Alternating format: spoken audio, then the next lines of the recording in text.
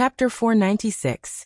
Not only were the 7 vampire dukes attacked by the sickle weasel-like wind blades, but even the bats that Grand Duke William had transformed into were also hit.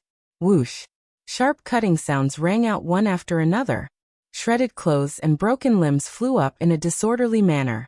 Although these vampire dukes had speed and reaction that were far beyond that of ordinary people, none of them noticed that Rog's white eyes had turned into a blood-red color that was very similar to theirs. 3 Tomo Sharingan. When wind release, tornado hit these vampire dukes, Rog opened his Sharingan.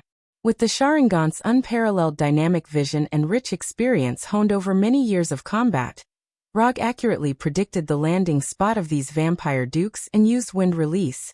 Vacuum Rimbwa in advance. Whether it was tornado or vacuum Rimbwa, they were not particularly powerful wind release ninjutsu.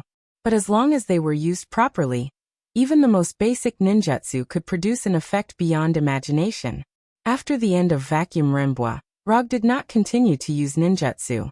Instead, he stood calmly on the arch of the wooden spindle wall and looked at these vampire dukes with a smile. Although the sickle weasel-like wind blades did not cause fatal damage to them, they seriously destroyed their image. The damage was not high, but it was extremely insulting. In addition to Grand Duke William, the other 7 vampire dukes had similar thoughts. Their clothes were messy, and their hair was messy. Coupled with the wounds that had not been completely healed and the blood stained on their bodies, these vampire dukes were as embarrassed as they could be. Looking at their current image, rather than the legendary noble vampires, it was better to say that they were special lovers who had just experienced a forbidden party. Although their image was a bit embarrassing, these vampire dukes were old monsters who had lived for who knows how many years. They quickly adjusted their state of mind and recovered from their injuries. As for the damaged clothes, they could do nothing about it. After all, not everyone could repair their clothes directly with energy like Gila. The warm-up is over, it's time to start the real show. Rog ignored the cold eyes of the vampire dukes and jumped down from the wooden spindle wall, summoning the Kusanagi sword. Don't blame me for not reminding you. If you get injured, it's not something that can be recovered by consuming some energy. As soon as his voice fell, Rog summoned the orange-red hellfire and let it wrap around the Kusanagi sword. The moment the hellfire appeared, the countenances of Grand Duke William and the others turned extremely grim. As dark creatures, not only were they familiar with hellfire, but they were also very familiar with it. Although Johnny was the only ghost rider still alive, there had been more than one in the past. It is said that after the flood, God discovered that the sinful nature of man had not changed. However, he had promised that he would no longer use cruel means like the Great Flood to punish humans. Therefore, he developed and created the second batch of spirits of vengeance, which were called living weapons. He let the spirits of vengeance supervise the evil nature of humans. The spirit of vengeance descended from heaven in the form of a rain of fire, and fused with the soul of its human host. In the end, it evolved into a ghost rider, and shouldered the responsibility of cleansing the sins of the mortal world. Although Johnny also had the spirit of vengeance, he was a special kind of ghost rider, because in his body, there was still the power of the elemental demon Lord Zartanos. Note 1. Ghost riders were knights who cleansed the sins of the mortal world, but this didn't mean that they would only attack humans. Compared to humans, dark creatures like vampires and werewolves were more to the ghost rider's liking.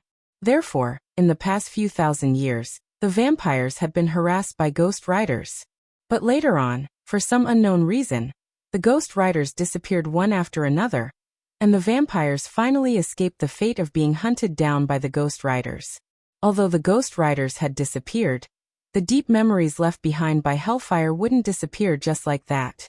Lightning body blink. Rog wasn't interested in explaining hellfire to Grand Duke William and the others, and once again used lightning body blink.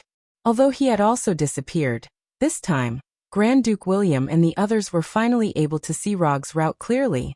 The hellfire wrapped around the Kusanagi sword was like a guiding line, leaving behind an orange-red arc in the air.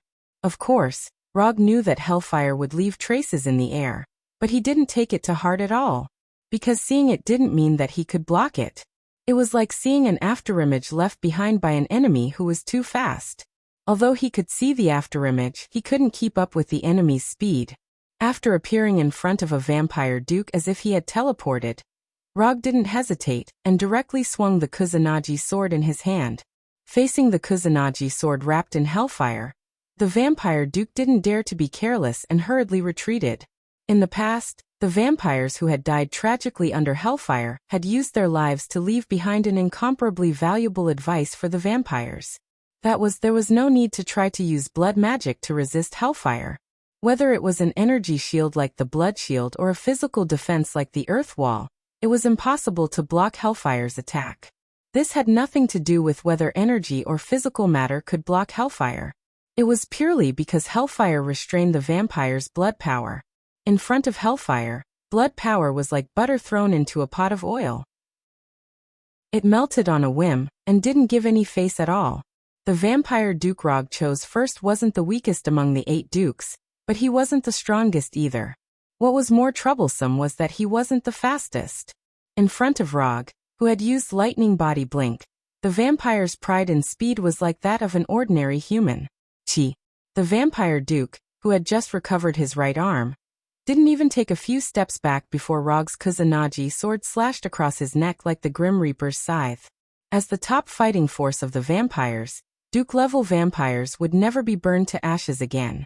Even if they were hit in the heart by an ultraviolet bullet or directly exposed to the sun, they wouldn't be reduced to ashes. However, at this moment, the vampire duke whose head had been chopped off by Loge's sword quickly burned into a pile of black ashes, just like the lowest level of vampires. With a fatal attack and the burning effect of hellfire, Rog let the vampire duke die in the same miserable way as a low-level vampire. First one.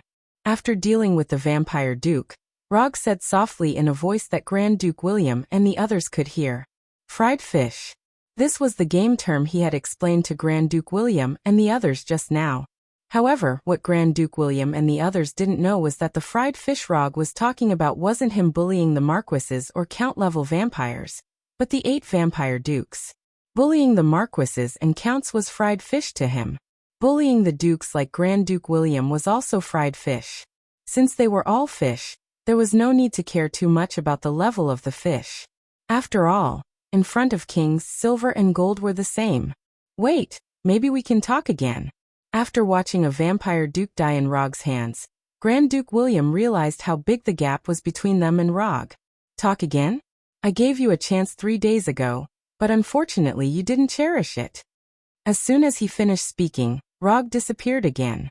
Just as Grand Duke William was about to look around to see which duke would be chosen by Rog, Rog appeared in front of him like a ghost. Among these dukes, Grand Duke William was the only vampire duke who had dealt with Rog. However, this didn't mean that Rog would have any friendship with him and exclude him from the list of targets. Although Grand Duke William didn't expect to be Rog's second target, his reaction speed wasn't slow at all. In fact, he was even faster than the dead duke. In terms of strength, Grand Duke William was definitely the strongest among the 8 dukes. The Brute clan was the clan that was best at fighting among the blood breeds. As the Duke of the Brute clan, Grand Duke William's combat experience and skills were naturally the strongest among the Brute clan. Just as the Kusanagi sword was about to hit him, Grand Duke William made a decision that even Rog praised. Grand Duke William didn't choose to retreat or dodge. Instead, he took the initiative to step forward and close the distance between himself and Rog. One had to admit that Grand Duke William's idea was very creative and effective. In terms of combat, the Kusanagi sword was definitely a close combat weapon. However, this didn't mean that the Kusanagi sword would be perfect in close combat. When the distance was shortened to the point where they were almost face to face, the Kusanagi sword would be limited by the distance and unable to display the effects it should have. This was also why a dagger was more useful than a sword in a real close combat. Relying on this method of closing the distance, Grand Duke William perfectly avoided the Kusanagi sword attack and blocked Rog's right hand with his left hand. Interesting. Looking at Grand Duke William, who was only 20 or 30 centimeters away from him, Rog once again praised Grand Duke William's combat intuition and fighting skills. After his right hand was blocked by Grand Duke William, Rog didn't hesitate and made a move that was also beyond Grand Duke William's expectations. He took the initiative to let go of his right hand and gave up the Kusanagi sword. The moment Rog let go of his right hand, Grand Duke William realized that something was wrong. But at this time, he didn't have time to change his tactics. Grand Duke William's left hand blocked Rog's right hand, while his right hand was like a sharp claw that grabbed Rog's neck. Just as Grand Duke William's right claw was about to grab Rog's neck, Rog's left hand hit his right wrist first and pushed his right hand away. Playing close combat in front of a ninja who had mastered gentle fist, 8 trigrams 64 palms, Rog didn't know for a moment whether to praise Grand Duke William's courage or arrogance. Chapter 497. If Rog were Grand Duke William, he would definitely not choose to continue attacking at this time. Instead, he would seize the rare opportunity to cast magic or directly retreat with speed. In a battle, one must always be cautious to avoid suddenly losing one's life. In the face of an opponent who was extremely good at close combat, and whose trump cards were unknown, close combat sometimes not only did not bring about an advantage, but it could also easily become the key to a complete defeat. Thoughts flashed through his mind, but Rog's hand movements did not slow down in the slightest. Byakugan open. Under Grand Duke William's gaze, Rog's Sharingan disappeared and was replaced by the Byakugan, which had blue veins popping out beside his eyes. Soft fist technique, 8 trigrams 64 palms. Before Grand Duke William could fully react, Rog's left hand turned into a fist and hit a key acupoint on his chest. Of course, it was impossible for a vampire to have the chakra meridian system, and there were no so-called acupoints. The key acupoint that Rog had hit was actually an important energy node on Grand Duke William's body. However, in order to be more in line with the style of soft fist, he called all these energy nodes on the enemy's body acupoints. When the first palm of the 8 trigrams 64 palms hit Grand Duke William, the initiative of the battle completely fell into Rog's hands. Compared with other physical arts, the 8 trigrams 64 palms was a set of slightly cumbersome fist techniques, and the time to perform it was also longer. If it were other physical arts moves, this kind of continuous attack time of 2 or 3 seconds would be easy for the opponent to seize the opportunity to counterattack.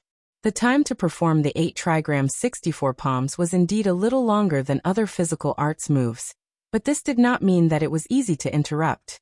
If the 8 trigrams 64 palms were so easy to break, it would not have become the secret technique of the Hyuga clan. As long as the enemy could always be controlled in the rhythm of their attacks, it did not matter if the time to perform it was a little longer. In Rog's vision at this time, he and Grand Duke William were in an illusory 8 trigrams array, an 8 trigrams array that belonged to the 8 trigrams 64 palms. 16 palms. In the next second after hitting Grand Duke William's first palm, Rog's hands struck out 15 palms consecutively at a speed that surpassed the limits of what one could capture with their eyes, completing the first stage of the 64 8 trigrams palms. The first stage of the 16 palms did not focus on actual destructive power. As the opening move of a combo, the first 16 palms were mainly used to further restrict and deprive the opponent of the ability to resist. After the 16 critical acupoints were sealed, Grand Duke William discovered that the power of blood that he could control as easily as his own arm had suddenly become boundlessly sticky, like a ball of sticky paste. Almost at the same time that he noticed the abnormality in the power of blood, Rog struck out the next 32 palms. At this moment, not only did Grand Duke William sense the abnormality in his blood power, but he also sensed the abnormality in his body. At this moment, he was like a marionette who had completely lost the right to move his body freely.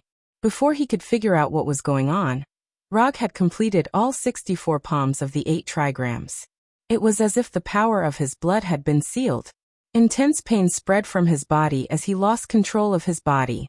Grand Duke William had planned to rely on close combat to obtain victory, but the development of the situation had completely gone against his plan. After finishing all 64 palms of the 8 trigrams, Rog could have ended the attack. However, he did not do so. The light blue chakra enveloped his right palm like a flame, causing it to emit a dazzling light like the sun. Then, he used his right palm, which contained the terrifying power of chakra, to heavily strike Grand Duke William, who no longer had any power to fight back.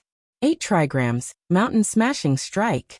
Rog's right palm was like a laser cannon, shooting out a huge light blue laser beam. It instantly sent Grand Duke William, who had been temporarily airborne due to the 64 palms of the 8 trigrams, flying. Boom! Grand Duke William, who had been hit by the 8 trigrams, mountain smashing strike, flew backward like a cannonball. He could not help but spit out a mouthful of blood as he crashed into one thick tree after another behind him. Rog's palm not only sent Grand Duke William flying over 100 meters, but it also left a ditch that was more than 2 meters wide and dozens of meters long on the ground. Was this guy still human? After witnessing the scene of Rog violently beating up Grand Duke William from the VIP seats, the same thought appeared in the minds of the remaining 6 blood-breed dukes. In the blood-breed's view, humans had always been fragile creatures that were like food. They knew that there were some existences among humans that were called monsters. However, they had never imagined that Grand Duke William, who was the strongest in the blood-breed, would be as weak as a baby in front of Rog. At this moment, they finally understood why Rog had called the first round of fighting a warm-up. After sending Grand Duke William flying, Rog immediately turned around and looked at the remaining 6 blood-breed dukes with shining eyes. "Don't say that I bullied you. Come at me together." As he spoke, he deliberately hooked his finger at the dukes, as if to say, "Come over quickly." However, the 6 blood-breed dukes did not attack him as he had expected.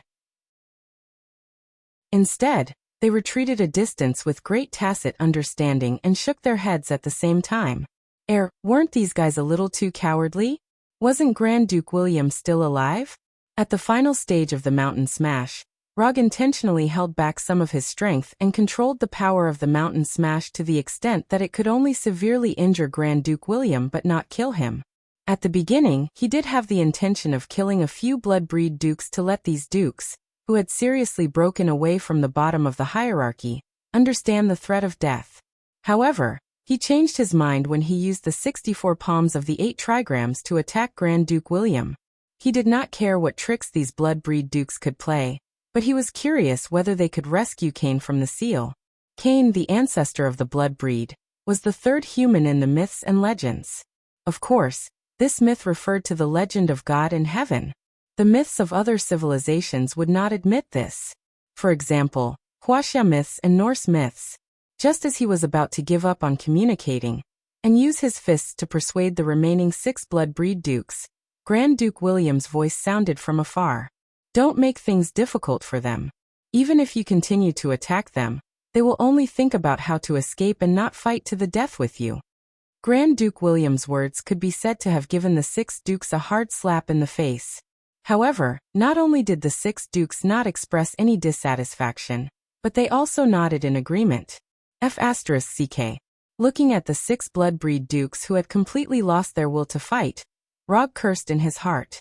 After standing in place and waiting for nearly half a minute, Grand Duke William, who had been sent flying, finally returned in front of Rog. At this moment, Grand Duke William no longer had the demeanor of an aristocrat. His expensive, custom-made clothes had completely become beggar's clothes. "We admit defeat. The 8 sacred weapons will be sent to the hotel tomorrow morning." Without any discussion with the other 6 dukes, Grand Duke William immediately decided to admit defeat and hand over the sacred weapons. From the perspective of the clans, Grand Duke William did not have the right to decide the sacred weapons of the other clans. However, the 6 dukes of the other clans had tacitly agreed with Grand Duke William's decision. "It seems that they should not address you as Grand Duke, but as Your Majesty." Although Grand Duke William was only a duke, from his current performance he was no different from the king of the blood breeds. "The title of Your Majesty is not something that I can bear." Grand Duke William knew what Rog meant, and immediately denied Rog's words. "I hope to see the remaining 8 sacred weapons before noon tomorrow." For Rog, it was not difficult to completely kill Grand Duke William and the others. However, this would increase the difficulty of obtaining the 8 sacred weapons, and he might even fail. After thinking seriously for a few seconds, he accepted Grand Duke William's suggestion to admit defeat. However, just as Grand Duke William was about to ask the other blood breeds to stop, Rog immediately stopped him. "Let them continue fighting. I'll ask the people from Konoha to stop, and you can ask the marquises to stop as well." Although Rog did not say it clearly, Grand Duke William immediately understood his intentions. He wanted the blood-breeds to use their lives to train the werewolves. Although this would lead to a large number of deaths, Grand Duke William finally agreed to Rog's request. Under Grand Duke William's signal, the blood-breeds who besieged Fenrir, Abomination, and the others immediately withdrew from the battlefield and looked at Grand Duke William with a puzzled expression. Fenrir and the others also noticed that something was wrong, but before they had time to show their skills, they received Rog's order to retreat. At the same time, the Punishers and the Special Forces also stopped attacking. This battle between the blood-breeds and the werewolves, after some unexpected factors, finally returned to its original state. Aren't you afraid that all the werewolves will die here?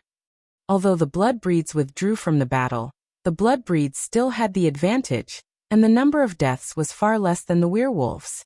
If they die, it can only mean that they are not suitable to join Konoha. Rog answered calmly, as if he was stating a fact that everyone knew.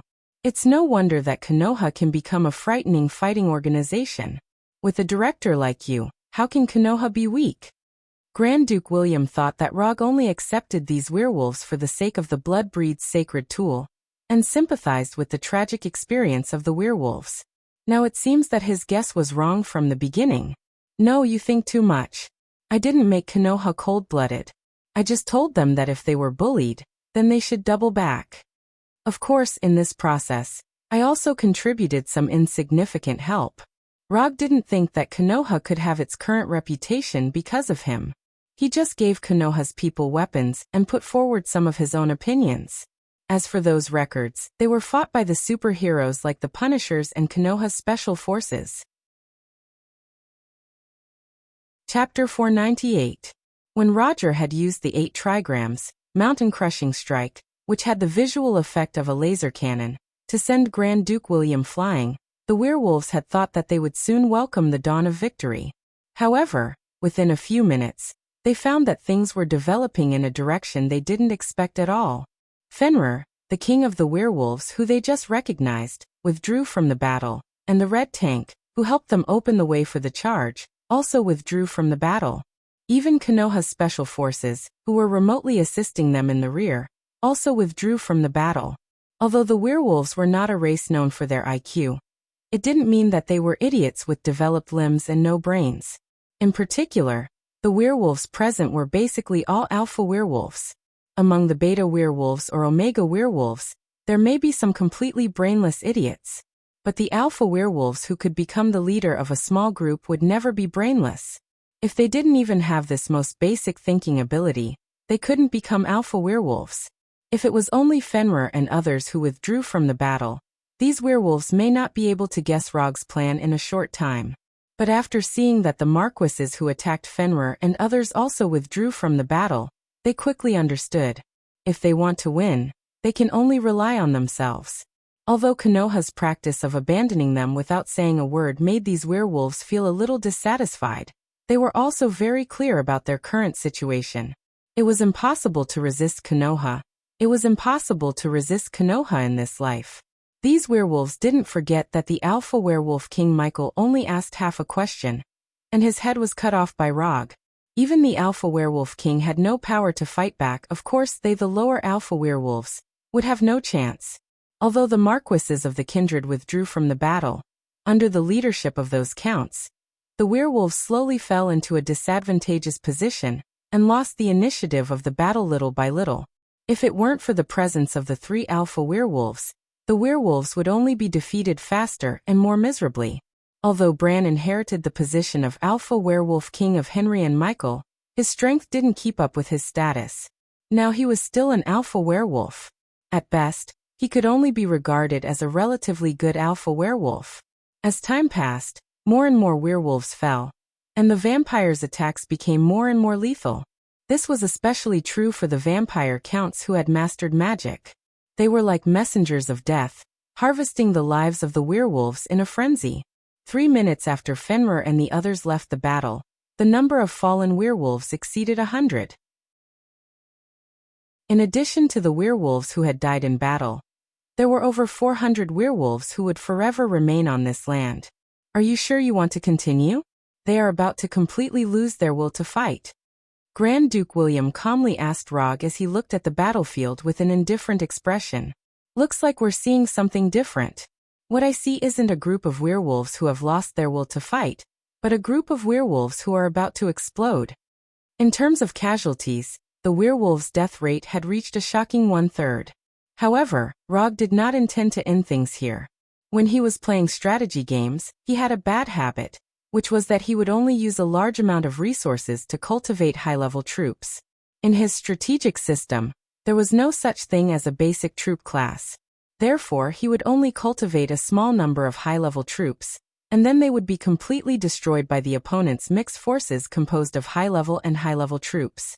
He knew that this habit was not good, but so far, he has no plans to change this habit for the time being. This can also be seen from the number of Konoha's special forces.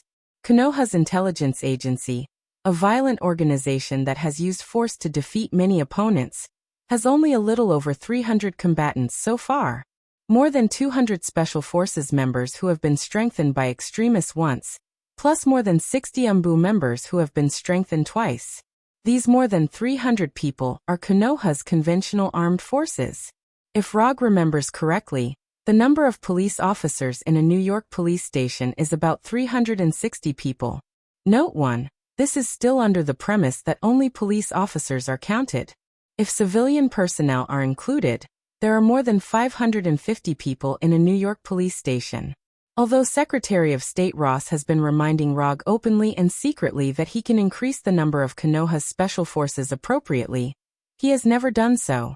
Perhaps it is precisely because of his unreasonable insistence that Konoha's special forces have the combat effectiveness of any agency in the United States. Not to mention compared with ordinary agents or army soldiers, even compared with the famous SEALs, Konoha's special forces can easily defeat enemies 10 times their own number. The reason why Rog remembered it so clearly was that Secretary of State Ross had arranged a meaningless battle before. A Konoha Special Forces team of 6 people fought against 10 SEALs combat squads of 8 people. The result was obvious. Konoha's Special Forces won easily, and it could even be regarded as a crushing victory. Since that time, Ross has never talked to Rog about increasing Konoha's Special Forces. Before setting off from the abandoned factory tonight, Rog roughly speculated how many werewolves could return alive. More than 300. According to his estimations, only 300 or so werewolves would be able to leave this place alive. Of course, whether his estimation is correct or not depends on when these werewolves will awaken. Apart from magic factors, the werewolf's physique is actually not worse than vampires. But the life of escape has made these werewolves instinctively afraid of vampires. What Rog is doing now is to reawaken the wildness and blood of these werewolves. Aren't you afraid of vampires? Then I'll arrange a big fight between you and vampires.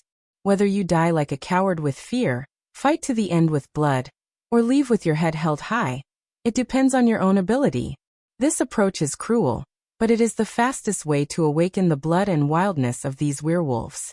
Time continued to pass, and the werewolves continued to die. Although these werewolves also took the lives of some vampires, compared to the number of werewolves, the number of vampires who died was less than 1/3 of theirs. Soon, the number of werewolves dropped from more than 800 to more than 700.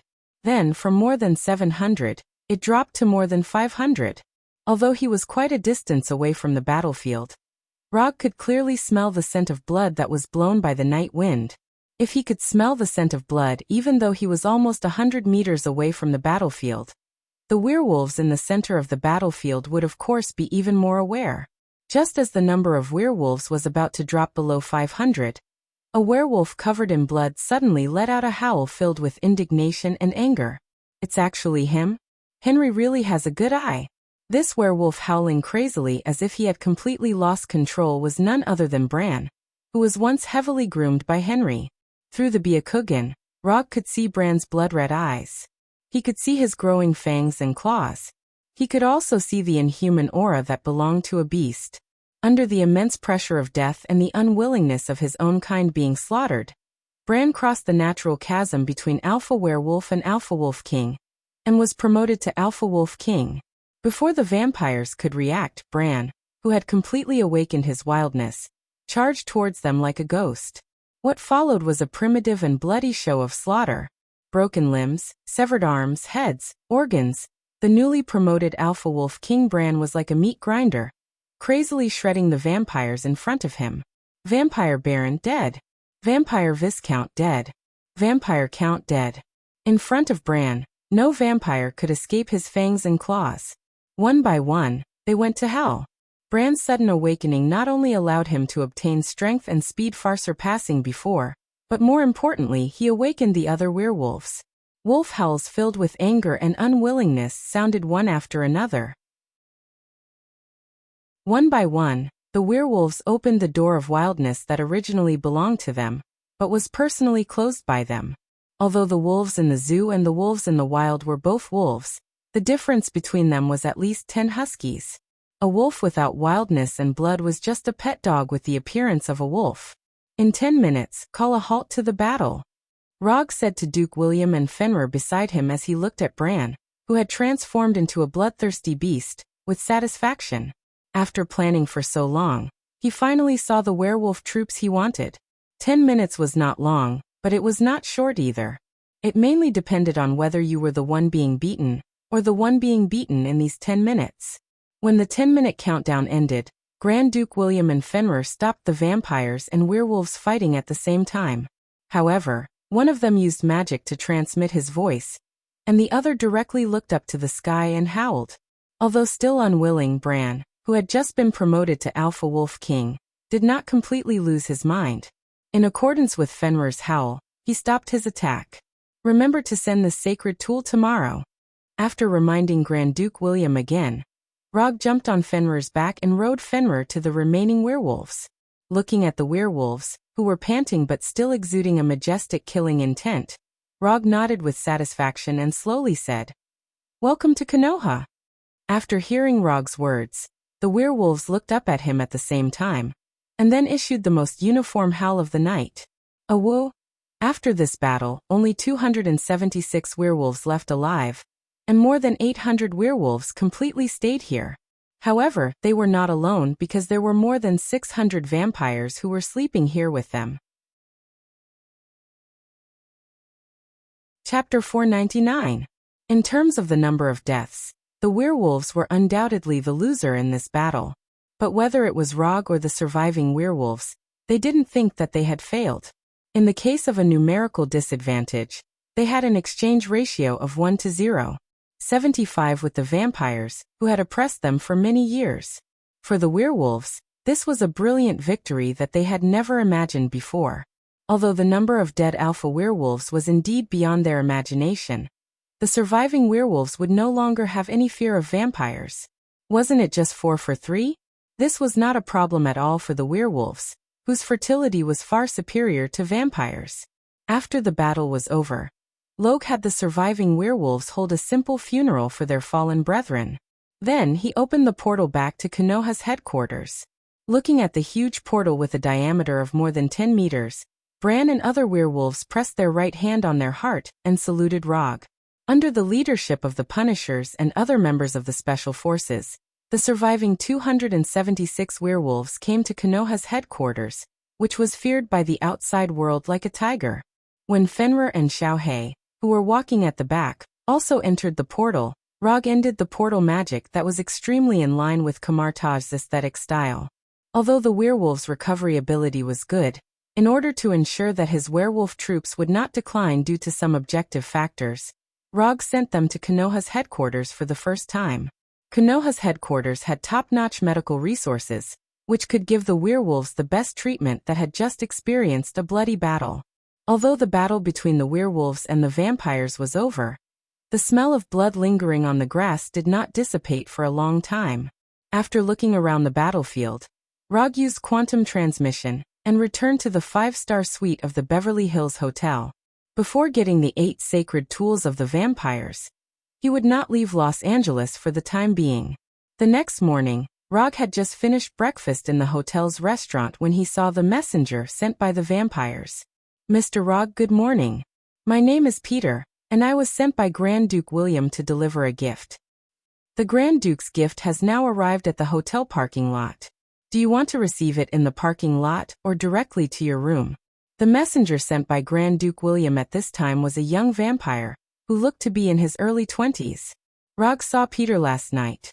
If he remembered correctly, Peter was one of the vampire marquises who attacked Fenrir last night. He was already a vampire marquis at such a young age. This vampire named Peter's future was limitless.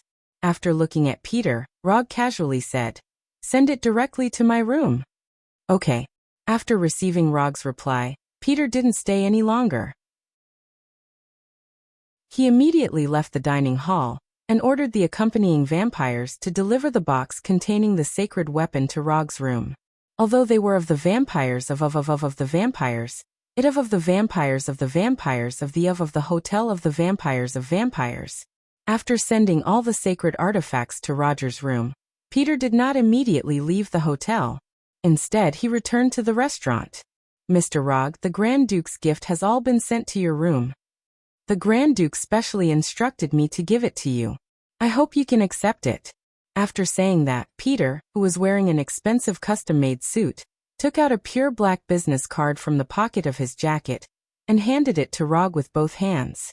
This pure black business card looked just like a piece of black paper, but after really getting it in his hands, Rog discovered that this business card was actually a kind of black metal he had never seen before. Not only that, but there were also magic fluctuations on the business card. Unlike other business cards, this black business card did not have any name or contact information on it. There was only a slightly complicated imprint. A solidified communication magic array. Interesting. Is this the foundation of the vampires? Although Logue wasn't a professional mage, his knowledge of magic wasn't weak. Just by simply observing a few magic patterns on the imprint, he inferred the real function of this business card. This was a communication magic array that could contact Grand Duke William at any time.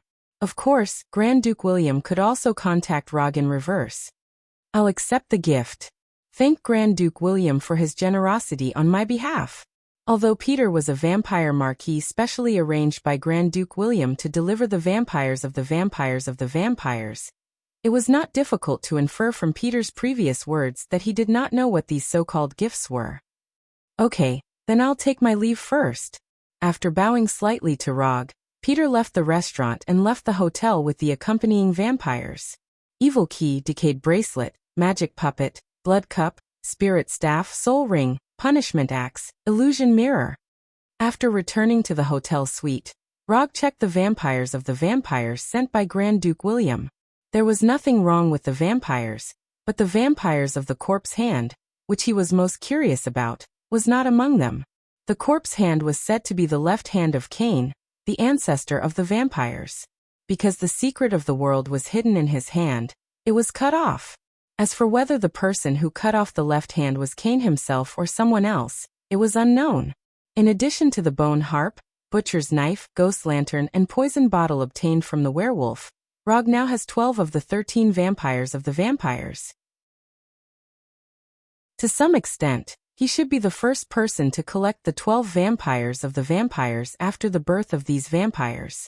Although he did not collect all the 13 vampires, he was quite satisfied to be able to do this to this extent. As for the corpse hand, whose whereabouts were unknown, he did not care too much about it. Even if he could not find it, it was not a particularly troublesome matter. As long as the vampires can rescue their ancestor Cain from the sealed land, the corpse hand can make another one. Isn't it just Cain's left hand? Just cut it off. With Cain's recovery ability, not to mention a left hand, even if he lost 10 left hands, he could grow them back. After playing with the 8 vampires sent by Peter, Rog threw them all into the summon scroll, and then used quantum transmission to return to the underground training room of Konoha's headquarters.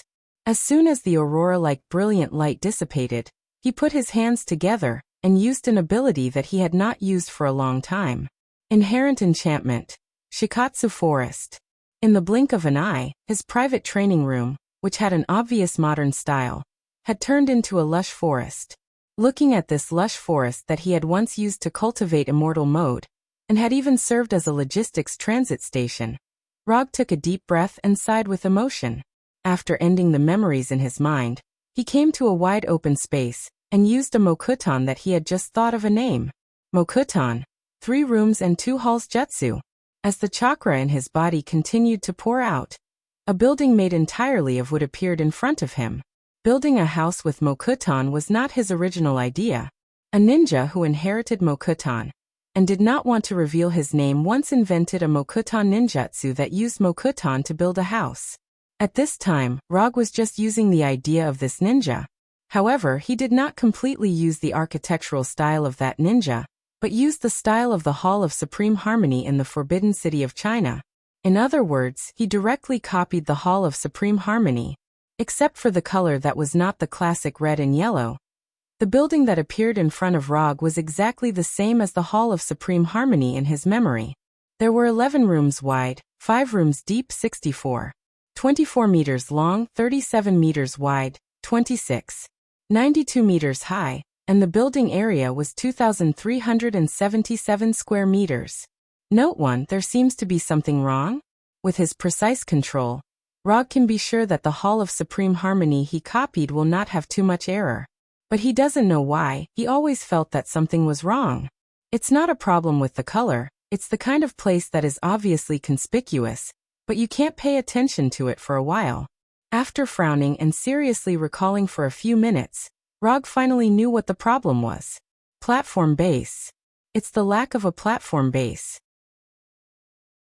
Since his own Earth release is not very good, Rog directly gave up the idea of using Earth release to create a platform base, but continued to use mokuton. When the platform base completely made of wood was completely formed, the Hall of Supreme Harmony in front of him was finally completed. After happily admiring his mokuton Hall of Supreme Harmony, he walked up the wooden steps to the Hall of Supreme Harmony and pushed open the door. Although the structure of the main hall was the same as in his memory, there weren't as many fancy things. For example, he didn't create the emperor's throne that represented feudal rule. After entering the main hall, the first thing he saw were 2 rows of parallel wooden tables. After arriving at the innermost table on the left, he took out the reality Rubik's Cube containing the gem of reality and placed it on the specially designed table. Then, he summoned the eternal fire from the psychic scroll and placed it on the first table on the right, opposite the reality Rubik's Cube. After placing the eternity fire on the table, he summoned a golden disc from the mediumship scroll and placed it on the second table on the right. Then, he permanently peeled off a part of the hellfire that he plundered from Ghost Rider Johnny and placed it on the disc, allowing the hellfire to burn like the eternal fire. After doing all this, he directly left the main hall, randomly picked a room on the left side of the main hall, and placed the 12 holy artifacts of the Blood Kindred there. For the Blood Kindred, these holy artifacts were incomparably precious. But for Rog, these holy artifacts were just ordinary collectibles that had just surpassed the standard of his collection. If he placed these 12 holy artifacts in the main hall, not only would it be an insult to the Gem of Reality and the Eternal Fire, but it would also be an insult to the Hall of Supreme Harmony. That's right, the Hall of Supreme Harmony. After using mokuton to create the platform base of the Hall of Supreme Harmony, he decided on the real name of this ninjutsu. Mokuton Hall of Supreme Harmony. In addition to the 12 holy artifacts of the Blood Kindred, he also placed the Hell Scroll that he hadn't officially signed with Mephisto in this room. Then he returned to the main hall of the Hall of Supreme Harmony and seriously looked at the 3 collectibles, the Gem of Reality, the Eternal Fire, and the Hellfire. Although he didn't have many collectibles now, he believed that sooner or later, he would be able to fill all 12 tables in the main hall. Because now he had already determined the next collectibles in the main hall. The Crown of the Flame Giant Surtur. Chapter 500. Konoha Headquarters, Dr. Connor's Laboratory. Sir, this is all the research reports of Super Skrull. According to the advice you gave, we combined the research results of Super Skrull and successfully developed this combat glove called Endless Greed. Dr. Lizard, wearing a white coat, introduced it to Rog with excitement, and kept waving his arms like a conductor of an orchestra. Compared with Dr. Lizard Connors, who was almost crazy, Mr. Wonder Reed was much calmer. If it wasn't for the expression of, "I'm very powerful," that involuntarily appeared on his face, Rog would have thought that his heart really didn't fluctuate. Today is the 7th day since Rog returned to Konoha headquarters. In the past 7 days, in addition to getting himself a Taiha treasure haul, he spent the rest of his time in Dr. Connor's laboratory, using his profit advantage to provide them with some unique advice. The secret of Super Skrull copying other people's superpowers was studied by Dr. Connors and Reed a long time ago. Simply put, the reason why Super Skrull can copy other people's superpowers is that they have genes that can be freely changed. In general, the genes of creatures are fixed. Even for those who have awakened their superpowers, their genes are still in a stable state. Creatures with unstable genes may die completely at any time because of genetic collapse. However, the genes of the Super Skrull broke this rule to some extent. They can adjust their genes to the same as the target person, thereby copying other people's superpowers. Although this is not in line with the biological science on Earth, Super Skrull proves one point with its own existence, that is, the universe is big, and any strange creatures may be born. The secret of Super Skrull was studied by Dr. Connors and Reed. However, how to use this special genetic structure of Super Skrull in other aspects has become a problem. Just when Dr. Connors and Mr. Wonder Reed were at a loss, Rog, who has the prophet aura, provided them with a feasible direction. Speaking of this, it is necessary to mention the parallel universe where mutants exist. In a parallel universe with mutants, there was a mutant called Mystique. Her superpower was similar to that of the Skrulls. She could change her appearance at will. Mystique's superpower wasn't particularly powerful. Aside from her ability to infiltrate and camouflage, she didn't have any outstanding offensive abilities. However, a scientist named Bolivar Trask had the foresight to discover the brilliant future of Mystique's genes. Therefore, after thoroughly studying Mystique's genes, he created the Sentinel robot that almost ended the mutants forever. Through a special internal structure, the Sentinel robots could replicate the superpowers of the mutants. They could also adjust their own form, or share the superpowers with other Sentinel robots.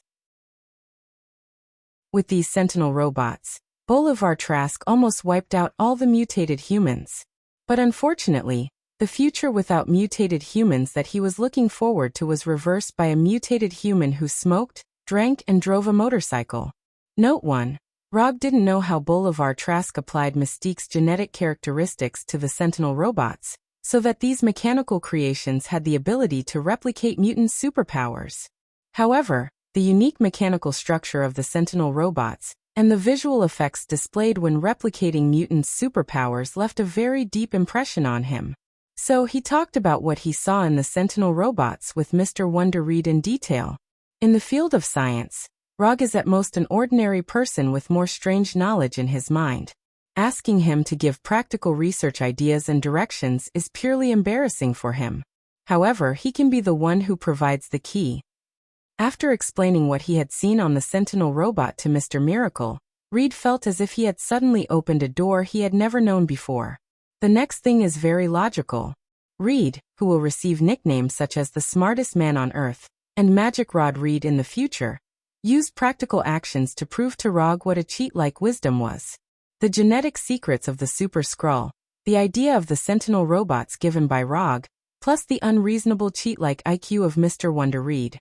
A glove with the ability to replicate other people's superpowers. Endless Greed was born.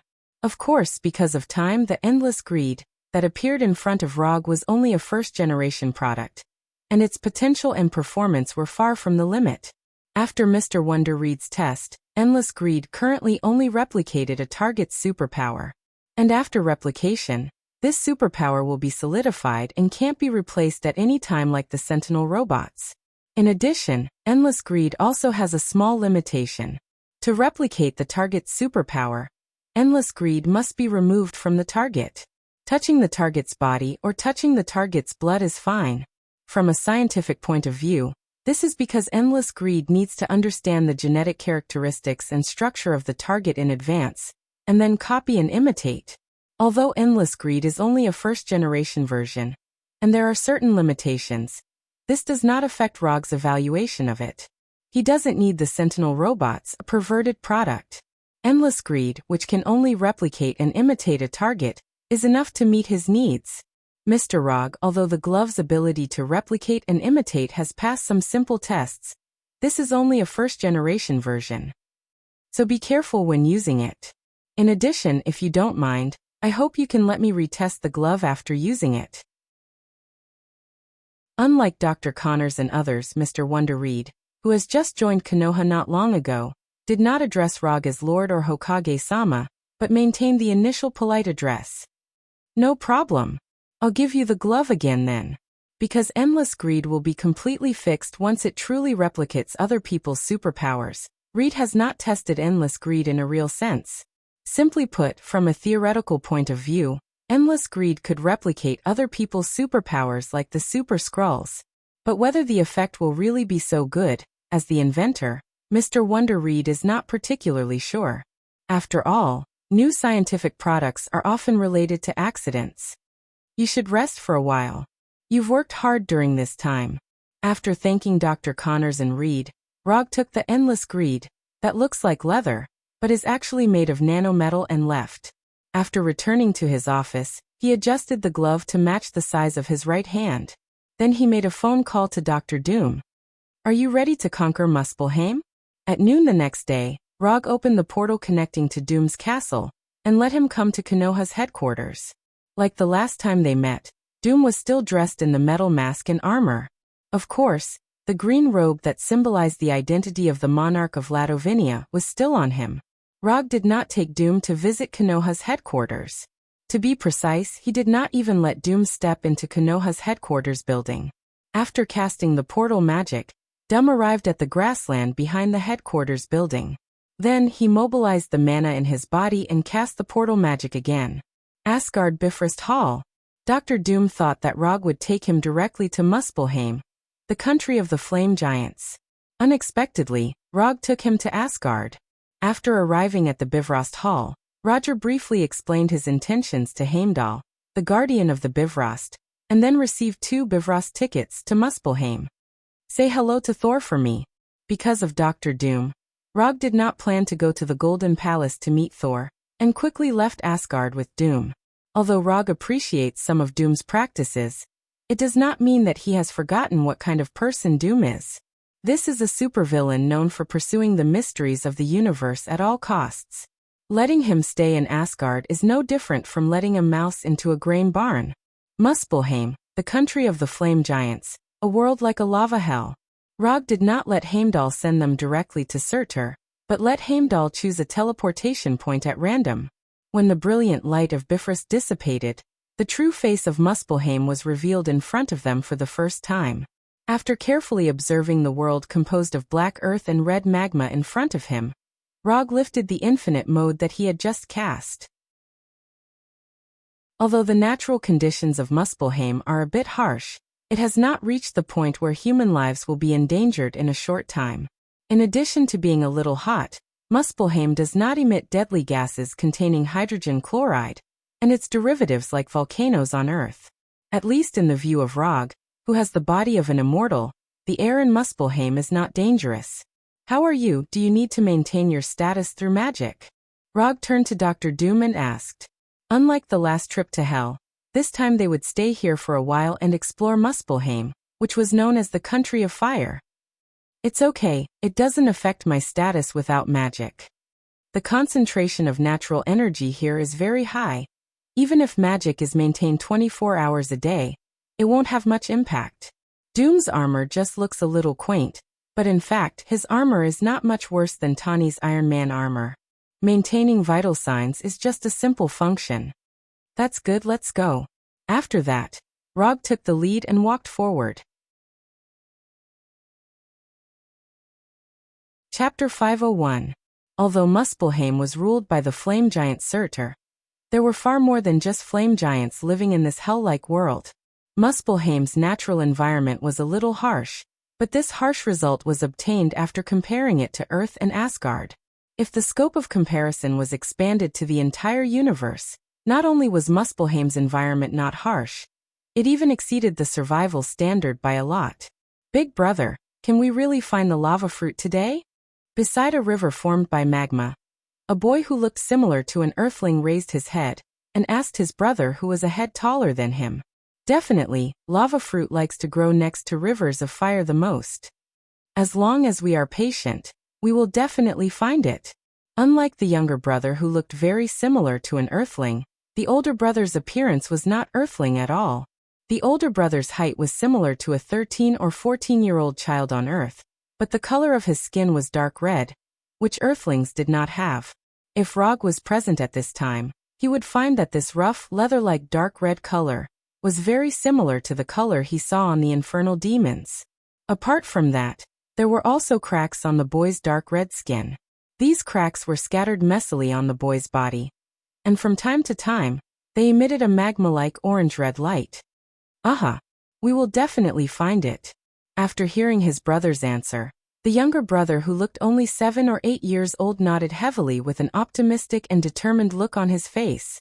Just as the younger brother was about to continue looking for the lava fruit, he saw 2 shadows moving slowly.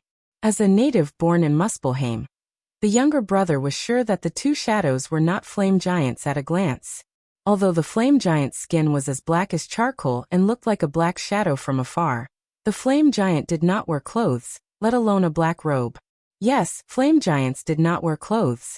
To some extent, flame giants could be considered a race with a long history and civilization. However, the special nature of their bodies determined that they could not wear clothes like other intelligent races. The flame giants' bodies emitted high temperatures all the time. If it was just high temperatures, it was not particularly troublesome. The real trouble was that the high temperatures emitted by their bodies sometimes directly formed flames on their skin. With such a physique, even if the flame giant wore metal armor, it would be useless, let alone clothes. Brother, 2 exiles are coming. The younger brother's words instantly woke up the older brother who was carefully eating the lava fruits beside the lava river. Not good. Run. Unlike the curious younger brother, when the older brother saw the 2 slowly moving shadows, he immediately carried his younger brother and turned to run.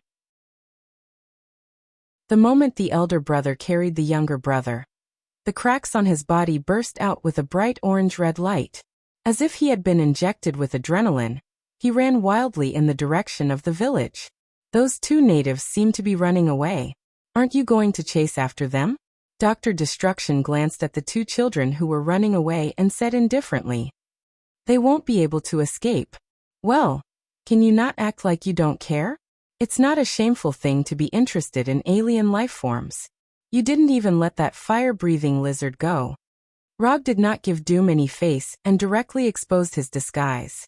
The 2 figures that the little boy saw were Rog and Doom. To be precise, it was Doom who was wearing a black robe outside the Green Emperor's robe, and Rog who was wearing the Akatsuki's black cloud robe. After being teleported to Muspelheim by the Bifrost, they did not go directly to the flame giant Surtur. Instead, like alien tourists, they enjoyed the great rivers and mountains of Muspelheim. Every alien life form may hide the mysteries of the universe.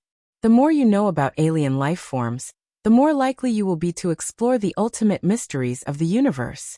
Doctor of Destruction Dumb used a very high-sounding reason to explain his overly curious behavior. Yes, you're right. Just as Rog and Doom were chatting, the 2 little boys quickly disappeared from their sight. Their explosive power is not bad, and there are signs of using energy to increase their speed. Doom continued to speak in an indifferent tone. Don't analyze. You'll understand everything when you catch up. They don't know if the 2 of them were unlucky, or the flame giants were too lucky.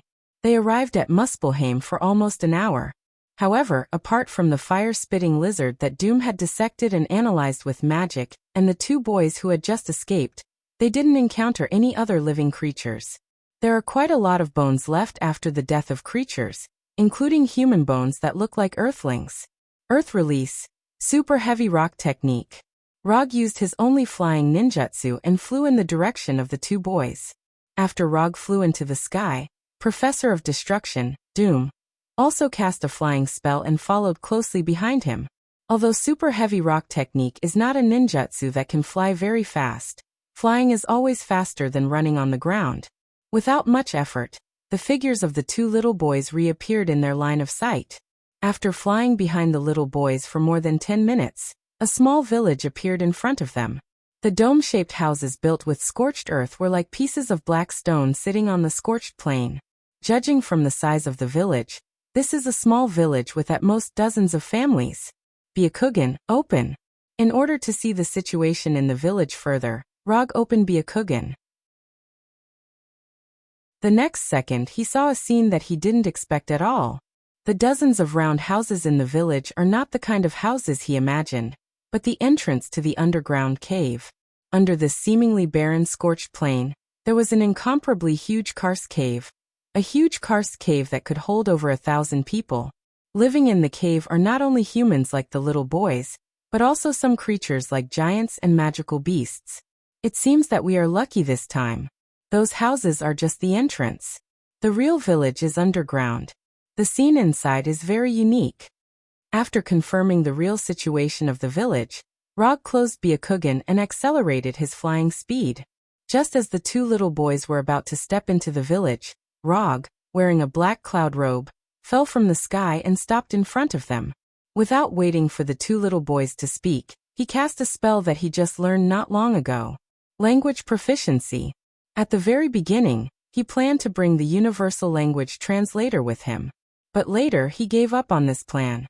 There is no need to use scientific products for things that can be solved with magic. Hello, my name is Rog. I am a human from the Midgardian. Rog didn't say that he is from Earth. For the intelligent creatures in the 9 realms, the name Midgardian or Midgardian would be more familiar to them. After all, what is the name of the 9 realms is the universal education that is common in all 8 countries. The only place that doesn't popularize this is Earth. Just as Rog expected the two little boys to answer him with the same polite attitude, he immediately realized that he was overthinking.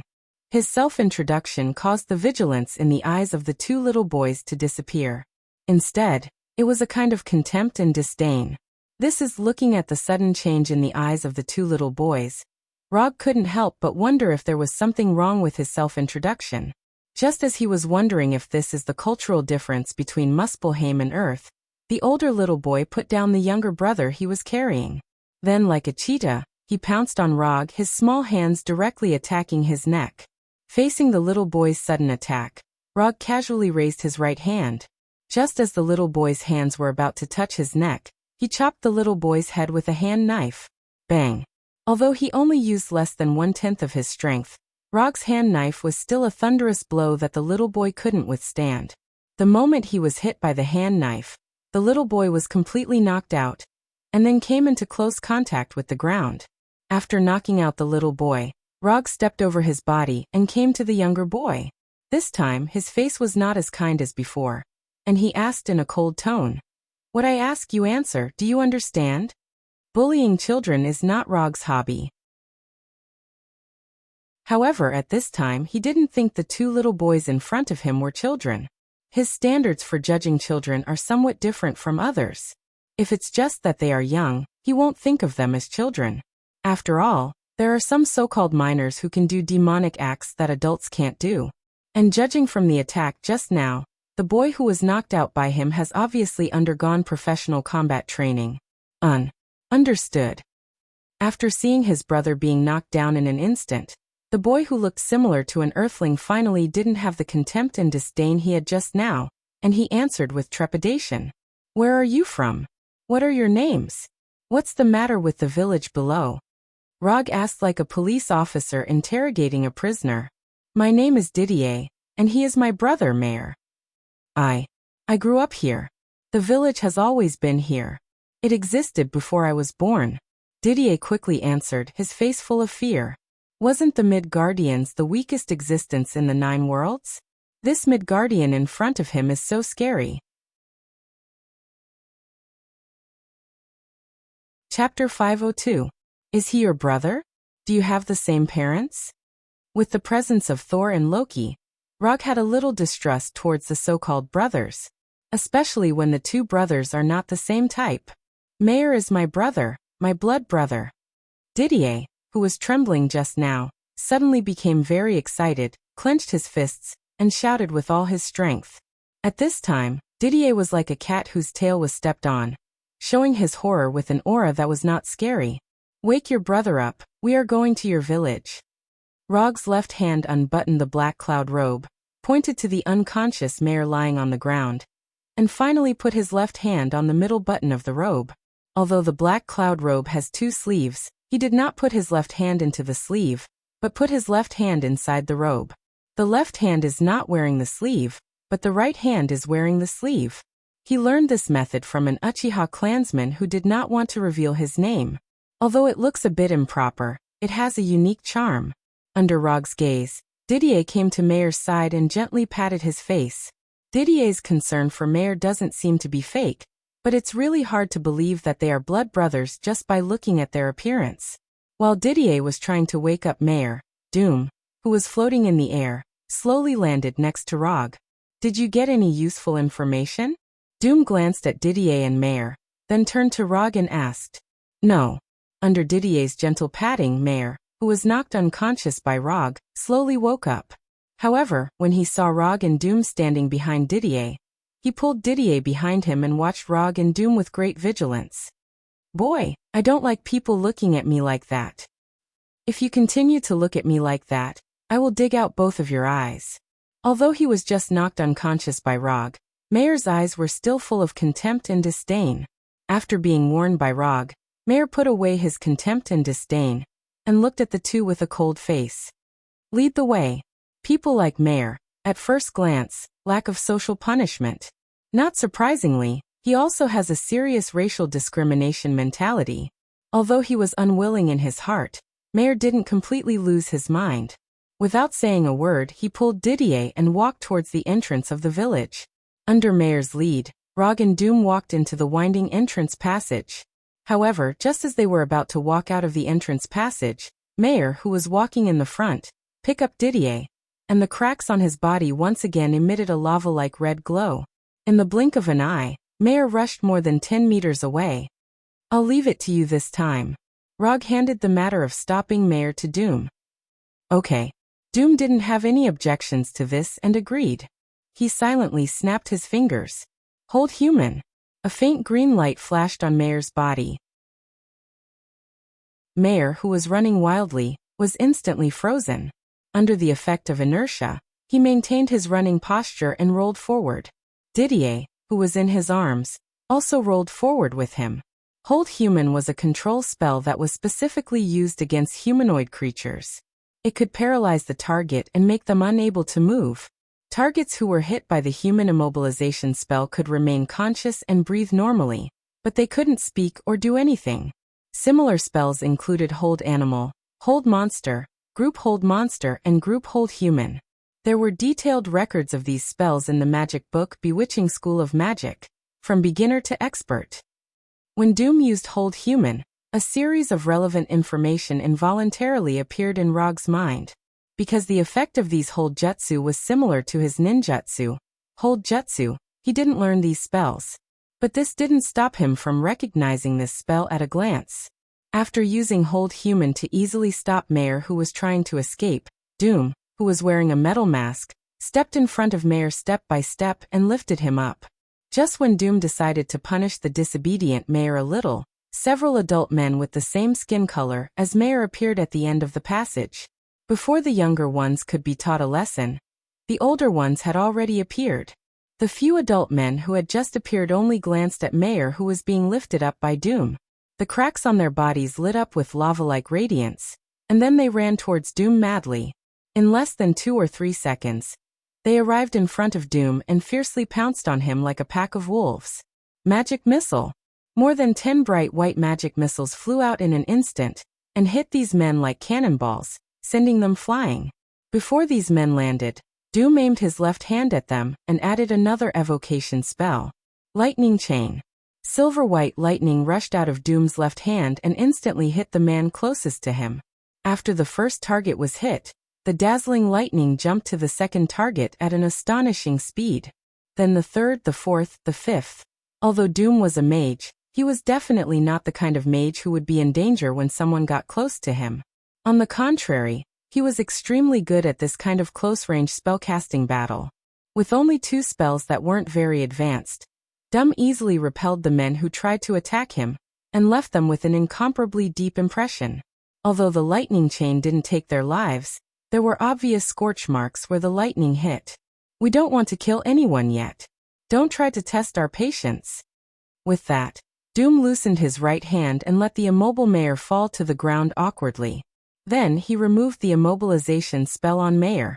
After this small episode, Rog and Doom finally arrived at the village located in the underground Karst cave.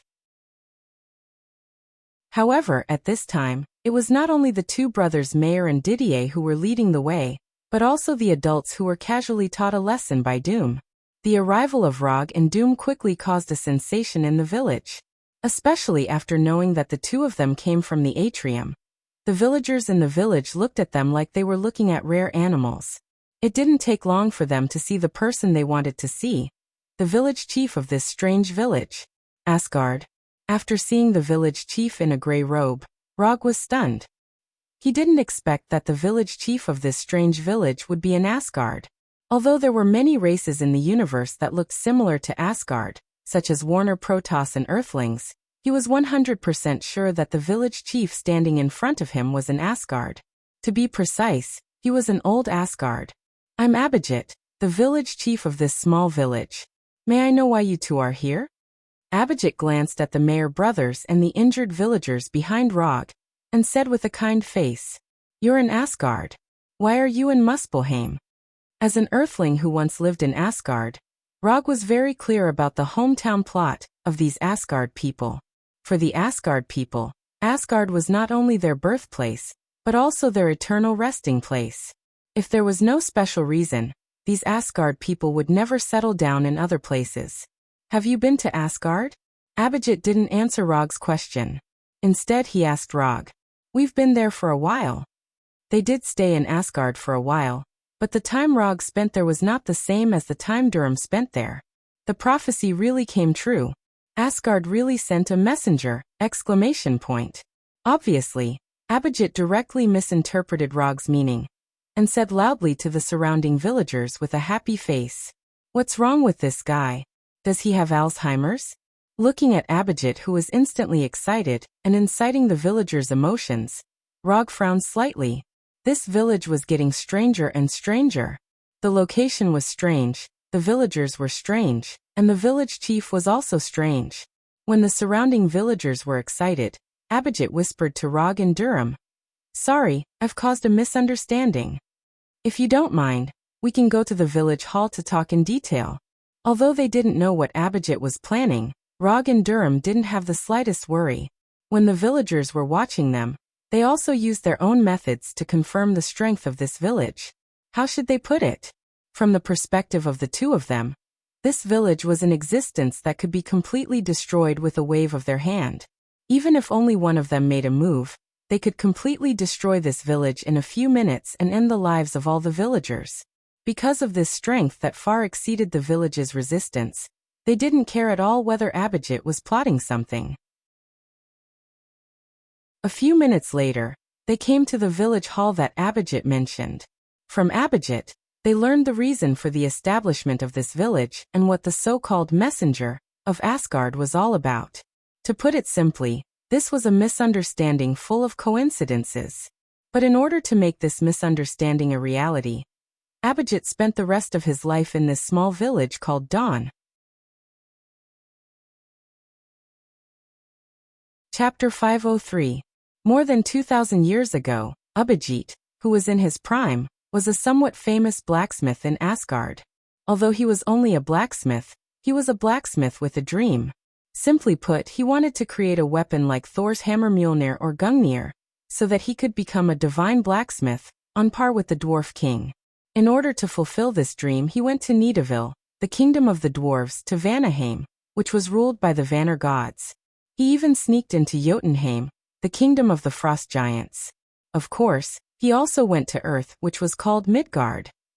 However, when Abhijit traveled to all the countries in the 9 realms, he discovered a truth that he should have understood long ago. What determined a person's future was not hard work, but innate talent. As an ordinary Asgard, Abhijit did not have the innate talent for forging like the dwarves, nor was he one of those lucky people who could awaken divine power. After putting in all his effort, he still could not break through his own limits. Abhijit despaired. He closed his blacksmith shop that was doing well, said goodbye to his family and friends, and left Asgard alone. After pursuing the dream of being a divine blacksmith for half his life, in the end, he found that it was just his own wishful thinking. Disheartened, Abhijit became a wanderer and began to wander aimlessly in the universe. If the development of the matter ended here, then Abhijit's experience could at most be regarded as the helpless life of an ordinary person. However, fate, the little guy that people loved and hated, obviously did not intend to let Abhijit go so easily. According to Abhijit himself, at that time, he was working as a bounty hunter on a backward planet that he forgot the name of. Although Abhijit's talent in weapon forging was not outstanding, it was undeniable that he was an Asgard. An Asgard who had undergone combat training from a young age, and whose physical fitness surpassed most of the races in the universe. With these 2 points, he became a relatively strong bounty hunter on that planet. Just when Abhijit planned to end his unaccomplished life as a bounty hunter on that planet, he received a mission that completely changed his life. The mission was very simple. It was to escort a group of people who claimed to be fire elves to Muspelheim. These fire elves said that they were the descendants of the Alfheim elves and the Muspelheim flame giants, so they wanted to go to the flame giant kingdom Muspelheim. Abhijit did not believe a single word of the fire elf statement. Although he was only a blacksmith in Asgard, it did not mean that he did not have a good general education class. It was impossible for Alfheim's elves and Muspelheim's flame giants to produce mixed-blood descendants. Although they were all humanoid creatures, the reproductive isolation between them was even greater than the reproductive isolation between birds and fish. Although Abhijit was dismissive of these fire elves, he was very satisfied with the reward given by the fire elves. The task reward, the Asgard the flame giantess tempted by the reward. Abhijit accepted the task of escorting the fire elves to Muspelheim. He knew where Muspelheim was, and these fire elves did not offend anyone, so there was no so-called pursuer. So for him, as long as he could get a spaceship that could carry these fire elves, he could easily complete this task, and then use the reward from the fire elves to live a life of idleness. The mission went smoothly. With the help of Abhijit, the fire elves arrived at Muspelheim, the place they had been dreaming of. At this point, his mission should have been over. However, just when he was satisfied with the reward from the fire elves and left Muspelheim, an accident happened. The fire elves who had just arrived at Muspelheim did not even build a temporary camp before they began to excitedly look for the flame giants. Not sure if it was fate, but not far from where the spaceship landed, there happened to be a group of idle flame giants. The fire elves saw the flame giants of their dreams, and then they became the flame giants' food and playthings. Like Abhijit, these flame giants did not think that the fire elves were their descendants. So they, who had nothing to do, personally broke the unrealistic fantasy of these fire elves.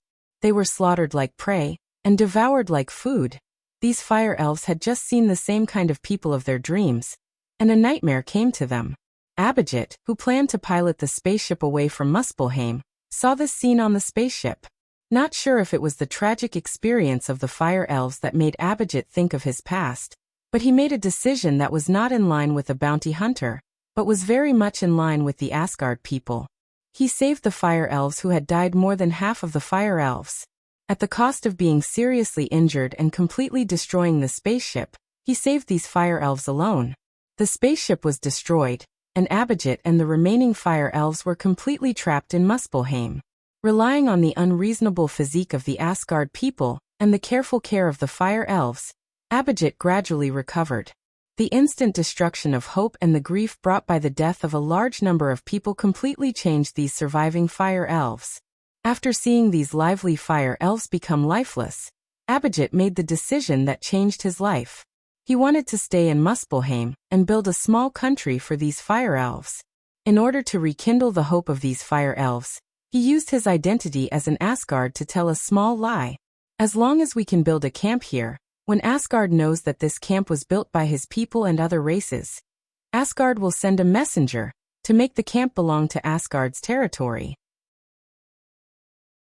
As long as we can get Asgard's approval, we can build a kingdom of fire elves in Muspelheim, a homeland that truly belongs to the fire elves. With the advantage of asymmetrical information, Abhijit successfully fooled the Fire Elves and planted a seed of hope in the hearts of the Fire Elves. In fact, Abhijit's statement was not completely wrong, but he modified a key point. Asgard would indeed protect the camps built by his people in other countries. But the premise was that there must be a large number of Asgard people in the camp. There were only a few Asgard people in the camp, and it was impossible to get Asgard's approval. So what Abhijit provided to the Fire Elves was an impossible hope from the beginning. Asgard would never send an army to Muspelheim for Abhijit and a group of people who claimed to be Fire Elves. It was even more impossible for him to build a so-called kingdom of Fire Elves for them. Under this false hope, Abhijit and the Fire Elves began to build a village called Dawn little by little.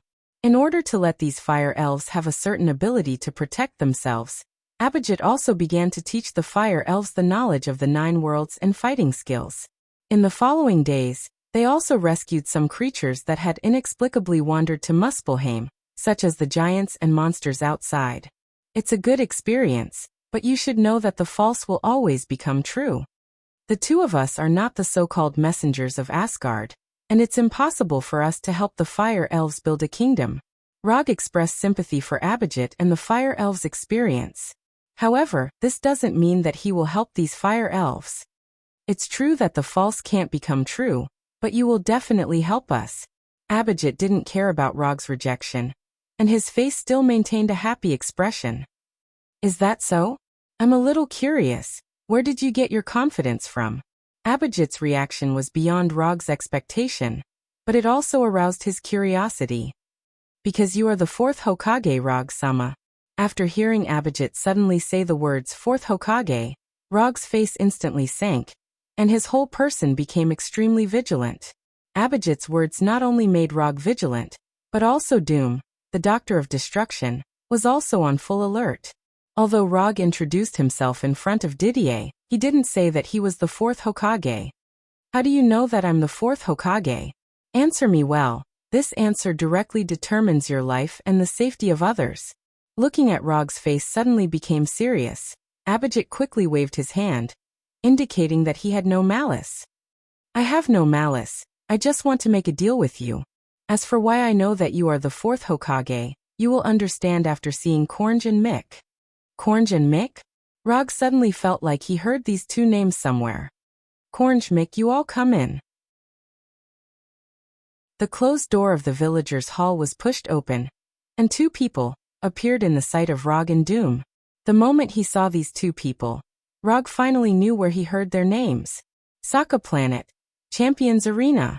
Kornj was a 2-meter-tall Cronin warrior. Beside him, Mick was a midget bug with 2 knife-wielding hands. Of course, this dwarf is from a human's point of view, but from an insect's point of view, Mick is a giant. After seeing Kornj and Mick, Rog shrugged and sighed helplessly. Fate, this little guy, is starting to mess around again.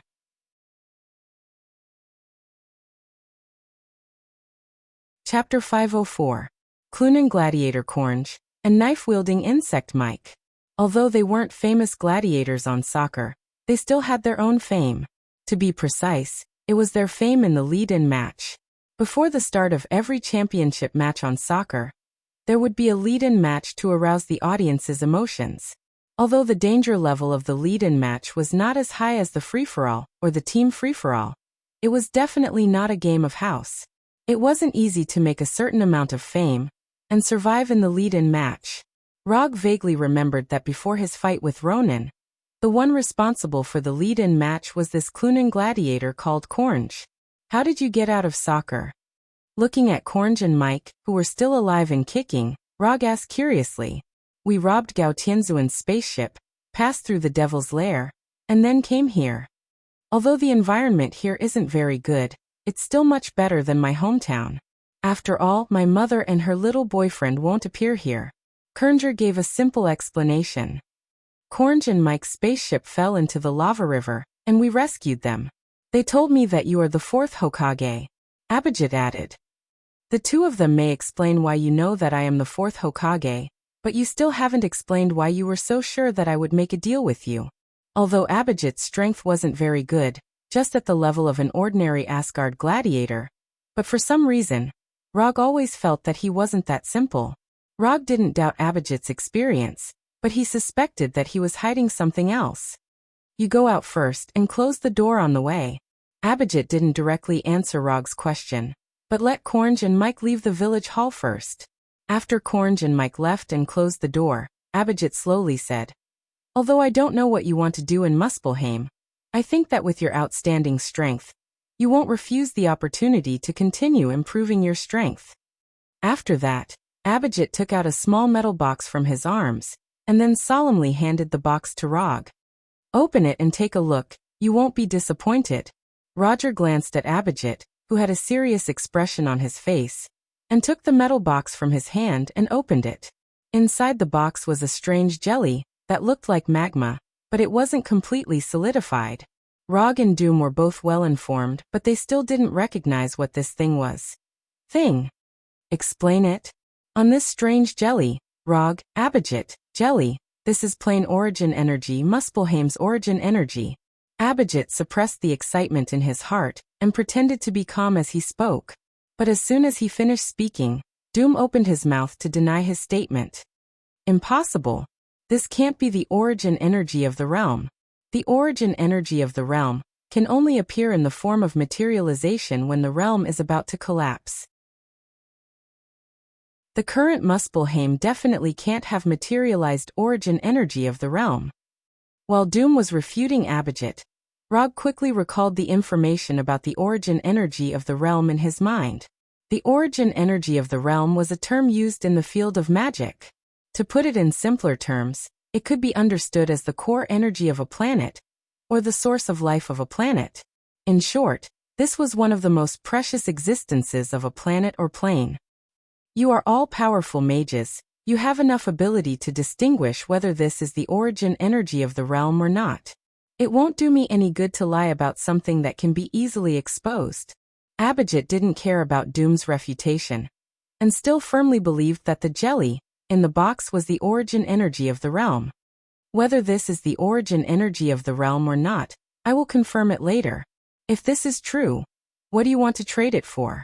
Rog closed the box and asked Abhijit. "A kingdom that belongs to the Fire Elves. Whether it's in Muspelheim or somewhere else, it's fine." As expected, Abhijit gave an answer that Rog expected. "No problem. As long as this is the origin energy of the realm, I can help you fulfill this wish." For Rog, it wasn't difficult to help Abhijit fulfill this wish. Wasn't it just a kingdom that belonged to the Fire Elves? It was a piece of cake. If these Fire Elves didn't like Muspelheim, he could also give them a piece of land on Tatooine, and let them build their own kingdom. Furthermore, on Tatooine, no one would come looking for trouble with them. After all, it was Rog's private territory. Mastering a planet of your own, that's how rich you are. After agreeing to Abhijit's conditions, Rog didn't hesitate, and directly began to confirm the authenticity of the origin energy of the realm. When he used magic to confirm the authenticity of the origin energy of the realm, Doom stood aside without saying a word, neither speaking nor planning to help. After a dazzling operation, he finally completed the confirmation of the authenticity of the origin energy of the realm. "This is indeed the origin energy of the realm, but I want to change the way of the transaction." After that, Rog handed the metal box back to Abhijit, and then summoned a commission scroll. "I have obsessive-compulsive disorder, and I like to complete important transactions in the form of commission. The reward is the origin energy, and the content of the commission is to help the Fire Elves build their kingdom. If there is no problem, you can write the commission now. Although this kind of commission can't get too many ninja coins as a reward even after the system's judgment. But no matter how small the reward is, it's still ninja coins. Rog has never minded taking advantage of the system." Although Abhijit didn't know why Rog had to complete the transaction in the form of commission. Since Rog said so, he had to follow Rog's obsessive-compulsive disorder. As for Doom, he was directly ignored by Abhijit. Abhijit had never heard of Doom's name at all, and compared with Rog, Doom with a metal mask seemed a bit unserious. It didn't take long for Abhijit to finish writing all the content on the commission scroll. Content of commission: help the Fire Elves build their kingdom. Commission status: incomplete. Commission reward: 20 ninja coins. Perhaps the difficulty of the commission was too low, or maybe the system noticed his idea of taking advantage of the system. The system gave a commission reward that was lower than he imagined. I'll accept your request.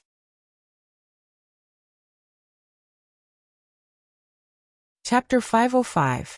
After officially accepting Abhijit's commission, Rag accepted the plane origin energy in advance. Arrange 2 rooms for us, and the commission will be completed for you within a week. Abhijit had no objection to the time Rag gave to complete the commission.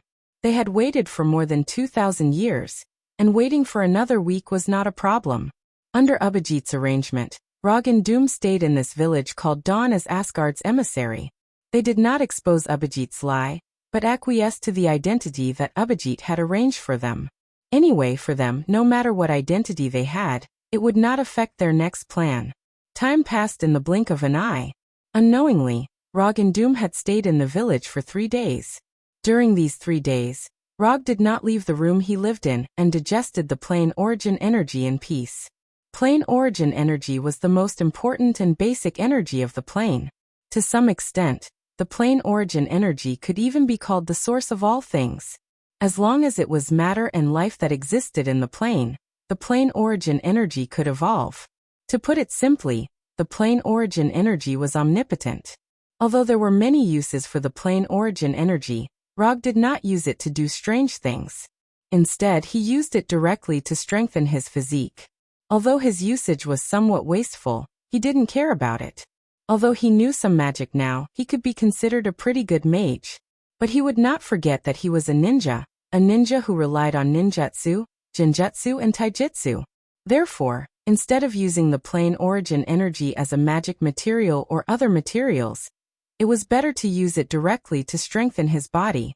Under the nourishment of the plane origin energy, his sage body, which had not significantly improved for a long time, began to improve rapidly at a speed visible to the naked eye. When the plane origin energy was completely digested by him, he had an accurate perception of his sage body that he had never had before. 80%. His sage body was developed to 80%. For a long time, he could only rely on his experience and intuition to estimate the extent to which his sage body had been developed. From there, he could calculate the gap between himself and Hashirama. Now, after absorbing the planar origin energy, he could finally accurately determine the degree of development of his immortal body. Although 80% wasn't particularly high, considering the amount of chakra he had, Rag could still accept this result. His current chakra was only at 6 tails, and he was only 3 tails away from the 9-tailed beast. But in reality, the amount of chakra he had now was only 1/3 of that of a complete 9-tailed beast. The chakra measurement unit used by the system was based on the yang 9-tailed chakra, not the complete 9-tailed chakra. After he exchanged the Een Kyubi, he would increase his sage body development to 100%, which is equivalent to Hashirama's sage body. Then he could start to think about Hashirama's Shartanra. How much chakra Senju Hashirama had was an unsolved mystery. The only thing that was certain was that Hashirama once said that Naruto, Minato, and the complete Kyubi had the same amount of chakra as him. So, Rag still had a long way to go before he could catch up with Hashirama's chakra. At the very least, he had to develop his sage body to 100% before he could start to think about this problem. After all, Hashirama also had the sage body and practice for decades before he had the unreasonable chakra. While Rag digested the commission reward given by Abhijit in advance, Doom, the Doctor of Destruction, was not idle and carried out his own research.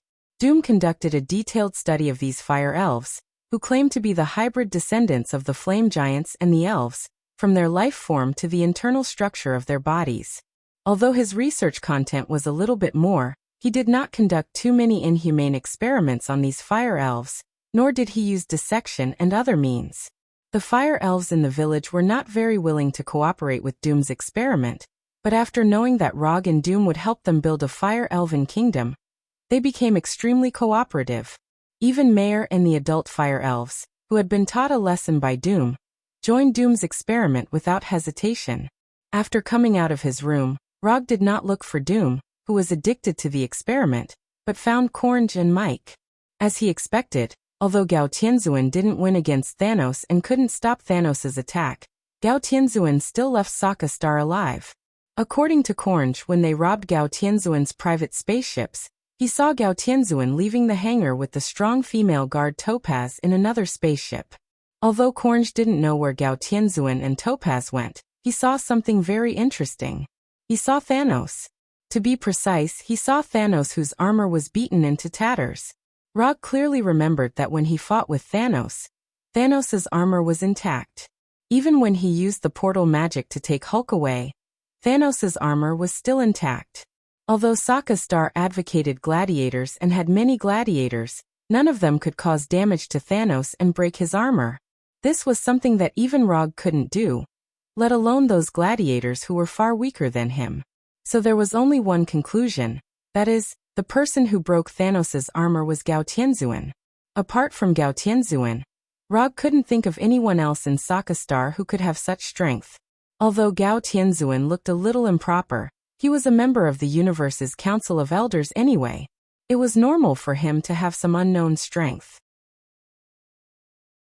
After ending the conversation with Cornge, Rog came to Doom's room, which was not much different from a laboratory. Do you have anything else to deal with here?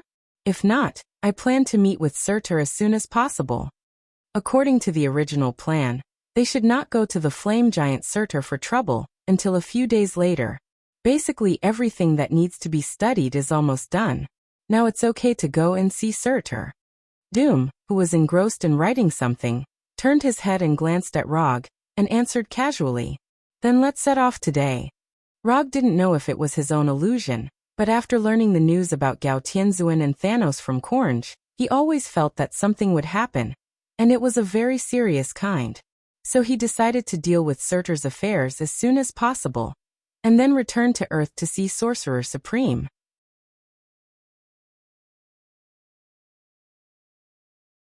Chapter 506. Are you sure the flame giant Surtur is in this underground cave? Professor Doom, who was wearing a black robe, asked in disbelief. I'm 90% sure. Although Rog was the one who confirmed the location, he wasn't particularly sure himself. After all, he had been wrong twice in a row. You said the same thing the last 2 times. After hearing Rog's uncertain answer, Doom complained. Even if I'm wrong this time, it's only a tie with you. You said before that your divination would never go wrong, but you still got it wrong 3 times in a row. Rog wanted to get Surtur's location from Abhijit, but unfortunately, Abhijit knew nothing about it. Although Abhijit had lived in Muspelheim for more than 2,000 years, he and the Fire Elf had been trying their best to stay away from the Flame Giant in the past few days, so it was impossible for them to inquire about Surtur. Although he didn't get the information he wanted from Abhijit, Doom confidently said that he could solve the problem. Then he got the location wrong 3 times in a row. After failing 3 times in a row, Doom refused to continue the divination no matter what. So the task of confirming Surtur's location was handed over to Rog.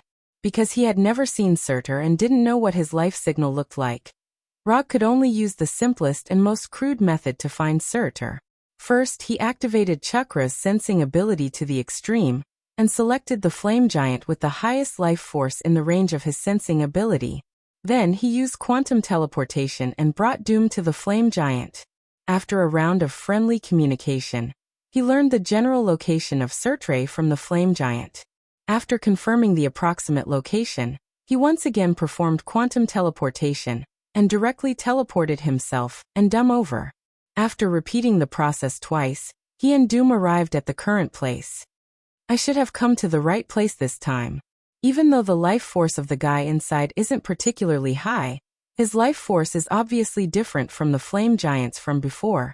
If I'm not mistaken, the most powerful flame giant inside should be Surtur. In order to avoid being slapped in the face again, before entering the underground Karst cave, Rog once again used the chakra sensing technique to sense the situation in the Karst cave in detail. I hope so. Still, Doom did not quite trust Rog's perception. Let's make things clear first. Surtur's sunset light sword and crown are mine. Everything else is yours. If you want to conquer Muspelheim, you can, but you have to do it yourself. If you need my help, then we'll split the territory in half. This was an agreement that Rog and Doom had reached before they set off. The reason why he repeated the statement was to avoid a dispute over the ownership of the spoils later. Don't worry, I never go back on my promises. I'll never snatch the sunset light sword and Surtur's crown from you. Compared to Rog, who had a clear goal, Dum's trip to Muspelheim this time was much simpler and purer. Simply put, he came with the mentality of increasing his knowledge and expanding his research field. Although Dum had some achievements in the field of magic, he was still unable to further expand his gains in the field of magic because he was on Earth. For example, if he were an Asgard mage, he could definitely improve his research and strength in the field of magic by traveling to different planets and countries. In this regard, Abhijit was a very typical example. Abhijit did not have outstanding talent in forging, but he could find opportunities to improve his forging skills by going to the dwarven country of Nidavel, or the frost giant country of Jotunheim. This method was very feasible for an Asgard like Abhijit, or for other people who had also started the era of the universe. However, for Dr. Doom, who was on Earth, this was an opportunity that could only be encountered by chance.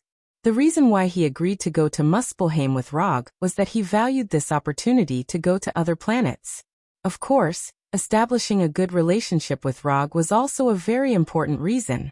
After confirming that Dum would not have any ideas about the Sunset Light Sword and Surtur's crown, Rog summoned the Kusanagi sword from the summon scroll he carried with him, as well as the Thunder Fan that he had not used for a long time. After Odin's death, the enchantments on the flying Thor kunai and the Thunder Fan disappeared. However, Rog, who was already a mature mage, added the flying and summoning enchantments on the flying Thor kunai and the Thunder Fan to make up for the regret caused by Odin's death. Let's go. Let's meet the legendary flame giant Surtur. After that, Rog took the lead and walked towards the underground cave. In his memory, Surtur without the eternal fire couldn't even beat the pre-awakened Thor. However, he still didn't dare to underestimate the ruler of Muspelheim. After experiencing so many things that didn't match his memory, he wouldn't continue to use the situation in his memory to infer Surtur's strength. Being careful and cautious was a professional quality that a qualified ninja must have. More importantly, he didn't want to fail in the hands of an enemy like Surtur. The underground cave where Surtur was located was far larger than the previous Dawn village. After walking quickly for more than 10 minutes in this underground cave, Rog and Dum saw the target of their trip, Surtur. It was different from what they had imagined. Surtur seemed to have anticipated their arrival. At this time, Surtur was sitting on a huge stone throne, looking down at the two uninvited guests, Rog and Dum. Something's not right. Dum, who was standing next to Rog, suddenly said, "Leave Surtur to me, you take care of the others." Rog glanced around and said calmly to Dum. However, just as he finished speaking, a sense of danger suddenly surged in his heart. Something's wrong. The intuition of danger in his heart suddenly made Rog extremely vigilant. Just as he was considering whether to activate the Byakugan to confirm the surrounding situation, a familiar figure walked out from behind Surtur's throne. Damn it! Why is she here? The person who walked out from behind Surtur's throne was none other than the Princess of Asgard, Thor's sister, the goddess of death Hela.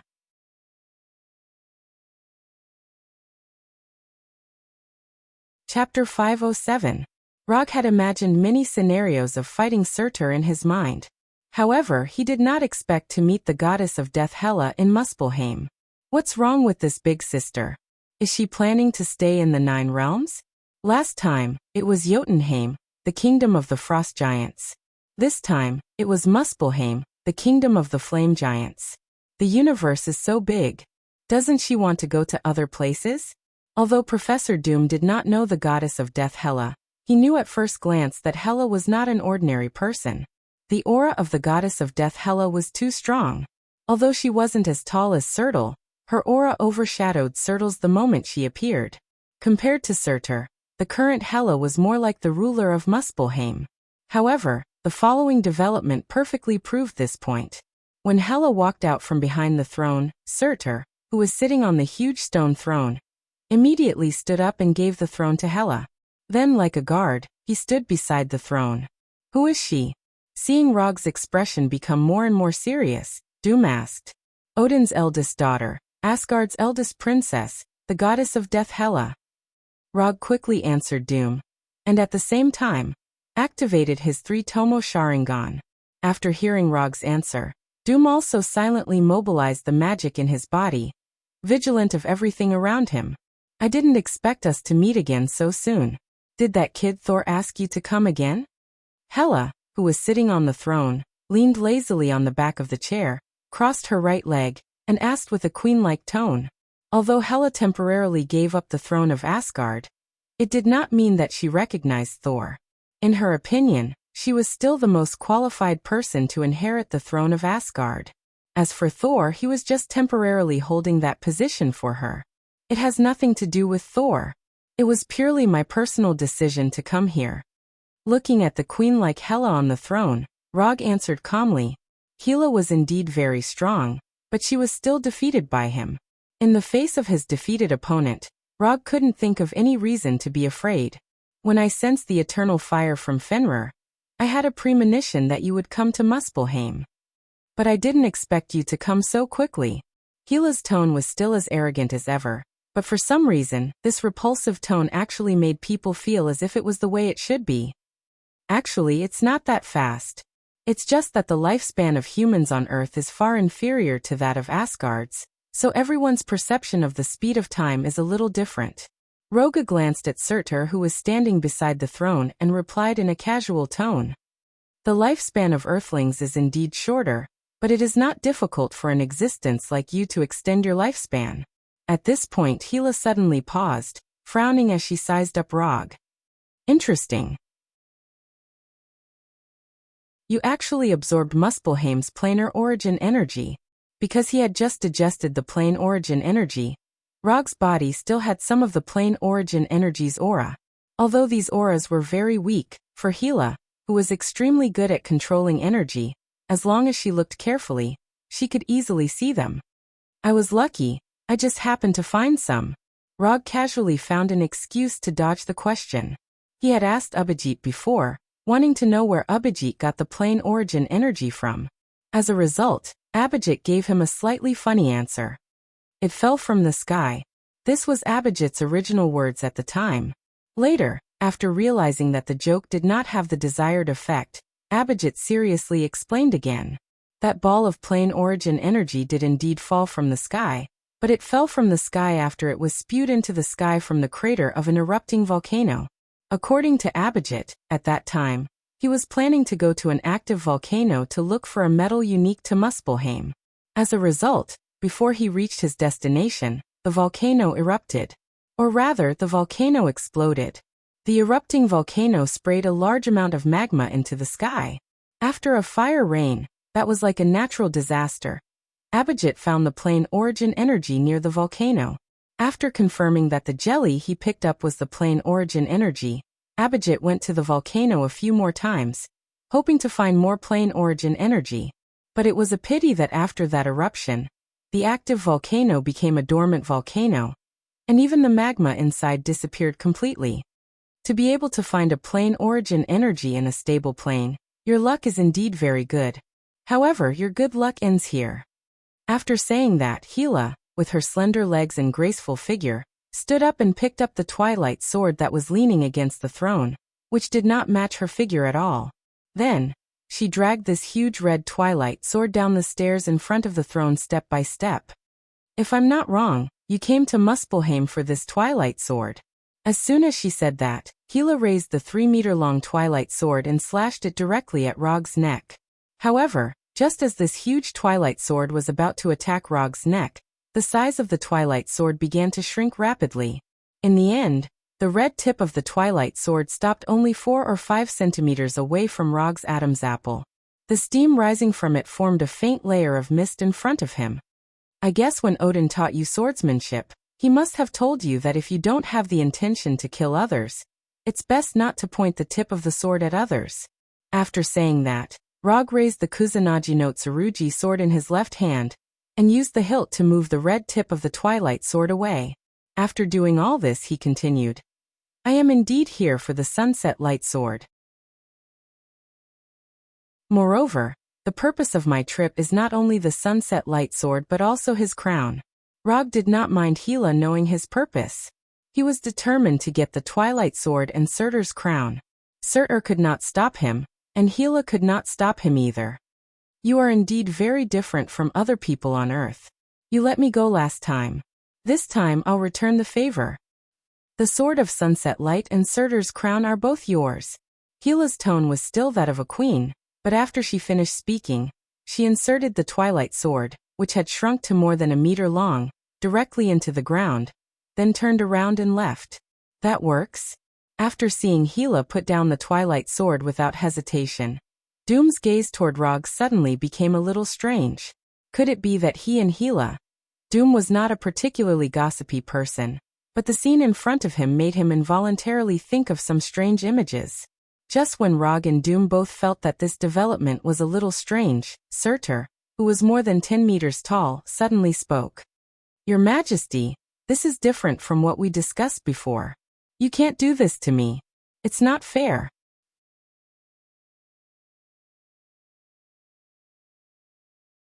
Chapter 508. No one would have thought that the legendary flame giant Surtur, who caused the twilight of the gods and completely destroyed Asgard, would actually show such a begging posture. Unfair. Surtur's words made Gila, who was climbing up the stairs, stop and look up at the legendary flame giant. Yes, this is unfair. Very unfair. Back then, we agreed that if I gave you the throne of Muspelheim, you would help me take back the eternal fire. You can't go back on your word. Surtur, who was more than 10 meters tall, said in a roaring tone, making his face that was similar to a demon from hell look even more ferocious. Looks like Odin didn't just take away your eternal fire, but also your intelligence. Looking at the ferocious Surtur, Gila let out a disdainful laugh.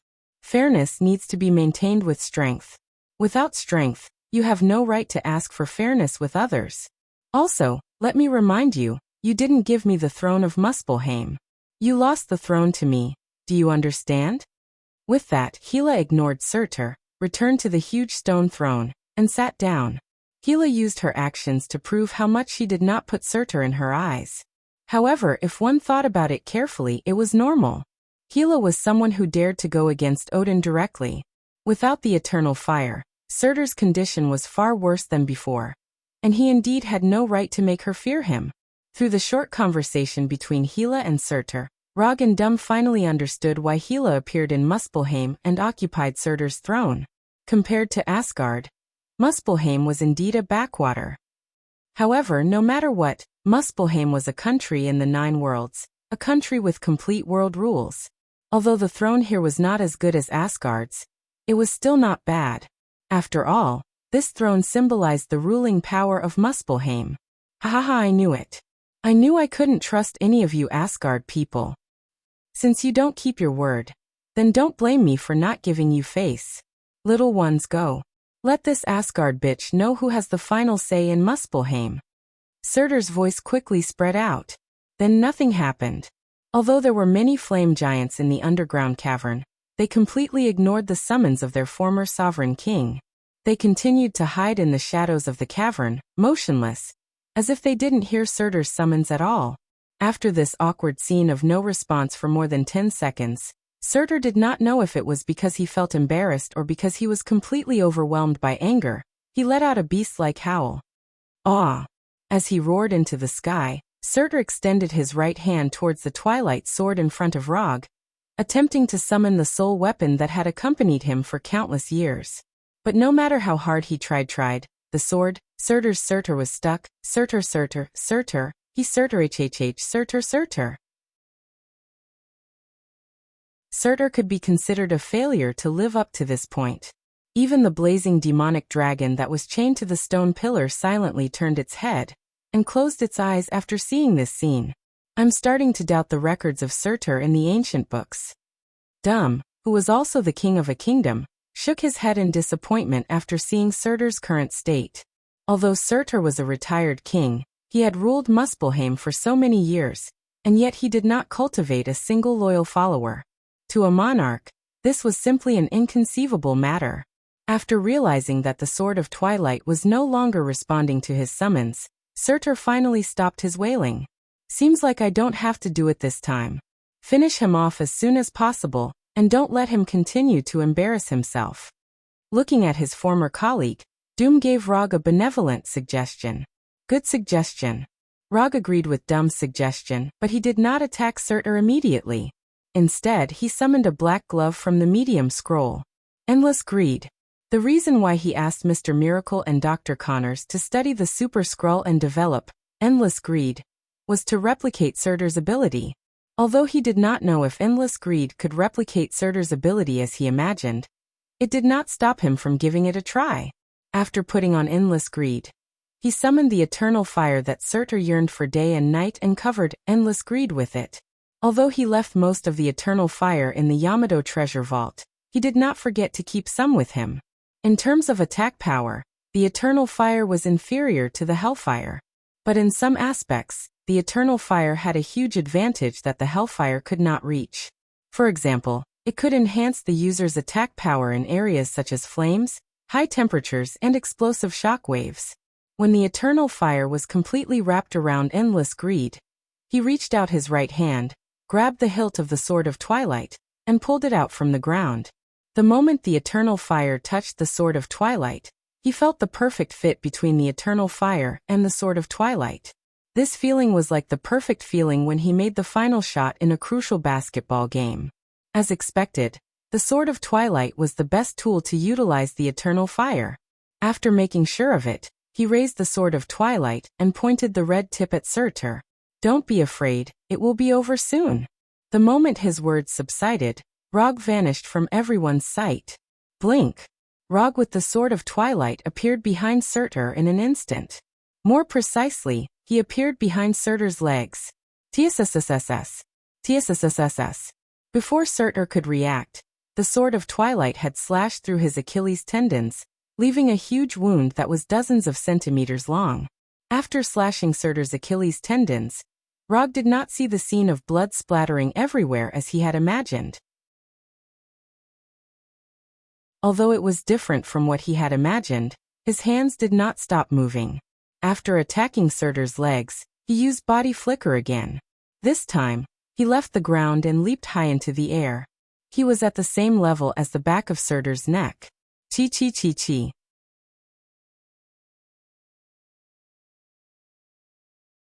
Chapter 509. Before transmigrating, Rog had seen such a setting in a certain anime. The giant's fatal weakness was located at the back of the neck, which was 1 meter long and 10 centimeters wide. Of course, this was just a setting in that anime.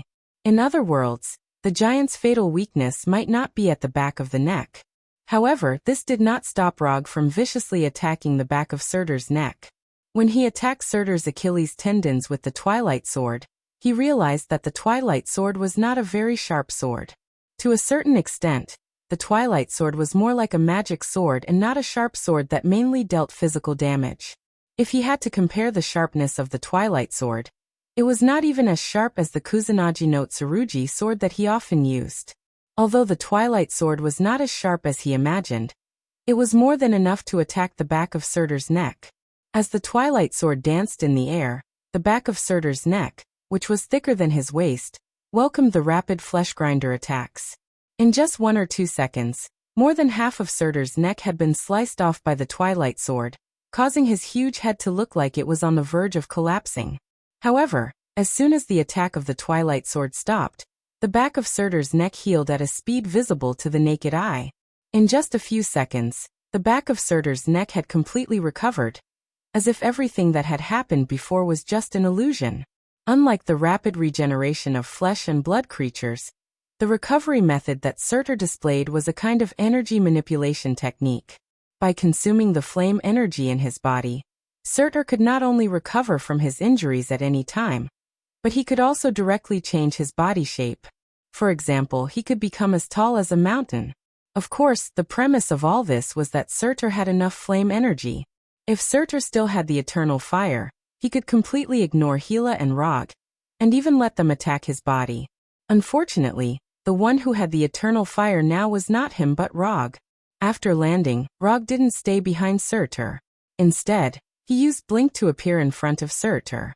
Just as Surtur was about to teach the little guy a lesson with his fists for daring to attack him, Rog did something completely out of his expectations.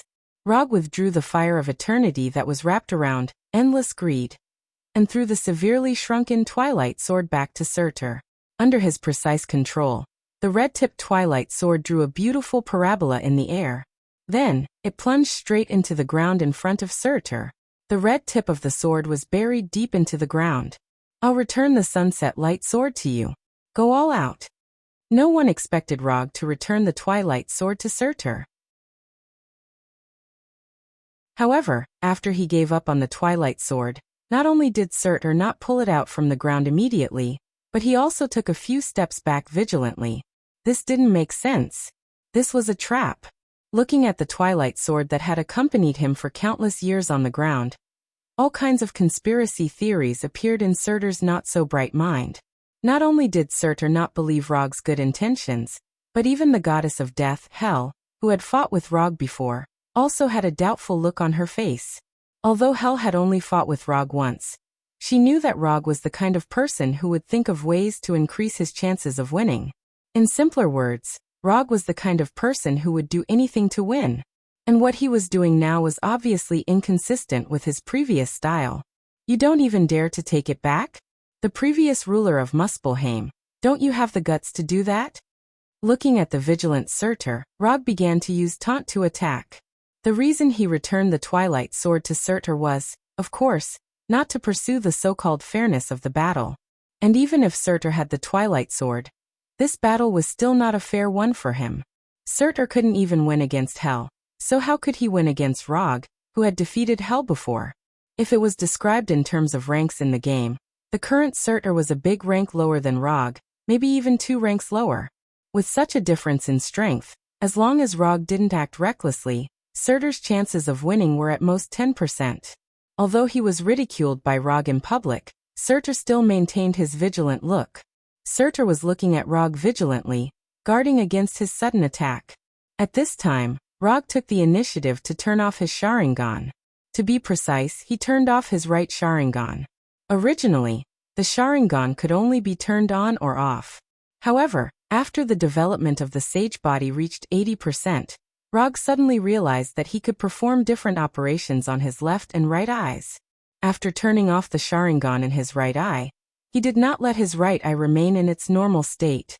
Instead, he used his right eye to activate Byakugan.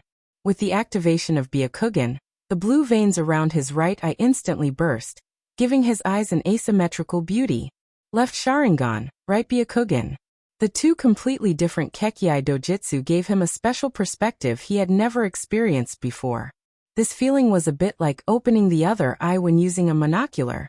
After activating the different dojutsu in his left and right eyes, Rog did not rush Surtur, who was still in a dilemma, but pulled out the Kusanagi sword and the thunder fan behind his back. With endless greed in his right hand, he held the Kusanagi sword, and the thunder fan, which was too huge for his size, was held in his left hand. When Rog held the weapons in both hands, Surtur, who was worried about whether he was plotting something, finally pulled out the twilight sword from the ground. The moment Surtur pulled out the twilight sword, a flame instantly emerged on the blade of the twilight sword, and the size of the shrunken sword also expanded rapidly with the surging flame. When the flame completely dissipated, the twilight sword in Surtur's hand also returned to the size suitable for him, turning into a two-handed sword nearly 10 meters long. So this is how to change the size. I'll accept this method. After witnessing the scene of Surtur restoring the twilight sword to its original state, a satisfied smile appeared on Rog's face. The reason why he returned the twilight sword to Surtur was to copy, or to learn the best way to use the twilight sword from him. In this universe, Surtur was undoubtedly the person who knew how to use the twilight sword the best. With such a sensei, Rog didn't need to explore the best way to use the twilight sword by himself. The Sharingan in his left eye was used to copy and observe Surtur's use of the twilight sword. The Byakugan in his right eye was used to observe the flow of energy in Surtur's body. With this kind of observation without any blind spots, he could master the best way to use the twilight sword in the shortest time possible, so that the twilight sword would become a new trump card in his hand.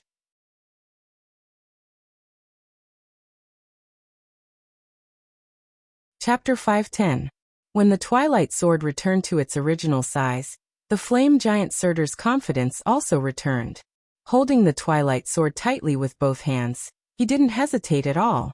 He strode towards Rog like a flaming demon from ancient times. Looking at Surtur, who was getting closer and closer to him, Rog neither rushed forward nor retreated. Instead, he stood straight on the spot and waited for Surtur's arrival. Go to hell. Perhaps to vent the anger in his heart, or perhaps to encourage himself, Surtur raised the Twilight Sword high and shouted at Rog. Then he slashed the Twilight Sword down. In terms of swordsmanship, Surtur's slash wasn't considered stunning. It even seemed a little ordinary. However, with his tremendous strength that far exceeded that of ordinary creatures and the terrifying high temperature that the Twilight Sword itself carried, his sword displayed an astonishing momentum that was as powerful as a thunderbolt. Under normal circumstances, Rog would never compete head-on with an enemy like Surtur, who was much larger than himself. But now, he intended to experience Surtur's slash with his own eyes. He wanted to see what kind of power the deity body that was 80% developed had. In the blink of an eye, the red tip of the Twilight Sword arrived in front of him and collided heavily with the thunder fan made of vibranium. Boom! A loud explosion that wasn't weaker than a large yield C4 bomb boomed.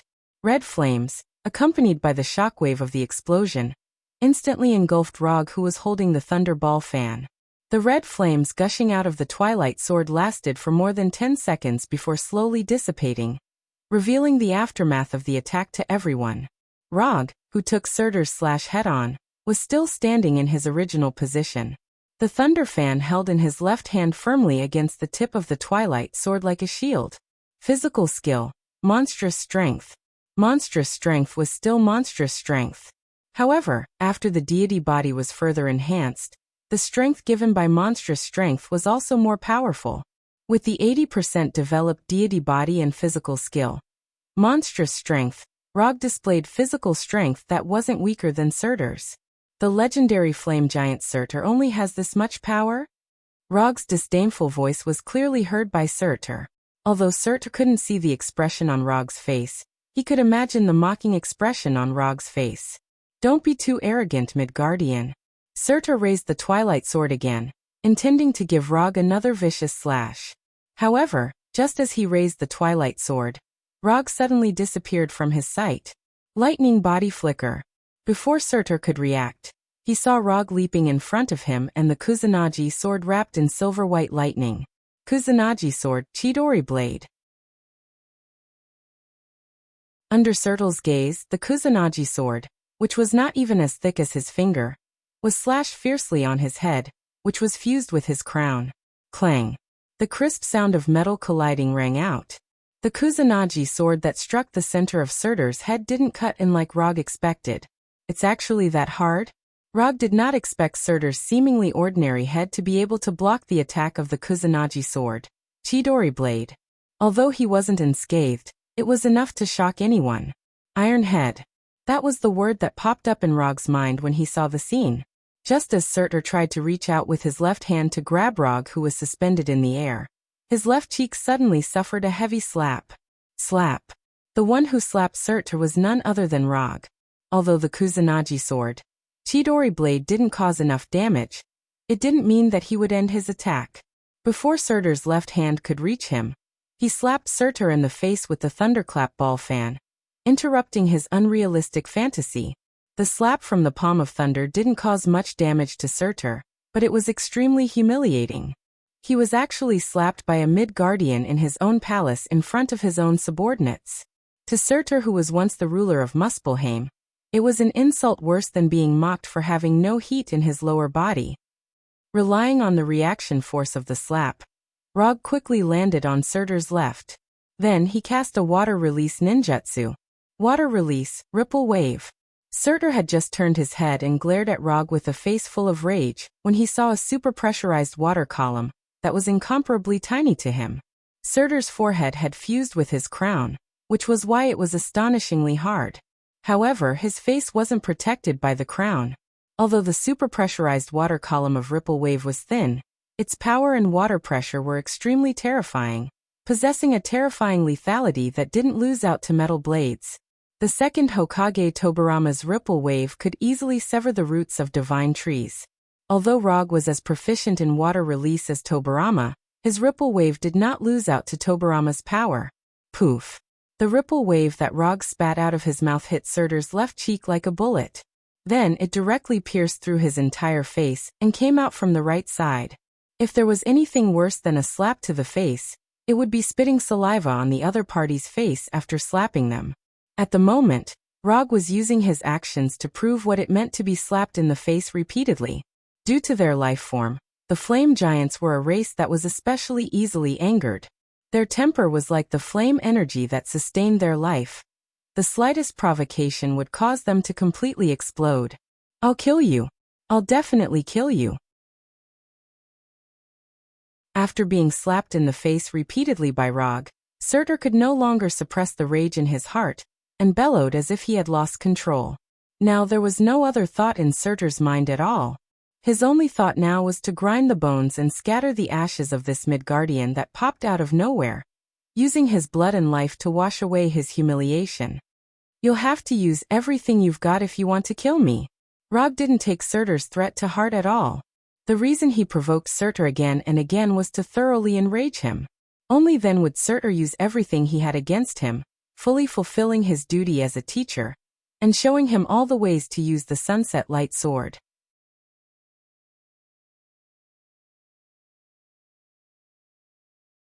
Chapter 511. Just as Rog expected, Surtur's mind was completely occupied by anger. As soon as the wound on his cheek healed, Surtur, who was wielding the Twilight Sword, rushed towards Rog like an enraged beast. The red tip of the Twilight Sword seemed to have sensed Surtur's anger as it emitted an even higher temperature. The front half of the blade had turned into a bright red magma. Looking at Surtur, who was running towards him, Rog didn't stand still and wait for his arrival like before. Instead of retreating, he moved forward and galloped towards Surtur. In terms of size, Roger looked like a domestic pet cat that was trying to challenge a ferocious tiger in the wild. But everyone in the cave knew that the smaller Rog was the ferocious tiger. Clang!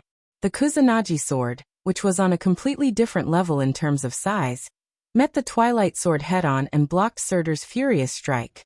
Although Surtur used all his strength, the Twilight Sword still couldn't suppress the Kusanagi sword in Rog's hand. Then, under Surtur's gaze, Rog, who was under the Twilight Sword, suddenly withdrew the Kusanagi sword, and let the red tip of the Twilight Sword hit the ground heavily, setting off a pure flame explosion. The flame engulfed Rog once again. However, before the flame completely dissipated, he stood on top of the Twilight Sword like a ghost with the Kusanagi sword in his hand. Although the Twilight Sword was shockingly hot, with the protection of the chakra coat, he didn't need to worry about being burned by the Twilight Sword at all. Compared to Surtur's astonishing size, Rog's speed and agility far exceeded his. "It's my turn." Rog, who was standing on top of the Twilight Sword, said to Surtur with a blank expression. In the next second, he stepped on the blade of the Twilight Sword and ran towards Surtur's huge and ugly head. Although Surtur immediately swung the Twilight Sword in an attempt to shake Rog off the blade, he couldn't do it. However, all of this was destined to be futile. In the blink of an eye, Rog followed the blade of the Twilight Sword in Surtur's arm and arrived in front of him. Kusanagi sword, Chidori blade. Although the Kusanagi sword, Chidori blade that he used before did not chop off Surtur's head that had fused with the crown, it was still not enough. However, this time, Rog didn't continue to attack Surtur's head. Instead, he aimed the tip of his Kusanagi sword at Surtur's right eye. Chi. The Kusanagi sword with silver lightning around it pierced through Surtur's right eye as if it was piercing through a soft cake. Although the flame giants were not creatures of flesh and blood in the conventional sense, they also had a sense of pain. When their vitals were hit, they would also feel the extreme pain that penetrated deep into their bones. After piercing Surtur's right eye with his sword, Rog once again did something that was out of everyone's expectations. Under the gazes of Hila, Dum, and the others, he let go of the sword in his right hand. Lightning evasion. 1,000 birds. A thunderous sound that sounded like 1,000 birds chirping at the same time suddenly rang out. Rog's endless greed. Right hand was instantly enveloped by silver lightning. His entire right hand seemed to have turned into lightning. Then he ruthlessly pierced this lightning-like right hand into Surtur's remaining left eye. After the previous exchange, Rog had a general understanding of Surtur's physical strength. Although he could directly pierce Surtur's left eye with his right hand, even if he didn't use Thousand Birds. However, in order to make the battle more exciting, and more importantly, to make Surtur more painful, he used Thousand Birds. Without any suspense, Rog's right hand pierced into Surtur's left eye like an indestructible sword, completely destroying it. If he wanted to kill Surtur, he could have completely destroyed Surtur's entire head in one go, turning him into a ball of flame and fusing with the crown. However, he did not do so because he still had a small task to complete before killing Surtur. After using Thousand Birds to blind Surtur's left eye, Rog removed Thousand Birds from his right hand and activated the one-use duplication function of Endless Greed. Duplicating the flame giant Surtur's physique was the second preparation he made to fully utilize the Eternal Fire. If he only had the Twilight Sword, he might not be able to fully utilize the power of the Eternal Fire. Therefore, he did not intend to let go of Surtur's special physique. In addition to the main plan A, preparing a backup plan B could effectively reduce the occurrence of accidents and the failure of the plan. A cautious ninja would never place all their hopes on a plan. The tactical glove Endless Greed, which was created according to the duplication ability of the Super Skrull, quickly completed the duplication of Surtur's physique. From the moment Rog pierced his right hand into Surtur's left eye to the time Endless Greed was completed, it took less than 2 seconds. In such a short time, Surtur couldn't even heal the injury to his eye. After confirming that Endless Greed had completed the duplication, Rog pulled out his right hand and once again held the hilt of the Kusanagi sword. After doing all this, he kicked Surtur's nose fiercely and returned to the ground with the Kusanagi sword. When Rog stepped on the ground again, Surtur finally had time to heal the injury to his eyes and restore his vision. Surtur's vision was restored, but his tragic experience did not end there. After duplicating Surtur's physique, Rog launched a one-sided crushing battle, constantly forcing Surtur to fight with his life on the line. Time passed little by little. After this cat-and-mouse battle lasted for more than 10 minutes, Rog finally had the intention to end the battle. In more than 10 minutes of ravaging, Surtur showed all the ways to use the Twilight Sword. Although he didn't hurt Rog, who jumped up and down as if he wasn't human, his efforts made him a responsible teacher, and taught Rog everything he had learned in his life. Right Chidori Egi. Before Surtur could turn around, Rog inserted the Kusanagi sword diagonally into the ground, and summoned the Chidori Egi made up entirely of lightning. Chi. Under Rog's control, the Chidori Egi, which was more than 10 meters long, instantly cut off Surtur's sword-wielding right hand, causing the Twilight Sword and the broken arm to fall to the ground with a clang. Then, while Surtur's broken right arm was rapidly recovering, he rushed forward, jumped high, and performed the ultimate skill of this battle. Ninjutsu. Super Large Jade Rasengan. Rog, who jumped above Surtur's head, condensed a super large Jade Rasengan with a diameter of 10 meters, and smashed the super large Jade Rasengan, which was like a small blue sun, hard on Surtur's head. Boom. Surtur's astonishing body was instantly knocked down by the super large Jade Rasengan. His body made of flame energy shattered inch by inch under the terrifying distortion of the super large Jade Rasengan, returning to the most primitive flame form. When the super large Jade Rasengan completely erupted, Surtur's body also disappeared completely, turning into a red flame that rushed into the demon-like crown of more than 1 meter long.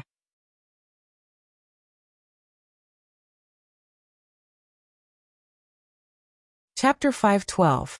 The Super Jade Rasengan, which was 10 meters in diameter, left a huge crater on the charred ground. Along with the shockwave of the explosion, rocks larger than humans began to fall from the walls of the cave.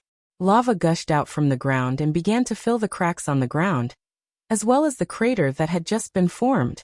When the red lava was about to touch the demonic mask-like crown in the crater, Rog formed a chakra hand, grabbed the left horn of the crown, and took the crown in his hand.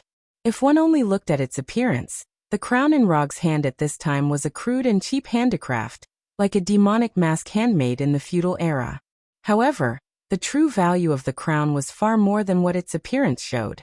To a certain extent, The flame giant Surtur had already died, under Rog's super jade Rasengan. However, this did not mean that Surtur was completely dead. As long as this crown was placed in the eternal fire, not only would Surtur be resurrected, but he would also completely recover his strength and have a terrifying mountain-like body. However, Rog wouldn't give Surtur the chance to do so. Surtur, who was sealed in the crown, had only one fate in this life, which was to become a collection in the Taiha treasure vault. After carefully examining the crown with the chakra hand, Rog threw the crown into the psychic scroll. Then he came to the side of the twilight sword that had not completely dissipated. When Surtur was sealed, the sword of sunset light lost its only source of energy and began to crumble. As one of the main spoils of war of this trip, Rog naturally would not let the twilight sword disappear. Under the gazes of Hela, Dum, and the others, he summoned the eternal fire again and covered it in his right hand. Relying on the method he learned from Surtur, he held the hilt of the twilight sword and let the eternal fire slowly flow into the twilight sword. Under Rog's control, the body of the twilight sword began to rapidly repair, and its size also began to shrink rapidly. Within a few seconds, the twilight sword had become a one-handed sword that was more than a meter long. After casually brandishing the twilight sword a few times, Rog nodded in satisfaction. With this twilight sword alone, his trip to Muspelheim could be considered a fruitful one. With the addition of Surtur's crown, and the energy manipulation techniques he had learned from Surtur, he had reaped a bountiful harvest this time. After swinging the twilight sword with satisfaction, Rog stabbed it into the ground and threw his Kusanagi sword, Thunder Fan, and Endless Greed back into the mediumship scroll. After doing all this, he once again held the twilight sword. Then, the twilight sword was completely shattered. Bang! Under the double destruction of chakra and the eternal fire, the twilight sword instantly exploded like a popped balloon. Before the wreckage of the sword fell to the ground, it completely dissipated into the air. When the twilight sword completely turned into nothingness, Rog raised his right hand that was wrapped in the eternal fire, as if he was holding a transparent sword. From his left shoulder, he slashed down diagonally. As his right hand swung down, the twilight sword that had completely turned into nothingness once again appeared in his right hand. Starting from the hilt, it rapidly formed. When his right hand completely fell down, the 1-meter-long twilight sword also appeared. The twilight sword was not a physical weapon in the conventional sense. To be precise, the twilight sword was a magical physical weapon formed by fire energy. As long as one mastered the correct energy manipulation method, they could summon or create the twilight sword at any time. This was also the main reason why the twilight sword could change its size. From this point of view, the twilight sword was very similar to Hela's sword of the night sky. It was just that one used fire energy, and the other used death energy. After confirming that he had completely mastered the method of summoning and creating the twilight sword, Rog held the twilight sword and came in front of Hela. Hela, who was sitting on the huge stone throne, still had the lazy and aloof posture of a queen. "Thank you for your generosity. Since you don't mind me taking the twilight sword and Surtur's crown, I believe you won't mind fulfilling a small wish of mine." The twilight sword and Surtur's crown were in his hands, but Rog would not forget that he still had a commission to complete. Although the commission only rewarded 20 ninja coins, no matter how little it was still ninja coins. Do all men on Earth not know how to be satisfied like you? Hela did not directly refuse Rog. She propped her head with her left hand and asked with deep meaning, "I don't know if other men know how to be satisfied, but personally, I am still a little greedy." Rog did not care about Hela's tone at this time, and replied in a happy mood. Hela, who was sitting on the throne, looked at Rog condescendingly for a few seconds, then slowly said, "Tell me, what else do you want?" Starting from here in the southeast, about 600 kilometers away, there is a small village called Dawn. The village was built by an Asgard called Abhijit. When you were still in Asgard, you may have heard of his name. He is a little famous civilian blacksmith. In the village, there is a group of fire elves who claim to be the hybrid descendants of the flame giants and elves, and some others who wandered to Muspelheim. If you don't mind, I hope you can give them a small piece of land near the village, and let them build a small country belonging to the fire elves. Just a piece of land is enough, and they will take care of the rest. Of course, if you can restrain the flame giants and prevent them from entering that area, that would be even better. Rog briefly explained the village. After Surtur's death, Hela was the supreme ruler of Muspelheim. If the fire elves wanted to build a country in Muspelheim, Hela was an existence that could not be avoided. Therefore, instead of hiding the existence of Abijit and the fire elves, it was better to tell the truth to Hela openly. This could at least avoid many unnecessary problems in the future. For example, the safety of the village and the fact that Abijit was in Asgard. Why is it that every time I see you, you are helping someone else? Last time, you were helping that kid Thor, and this time, you are helping these so-called fire elves. Hela could not understand Rog's actions. In her opinion, a person like Rog should not be the kind of person who would work for others. Because I am a ninja, and ninja is a profession similar to bounty hunters and mercenaries. If someone asks for a job, I will help them complete it. Of course, the commission requires a corresponding reward. If you need it, I can also accept your commission. Because there was no such profession as a ninja in Asgard, Rog simply explained what a ninja was. Of course, things like ninjutsu and chakra were not within the scope of the introduction. I see. The eternal fire and plain origin energy are the rewards you received. In that case, we will use the form of a commission to solve the fire elves' problem. I will allow them to build a country in Muspelheim, and this is the reward I will give. As the price, I want you to kill Thor. Hela said to Rog with a serious face, and it did not look like she was joking at all. Is she serious? Rog did not expect things to develop in such a strange direction. However, he quickly made a decision. Sorry, I cannot accept this commission. The reward is not equal to the difficulty of the commission, and Thor is my friend. I will not accept a commission to assassinate a friend.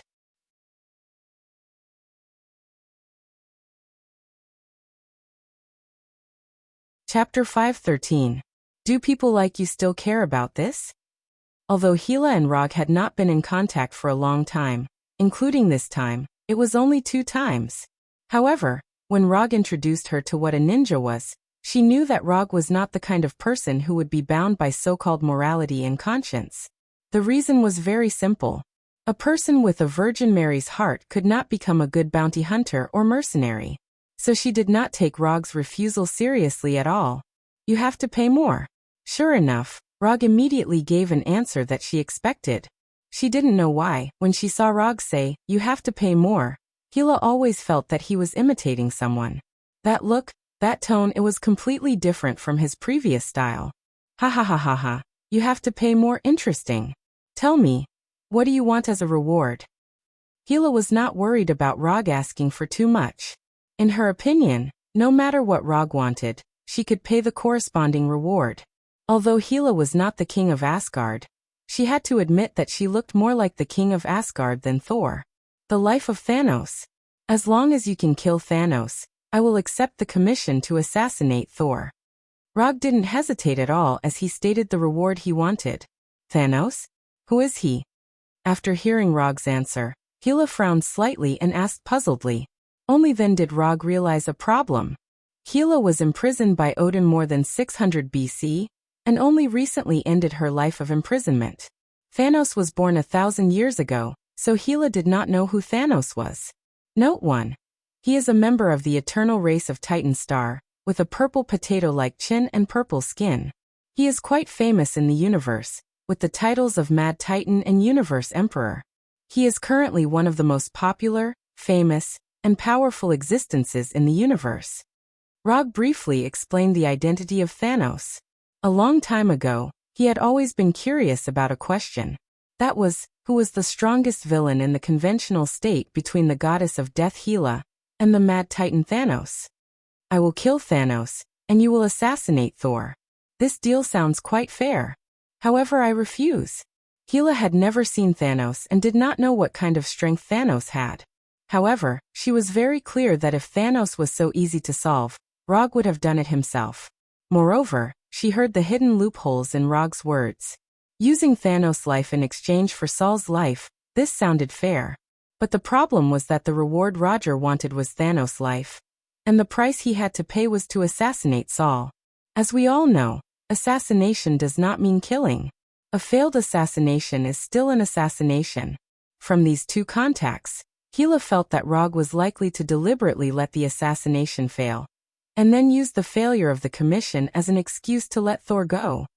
If that's the case, then there's no other way. Rog shrugged and deliberately said in a regretful tone, "Okay, don't pretend. Your acting is not very good." Hela directly pointed out Rog's slightly rough acting. "Well, let's not talk about other things. About the Fire Elf Kingdom, if you agree, I can help you do something of equal value for free. If you don't agree, it doesn't matter. I will take them away from Muspelheim." Rog brought the topic back and waited for Hela's final answer. If Hela agrees, of course it would be best. Whether it was for him or for the Fire Elves, this was the most effortless way. If Hela did not agree, he could only bring these Fire Elves to Tatooine, and then give them a piece of land and let them build their own Fire Elf kingdom. It's just some Fire Elves. I won't go so far as to make things difficult for them. You can go back and tell them that with their village as the center, the area within 100 miles will belong to them. As long as they don't leave that area, there won't be any flame giants to trouble them. Hela waved her hand and directly gave the land within 100 miles of the village to the Fire Elves without mentioning the reward. For an existence like Hela, she would not care about the reward of a small piece of land. The reason why she mentioned the reward of assassinating Thor was nothing more than to see what Rog, this so-called ninja, could do. "Then I thank you for your kindness on behalf of the Fire Elves." After saying that, Log bowed slightly to Hela and said sincerely, "Thank you. All right, you two can leave now. The next time we meet, I won't be so easy to talk to." Hela regained the attitude of a high and mighty queen, and said to Rog and Abigail condescendingly. Since the host had ordered them to leave, Rog and Abigail of course would not continue to shamelessly stay here. After removing the Twilight Sword, Rog pressed Doom's shoulder with his right hand, and directly used quantum teleportation to return to the village called Dawn. After passing on Hela's words to Abigail, Rog did not plan to continue staying in the village. He left the village with Doom and called Heimdall, who was in charge of Bifrost. Within a few seconds, the gorgeous rainbow-like beam of light descended from the sky and completely enveloped the two of them. Asgard, Bifrost Hall. "Heimdall, send Doom back to Earth. I have some things to talk to Thor about. I'll go back later." "No problem." Heimdall did not hesitate to agree to Rog's small request. When Doom's figure disappeared at the entrance of Bifrost again, Rog used quantum teleportation to come to Thor's meeting hall. Before the brilliant light of quantum teleportation dissipated, Thor's voice came, "Rog, why are you back so soon?" Thor was not surprised by Rog's sudden appearance because Heimdall had already reported this matter. However, he did not expect Rog to return from Muspelheim so soon. "The matter is done, so I came back, but that's not the main point. The main point is that I met Hela in Muspelheim, and she's now the ruler of Muspelheim. With Hela's strength, as long as she did not want to be discovered by Heimdall, Heimdall would definitely not be able to detect her. Hela had already proven this once in Jotunheim." "Is that so? So she went to Muspelheim." Thor was not too surprised that Hela had become the ruler of Muspelheim. After officially becoming the king of Asgard, Thor found a lot of information about Hela in the top-secret database that only the king of Asgard could browse, so he had expected this. Or rather, this was what Hela would do. You can seriously consider how to deal with the matter between Hela and Muspelheim. Also, there's one more thing I came here for this time. I hope you can help search for a planet called Igor. I have some things to discuss with this planet.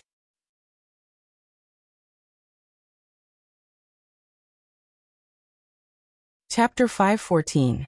Igo. Are you talking about the self-aware planet? What are you looking for him for? For humans on Earth, a self-conscious planet is an illusory existence that only exists in their imagination. But for those civilizations that have opened the grand universe era, the existence of Igo is a long-confirmed fact. Although not many people know the specific location of Igo, there are many people who know of Igo's existence. Yes, it's the self-conscious planet. I want to go and see it, and do something I've been wanting to do for a long time. Rog didn't tell Thor his real plan because it involves some secrets about chakra. Planting the divine tree on Igo is something he has planned for a long time, and it is also the key to whether he can break through to the Heavenly Father level or the Six Paths level. I will try my best to find out the specific location of Igo, but as a friend, I suggest you don't have any strange ideas. Igo is not an ordinary life. His strength is stronger than you think. After pondering for more than 10 seconds, Thor slowly said, "Don't worry, I won't joke with my life." Although in his memory, Igo was defeated by the Milky Way awkward dance troupe. But Rog didn't underestimate Igo's strength because of this. Igo is an out-and-out Heavenly Father level existence, an existence stronger than Thanos. But any existence of the Heavenly Father level is not easy to deal with. Odin, the father of the gods, the Ancient One, and the Lord of Hell, Mephisto, were good examples of this. After asking Thor to look for Igo, Rog did not return to the Bifrost Hall, but directly opened the portal back to Konoha headquarters in front of Thor. "By the way, did you break up with Jane? The secret guard I arranged told me that Jane seems to have a new boyfriend recently." Thor didn't expect that Rog would care about his emotional life before leaving. In order to express his gratitude, he replied to Rog with a flash of lightning. But unfortunately, just at the moment he raised his right hand and tried to release the lightning, Rog used the body flicker technique and disappeared on the other side of the portal, and decisively closed the portal. Two people's long-distance relationship. For People's Carnival, long-distance relationship is really unreliable. Rog, who returned to his office, said in his heart, "Ninja coins not consumed, 960. After putting Surtur's crown in the Yamato Treasure Hall, Rog opened the system page and glanced at the current number of ninja coins. 40 more. For a person who was saving money. The most impatient time was the period when they were about to reach their goal. At this time, Rog is experiencing this pain. Number 2, show me all the recent valuable commissions. Rog, who was sitting on the sofa chair. Although Hinata went to the Konoha Hidden Village on Tatooine to study the Android project, she didn't forget to transfer the authority of the commission website to number 2. Yes, sir. In the next second, the commissions that have been preliminarily screened were presented in front of Rog in the form of holographic projections. Although these commissions have passed the preliminary screening procedures set by Hinata, there are not many of them that can really arouse Rog's interest. To be precise, there are only 2. Inform these 2 clients that I am a little interested in their commissions, and ask them to come to the Konoha headquarters to discuss in detail. In the end, Rog chose 2 commissions that are suspected to be related to the players. Of these 2 commissions, one is a serial killer, and the other is a ghost in the house. However, because there is no conclusive evidence to prove that this is done by the players, these 2 cases were only reported to the local police and not to Konoha. In Konoha's living room, Roger met the 2 clients of the commission. After a detailed conversation, he accepted these 2 commissions and signed the commission scroll with them. Perhaps because of the patronage of the goddess of luck, these 2 commissions passed the judgment. Although the commission reward given is not high, the total reward is 45 ninja coins. In order to redeem the Yin Kyubi as soon as possible and reunite the Yin and Yang Kyubi, he carried out the commission without stopping. After spending a week, he successfully dealt with the inhuman serial killer, as well as the inhuman who had similar abilities to the ghost. When he got the ninja coins, he returned to the office at the Konoha headquarters. Without even changing his clothes, he directly opened the system's exchange page and found the exchange icon representing the Yin Kyubi. Without any hesitation, he pressed the exchange icon for the Yin Kyubi, and the number of unconsumed ninja coins instantly changed from 1005 to 5. He didn't pay attention to the change in the number of ninja coins, but let his consciousness enter the 8 trigram seal. Just like the last time he exchanged the Yin Kyubi, the majestic chakra of the Yin Kyubi descended on him and merged perfectly with the Yang Kyubi in the 8 trigram seal. The fusion of the Yin Kyubi and the Yang Kyubi was faster than he imagined. It took only 2 or 3 seconds for the Yin and Yang Kyubi to completely merge together. When the fusion was over, the Kyubi in the 8 trigram seal was a full circle, and the momentum it exuded was even more amazing. Compared with the obviously enhanced momentum and chakra, the QB also produced an unexpected change that Rog didn't expect. When there was only the Yang QB, he always felt that the Yang QB was a little silly. And when he looked at the Yang QB, he also felt like he was looking at a husky. But now, the QB no longer had that kind of husky momentum. Instead, it was replaced by a kind of brutal momentum like an ancient beast. This momentum, good, very energetic. Rog didn't take the hostility of the QB to heart, and nodded with satisfaction. The current QB gave him a feeling a bit like the Berserk QB during the QB rebellion. With satisfaction, Rog looked at the QB who was baring his teeth at him, and trying to tear the 8-trigram seal. And his consciousness withdrew from the sealed space. When his consciousness returned to his body, he opened the system's attribute panel, and looked at the 2 columns of Jinchuriki and Chakra. Jinchuriki, QB resonance 3, Chakra 0, 5 column 0, 25 main body 0, 25 tailed beast. The resonance with the QB dropped to 3, but Rog wasn't surprised. His previous resonance with the Yang QB was 6, and now with the addition of the Yin QB, the resonance also dropped by half, which was not surprising. Now what really attracted his attention was the latest measurement unit of chakra given by the system, column.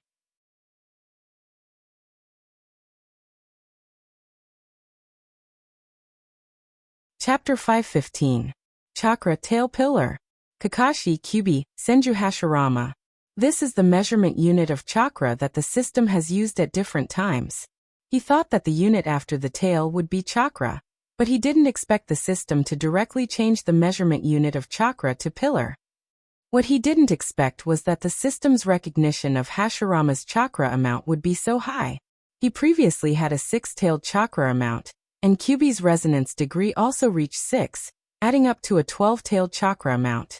Although this chakra unit tail is based on QB's standard, even if it is changed to the standard of a complete QB, it is equivalent to a complete QB. However, now when the chakra unit changed from QB's tail to Hashirama's pillar, the data given by the system is 0. For pillar, after conversion, 1 pillar is equivalent to about 1.7 complete QB. Note 1. It's no wonder that Hashirama's chakra amount is called chakra. This terrifying amount of chakra is completely worthy of the unit ton. After confirming his current amount of chakra, Rog opened the system's exchange page again, and found the exchange icon symbolizing the sacred tree sapling.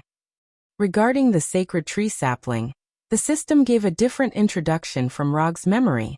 In Naruto's world, the Jubi is the sacred tree sapling. The Otsutsuki clan first planted the Jubi on the ground of the alien planet, and then after the Jubi grew to a certain stage, the guardian was used as a living sacrifice for the Jubi to eat.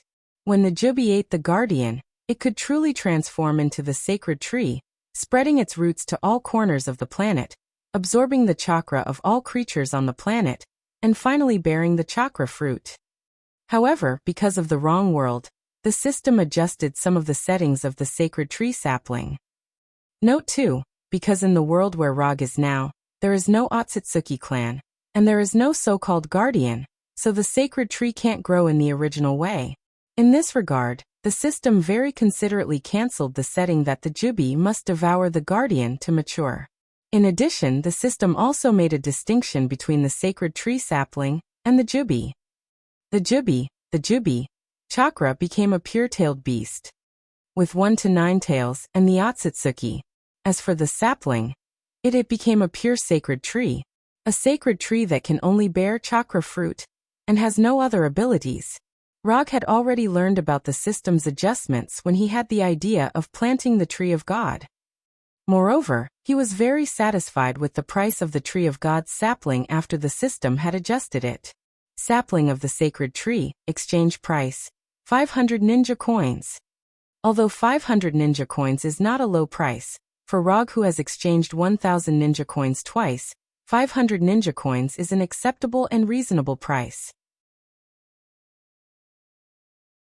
In other words, 500 ninja coins is equivalent to a chakra fruit. As long as he can find a suitable planet and has enough strength to protect the sacred tree sapling, it will be a very cost-effective deal. Rog had already decided on where to plant the sapling of the tree of God long ago. Although there are many planets in the universe, when it comes to planting trees, no planet is more suitable than Igo. To some extent, Igo and the sacred tree are destined to be soulmates. And coincidentally, Igo's plan to conquer the universe is also completed by planting its own seeds on alien planets. Number 2. I will give you the authority to mobilize all resources and immediately arrange people to go to the forest in Missouri to find a plant that does not belong to the earth. If there is any discovery, protect the scene and inform me immediately. After thinking for a few seconds, Rog gave a new order to number 2. Yes, sir. Although Rog didn't give too much detailed information, number 2 didn't think there was anything wrong with it. If Rog knew everything, he wouldn't have to give this order. Soon, Rog's strange order was conveyed to Konoha's intelligence department and all the field personnel on vacation. Even the werewolves who had just joined Konoha not long ago also received the order. Find an alien plant? Is there another alien invasion? Missouri? Damn it, my parents live in Missouri. Just when these intelligence personnel and field personnel were guessing what secrets were hidden behind Rog's order, Rog left the office and went to his private practice room. The last time he came here was when he taught Hulk, Hashiman Tanku. That time, the Berserk Hulk had directly destroyed his cultivation room. It wasn't until half a month later that the damaged practice room was repaired and further reinforced. Looking at the new practice room, Rog directly started the practice to improve Kyubi's resonance degree. The addition of Een Kyubi made the resonance degree between him and Kyubi drop to 3. This is a problem that needs to be solved immediately for him, who has mastered the half-tailed beast transformation. When the resonance degree reaches 1, he can use the first stage of the Bijou transformation, the Bijou chakra coat. And if he wants to enter the half-tailed beast transformation, the resonance degree must reach at least 4 before he can use it. As for the complete Bijou transformation and Kyubi mode, the resonance degree must reach at least 8. Rog doesn't expect himself to be able to restore the resonance degree to the previous 6 in a short time. But no matter what, he must at least raise the resonance degree to 4. Only in this way can Kyubi become another trump card in his battle, instead of a chakra power bank. Because Kuroto already had a resonance level training in Konoha before, so this resonance level training is a walk in the park for him. Time flies. Rog's resonance degree practice plan lasted for a full 4 months before it finally came to an end. Because of his previous experience, his cultivation efficiency this time was much higher than when he was in Konoha's hidden village. In only 4 months, he raised his resonance degree with Kyubi to 5. In addition to this, he has an additional gain. Sage Mode Development Progress. 85%. The increase in the amount of chakra brought by the improvement of the resonance degree also led to the further development of the Sage Mode, making him closer and closer to the complete Sage Mode of Hashirama. After this 4-month practice, he opened the system's property panel again and looked at his current chakra amount. Chakra amount, 0, 6 column 0. 25 main body 0. 35 bijou.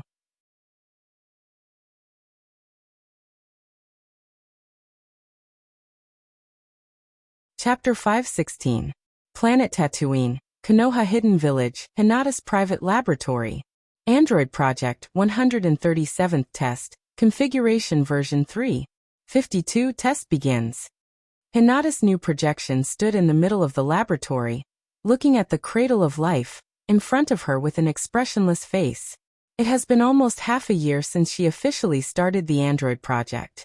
In the past 6 months, she didn't waste a single day and devoted all her energy to the Android Project. Relying on the Illusion Calculation Matrix data and the Cradle of Regeneration Project data, obtained by Rog, Hinata designed the most important key instrument in the Android Project, the Cradle of Life. Unlike the traditional cloning project, what she's doing now is simulating the birth process of life through technology. To some extent, she's trying to become her own creator. According to the laws and ethics of Earth, Hinata's Android Project is definitely a taboo evil experiment. However, whether it was Hinata herself or Roger, the supporter behind her, they didn't take this to heart. What's more, Hinata didn't carry out the experiment on Earth, but built the laboratory on Tatooine. The sword of the previous dynasty can't kill the officials of this dynasty. The laws and ethics of Earth can't bind other planets. As time passed slowly, the progress bar on the display screen in front of the Cradle of Life continued to advance towards 100%.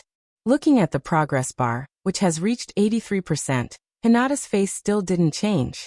In previous experiments, she has pushed the progress of the experiment to more than 90% more than once. The best time was when she pushed the progress to 96%. But she didn't know if it was fate or the problem of the equation. The experiment failed in the end. After experiencing failure again and again, Hinata's state of mind became more and more stable, and no longer changed because of the failure of the experiment or another breakthrough in progress. Under Hinata's patient waiting, the progress bar on the display screen of the Cradle of Life finally broke through to the key 95%. At this time, the Cradle of Life, which was running smoothly, slowly stopped, as if it suddenly entered a standby state. At the same time, Hinata's holographic projection began to gradually disappear, and the warning light on the Cradle of Life changed from a gentle blue to a dazzling red. Laboratory closed, energy mobilization authority raised to the highest level. Main system control authority transferred to number 3. Database backup, computation matrix backup. Konoha Hidden Village's security system has entered level 1 alert. The second phase of the Android project, Artificial Intelligence Implantation Phase, has been activated. When Hinata's holographic projection disappeared, an emotionless mechanical voice sounded in the laboratory. The door of the laboratory began to close, and the No. 3 foot under the Konoha Hidden Village was activated, and various data and permissions were transferred one by one. Although Rog didn't get the plan for artificial intelligence implantation into organic organisms from Dr. Banner, he got Reed's version of the implantation plan from Mr. Fantastic. Based on the implantation plan given by Reed, Hinata used her own computing matrix to modify it, and finally determined the implantation plan that was suitable for her. When the Cradle of Life's progress reached 95%, Hinata would transfer her calculation matrix to the Cradle of Life, allowing the Cradle of Life to implant the final consciousness and memory into the brain of the body. As the red warning light on the Cradle of Life kept flashing, Hinata let her main body enter the Cradle of Life and began the final step that would determine the success or failure of the experiment. Earth Konoha Headquarters, Rog's private massage room. You can use a little more strength. Rog, lying on the massage bed with his eyes closed, said to his life assistant Sharon Carter. Sharon was originally his second assistant, but after he had Hinata, Sharon's position changed from his personal assistant to his life assistant. Letting an agile and experienced former SHIELD agent be a life assistant, this kind of thing can only be done by Rog. Although Sharon is Kuroto's personal assistant, he doesn't have much contact with her because he usually isn't in Konoha HQ. He's either practicing or playing console games in the Kree Empire. If it weren't for the end of the 4-month resonance training, and just remembering that he still has a life assistant, he wouldn't be lying here with only a bath towel wrapped around him. Yes, sir. After hearing Rog's instructions, Sharon silently increased the strength of her hands and kept wandering on Rog's muscular back. It has to be said that SHIELD has a good eye for choosing people. When she was an agent, Sharon was an elite agent in SHIELD. When she was an assistant, she was not a good personal assistant. When she became a life assistant, her massage skills were no worse than those of the professionals outside. Under Sharon's massage, Rog, with his eyes closed, began to feel sleepy. However, just when his consciousness was in a half-awake and half-confused state, he suddenly found that the hand on his back had become a little wrong. Although Sharon is not on a field mission now, she used to be a SHIELD agent who had undergone professional shooting training. On her hands, there are some calluses left from shooting practice. But now, the pair of hands that were swimming on his back gave him an unusually delicate feeling, as if they were just born babies. This is definitely not Sharon. After confirming this, Rog, who was still a little sleepy, woke up in an instant. This is his private massage room, and no one can enter here except him. At this time, his privilege was broken. If it were any other matter, he might just turn a blind eye to it and forget about it. But when it comes to his own personal affairs, he is not so easy to talk to. Who are you? Who let you in? Rog's tone was a little cold, and at the same time, he sensed the life energy signal of the uninvited guest behind him. What is this? Ever since he mastered the chakra sensing technique, he has sensed at least 800 lives, if not 1,000, he has sensed at least 800. However, he had never sensed such an incomparably familiar life energy signal from anyone. Chakra. This is the unique energy signal of chakra. After discovering this, he did not wait for the person behind him to reply and directly mobilized chakra. He jumped up in an instant and looked at the uninvited guest with chakra. However, when he saw the uninvited guest who suddenly replaced Sharon, a look of surprise appeared on his face. Waist-length black hair, with some light purple eyes, a gentle appearance with a very oriental style, a sleeveless lavender top with a black belt, black sports shorts and black boots. This uninvited guest who replaced Sharon is none other than Hinata. To be precise, it's Hinata from the movie Thelast, the 19-year-old Hinata. Hokage-sama, Hinata is back. Hinata showed a pure and charming smile and said softly to Rog, who was only wrapped in a bath towel. Sharon, go out. No one can come in without my permission. Although Rog's eyes have been fixed on Hinata, he quickly said to Sharon, who was standing at the door of the massage room.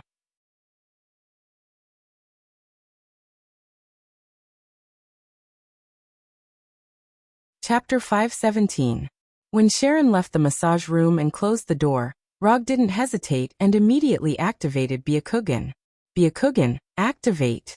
Under the Byakugan's ability to see through things, the secrets of Hinata's body were revealed to his eyes without reservation. Unlike the Genjutsu's metal body made of vibranium, Hinata's body is the flesh and blood of a carbon-based life form. A rhythmic beating heart, slow-flowing blood, cells containing life energy. If you exclude the chakra in Hinata's body, she is no different from an ordinary human being on Earth. After taking a detailed look at the internal situation of Hinata's body, Rog turned off Byakugan, and a dignified look appeared on his face. Although he had a premonition that this day would come when he promised Hinata to carry out the android project. But when the living Hinata really appeared in front of him, he still had some unrealistic feelings. This is not a holographic virtual projection. This is a living human, a real human with the same appearance as Hinata. Under Hinata's gaze, Rog, who was only wrapped in a bath towel, came in front of her and pinched her face with a complicated expression. This kind of soft, tender feeling with the warmth of her body. After pinching Hinata's cheeks a few times like pinching a baby's round cheeks, Roger retracted his right hand and calmed down his complicated and excited mood. How do you have chakra? Although excited, Rog didn't forget the business and asked Hinata. When building this body, I referred to some of your physical data and energy data during cultivation, and then combined with the Hashiman Tonka data you gave to number 2, as well as the post-adjustment plan, I made some adjustments to the body's cells. Then I have chakra. After saying that, Hinata stretched out her right hand, and let the light blue chakra cover her white right hand. Is this even possible? Rog certainly knows that chakra is the body's energy extracted from the cells. However, he didn't expect that Hinata would be able to deduce the method of chakra's production based on the information he left behind and the collected chakra energy data. And judging from Hinata's current level of control, her control of chakra has reached the level of ninjutsu. Keep all information related to chakra under the highest level of confidentiality. I will give you some ninjutsu practice methods later. See if you can practice these ninjutsu. From his perception and observation of the Byakugan, Hinata's chakra wasn't much different from his own chakra. If there's a difference, it's that in Hinata's chakra, he only felt the fire and lightning attributes. However, based on this alone, he can't be sure that the chakra on Hinata's body is real chakra. Only chakra that can perform jutsu is the real chakra. Otherwise, the chakra on Hinata's body can only be regarded as pseudo-chakra, with the same energy nature. Okay, Hinata had no objection to Rog's proposal and agreed with a smile. Only she knows that with chakra, she is far from being the same as Rog. What she wants is not only the appearance that Rog wants, but also the same ability as him. Only in this way can she become the only irreplaceable existence around Rog. In the next few minutes, Roger asked a few more questions about other matters. For example, after having a body, does Hinata still have the ability to control Konoha's main system? In this regard, Hinata gave him a reassuring answer. Although the current Hinata is no longer an artificial intelligence in the pure sense, the abilities possessed by artificial intelligence have been perfectly transformed and inherited by her. To put it simply, the current Hinata is like an Esper with the electronic network control ability. Although she no longer had her own program in the virtual world, she was now a living artificial intelligence program. It's just that because she is now in a human body, she can't do the terrifying amount of calculations she used to do. If she wants to perform a large number of calculations, she can only remotely control the mainframe of Konoha's headquarters, and let the mainframe complete the data calculation. Although in this regard, Hinata is not as good as the previous artificial intelligence form, Rog didn't take this to heart.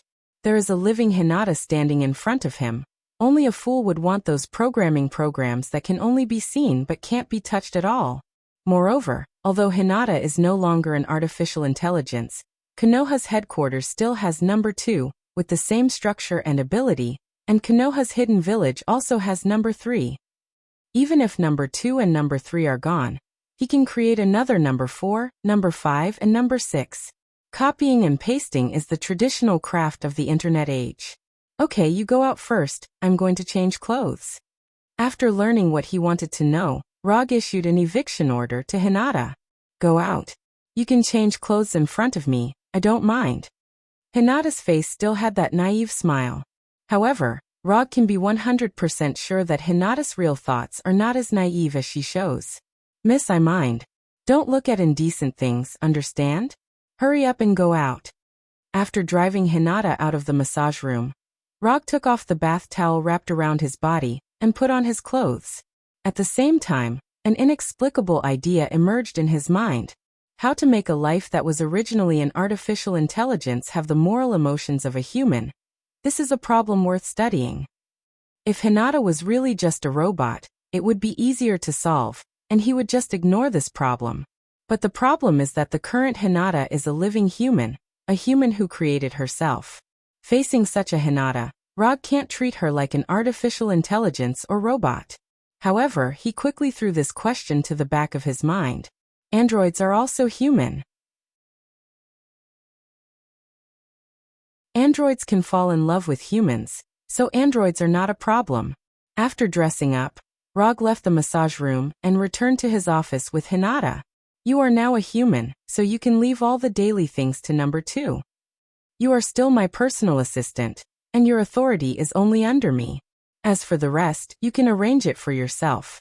While talking to Hinata, Rog's fingers were frantically tapping on the keyboard, typing out the Hyuga clan's gentle fist cultivation method, as well as several fire release and lightning release ninjutsu cultivation methods. Of course, there is also the necessary hand seals to perform ninjutsu. Rog has the Muji ninjutsu talent given by the system, so hand seals are just a way for him to show off. But for other ninjas, hand seals are the key to release ninjutsu. The kind of person who claps his hands and gets whatever he wants is not in the scope of reference. This is your work for the next few days. See if you can practice gentle fist and these ninjutsu. You don't need to be able to release them immediately. Just remember the chakra operation method of these ninjutsu first. After speaking, Rog handed the information that had just been printed to Hinata in front of him.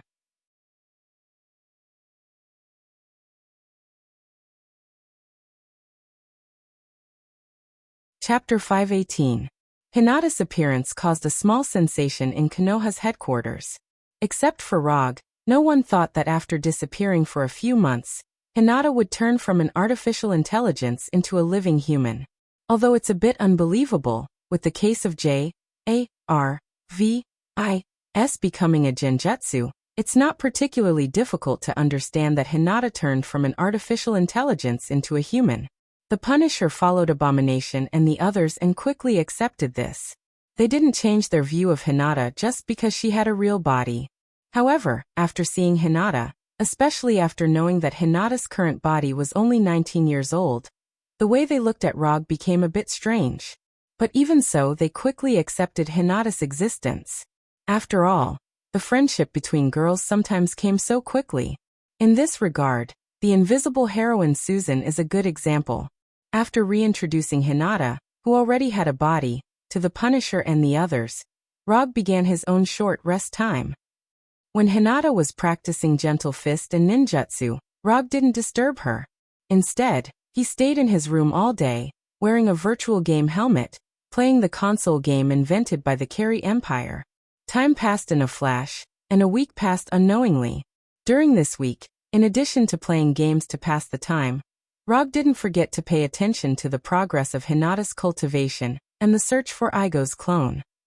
In terms of combat power, the current Konoha has no shortage of combatants.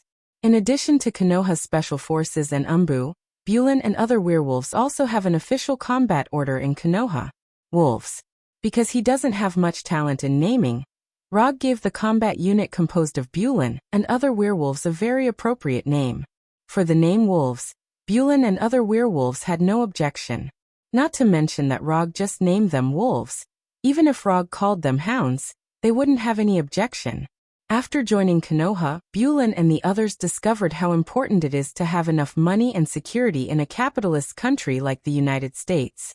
They no longer have to worry about being hunted by vampires all day long, let alone meeting those killers and mercenaries hired by vampires. Konoha gave them a strong sense of security that they once yearned for but never had. Because the Wolves' combat order hasn't been officially made public, Bulin and the others became the main force in searching for Igo's clone. This is the first official mission of Bulin and others, and they also took all their energy to find the alien plant mentioned by Rog. Unfortunately, 4 months had passed and they still had nothing to show for it. Missouri wasn't the largest state in the United States, and it wasn't even in the top 15.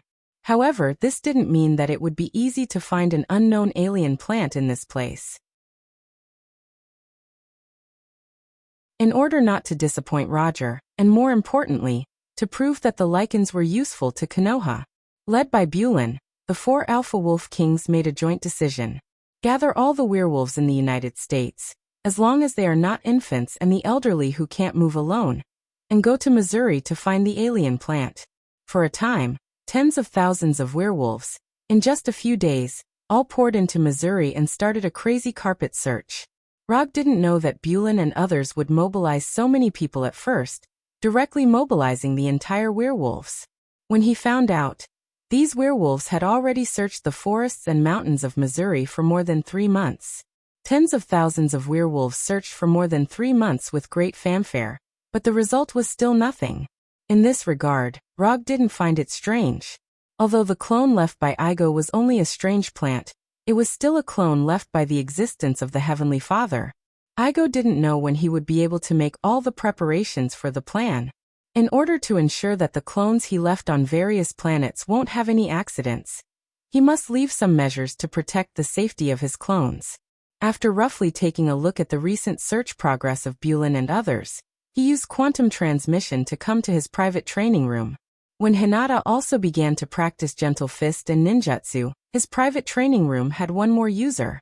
The reason why he let Hinata practice in his own training room was, on the one hand, for the sake of confidentiality, and on the other hand, because his training room has the highest level of defense and security. After experiencing Hulk's rampage last time, his training room has become the strongest area in the entire Konoha headquarters. Practicing here, there is no need to worry about the power of ninjutsu. When the brilliant aurora-like light lit up, Rog's figure appeared in the training room. Hinata, who was practicing ninjutsu, sensed the arrival of Rog for the first time, but she didn't stop her practice but quickly formed hand seals. Si Wei Shen Hai Wuin. In less than 3 seconds, Hinata completed 6 hand seals. Then she puffed up her cheeks and spouted a huge fireball with a diameter of more than 1 meter from her mouth. Fire release, great fireball. Looking at the huge fireball flying quickly towards him like a cannonball, Rog didn't dodge and also used fire release, great fireball. In order to keep the size of his fireball about the same as Hinata's, he also deliberately suppressed his chakra to prevent his fireball from being too big. Boom. In the blink of an eye, the 2 huge fireballs collided fiercely, erupting into a pure firestorm. The orange-red flames flew around, quickly blocking the sight of the two of them. Then at this time, 4 or 5 silver-white lightning passed through the scattered flames and rushed towards Rog. Lightning release, lightning palm. As the inventor of this ninjutsu, Rog recognized the lightning palm at a glance. However, at this time he still didn't intend to dodge. Just when these finger-thick lightning were about to hit him, with Rog's body as the center, a silver-white lightning appeared out of thin air, completely enveloping him. Lightning release, Chidori. Fire release against fire release, lightning release against lightning release. Although the lightning release by the lightning palm has no fixed attack trajectory, in front of Chidori, which is also lightning release, these lightning bolts are not difficult to resist.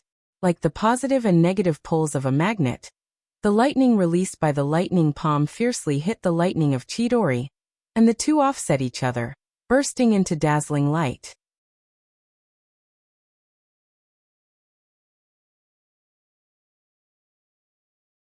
Chapter 519. Although Hinata doesn't have any actual combat experience, it doesn't mean that her combat awareness is bad. In any case, her predecessor was an artificial intelligence. Tani's artificial intelligence, Friday, can analyze the opponent's attack routine in just a few seconds and formulate a corresponding counterattack strategy. As an artificial intelligence of the same model as Friday, Hinata also has excellent combat analysis ability. The only thing that makes her inferior to Friday is that she can't perform the same terrifying data calculations as Friday. The dazzling light caused by the Thunder Palm and Chidori stream offset each other, resulting in a blinding effect similar to a flash bomb. However, whether it's Rog or Hinata, neither of them can only rely on their vision to lock onto the target. Before the blazing light dissipated, Rog took the initiative to attack. Body flicker technique. Rog instantly crossed the distance of more than 10 meters between himself and Hinata, and appeared behind her like a ghost. However, just as his right fist was about to hit Hinata's back, Hinata's hands wrapped in light blue chakra blocked his attack first. Hyuga Soft Fist. Although Hinata doesn't have Byakugan like Rog, this doesn't affect her performance of Soft Fist. Turn around, block, attack. At this time, Hinata showed an extremely excellent physical fitness, and she didn't have the slightest intention of giving up the initiative of the battle. She launched a series of rapid attacks against Rog, who is far stronger than her. Hinata's punching speed is fast, but unfortunately, the enemy she is facing now is Rog, who is also good at Soft Fist. Unlike the Steel Fist, which was a passionate confrontation, the confrontation of the Soft Fist gave people a pleasing feeling. Log and Hinata, who were using Gentle Fist, looked like they were teaching each other moves. They were fighting back and forth, not giving in to each other. Of course, this seemingly equal situation is the result of Rog's plan. If he really wants to defeat Hinata with Soft Fist, Hinata can't exchange so many moves with him, and she can't even keep up with his punching speed. In terms of mastery of Soft Fist, Rog is far better than Hinata. In terms of physical fitness, he is several levels higher than Hinata. Although Hinata has worked hard to exert her current Soft Fist to the limit, in front of Rog, her attacks are still too weak. Just as Hinata's punches were getting slower and slower, revealing more and more flaws, Roger, who had the absolute upper hand, suddenly retreated. Rog's sudden retreat stunned Hinata. However, she soon faced with a new attack. At the same time, Roger pulled out 3 shurikens from his ninja bag. Then he threw the 3 shurikens shuriken. Uchiha's throw. Rock T-Tess. T shurikens Urians that shuriken T shuriken I-ized. Shuri T T. Dang, dang, dang, dang. The 3 shuriken hit the target according to the established attack trajectory. However, at this time, it wasn't Hinata who was hit, but a wooden dummy that was originally located near her. Good. This is a beautiful move. Although all of Hinata's ninjutsu were given by him, seeing Hinata so calmly use jutsu and resolve his shuriken's attack, Rog couldn't help but praise her. It's not easy to stay calm and make the right judgment in a crisis, especially for those who had never experienced a real battle. This point was even more precious. After using jutsu to resolve Rog's shuriken attack, Hinata didn't hesitate and continued to use her ninjutsu. Body flicker. Hinata's figure suddenly disappeared from Rog's sight. In the next second, Hinata, holding a black kunai, came in front of him and stabbed it into his heart. How is this possible? Hinata didn't expect that her rapid attack would actually succeed. This result was completely beyond her imagination. But soon she knew the reason. Boom.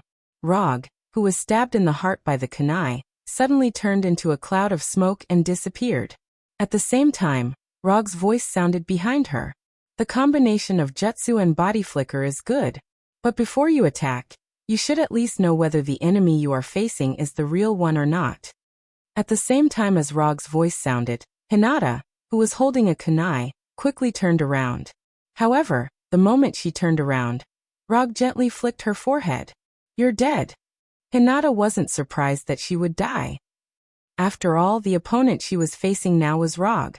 But what she didn't expect was that she would be defeated so thoroughly that she didn't even recognize that it was a shadow clone who fought with her. After thinking of this, a look of loss quickly appeared on her delicate face, and then she slowly said, "Did you use the shadow clone jutsu after the thunder palm?" Quantum transmission is not a ninjutsu, and Hinata, who already has chakra, is very sure of this.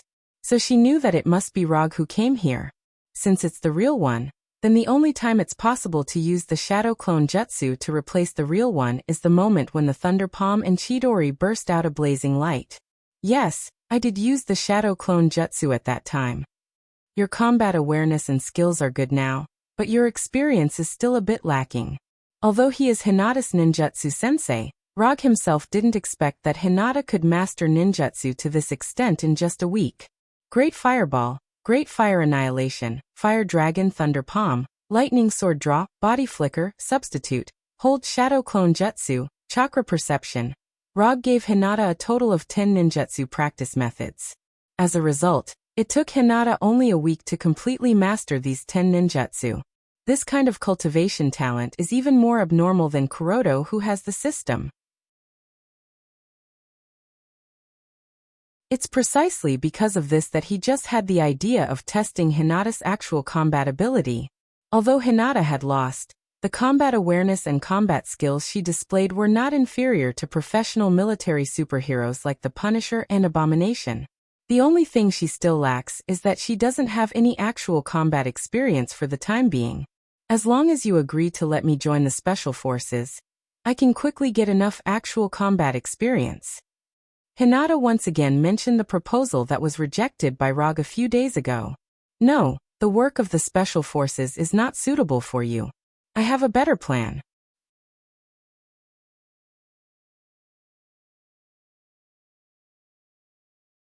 Chapter 520. A better plan? A look of doubt appeared on Hinata's face. However, this doubt of hers quickly turned into a pleasant surprise. As Rog's most reliable personal assistant, Hinata knows more about Rog than anyone else. To some extent, she can even directly guess what Rog really wants. Let's put aside the actual combat experience first. I will find a way to let you have the Byakugan. Although Hinata's current appearance is exactly the same as in his memory, without the Byakugan, Hinata always feels a little less. Since he has already pursued excitement, he must follow through to the end. Byakugan. Hinata is no stranger to the Hyuga clan's Kekkei Genkai.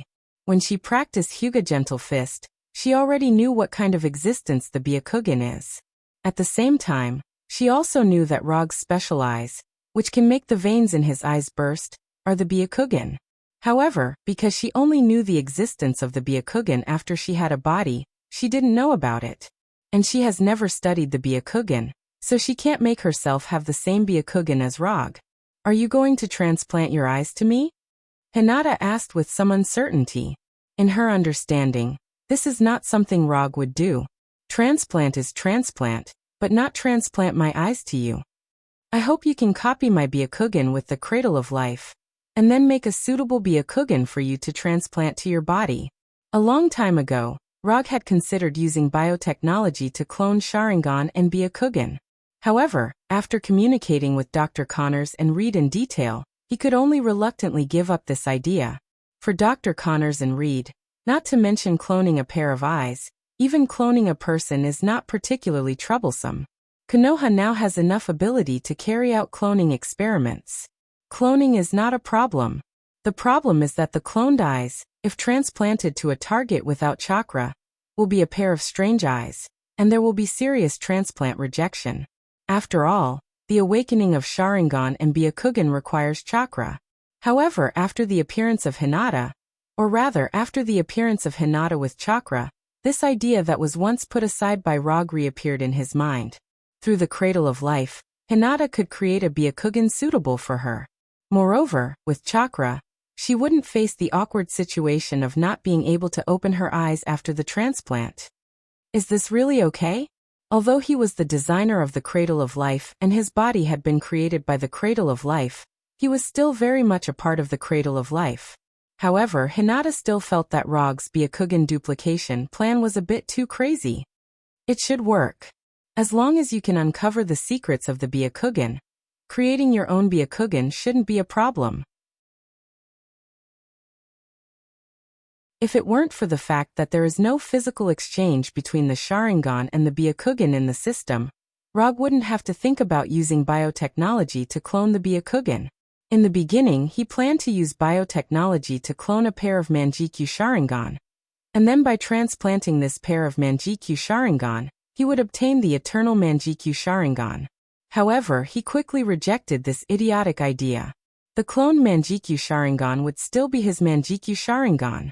Even if he transplanted it, it would be impossible for him to evolve the eternal Manjikyu Sharingan. If he wants to open the eternal Manjikyu Sharingan by transplanting the Manjikyu Sharingan, he must cultivate a new pair of Manjikyu Sharingan, and it must be different from his current Manjikyu Sharingan. Then, it is possible for him to evolve the eternal Manjikyu Sharingan by transplanting his own Manjikyu Sharingan. Not to mention whether this method will work or not. The complexity of the plan alone is enough to make him give up this plan.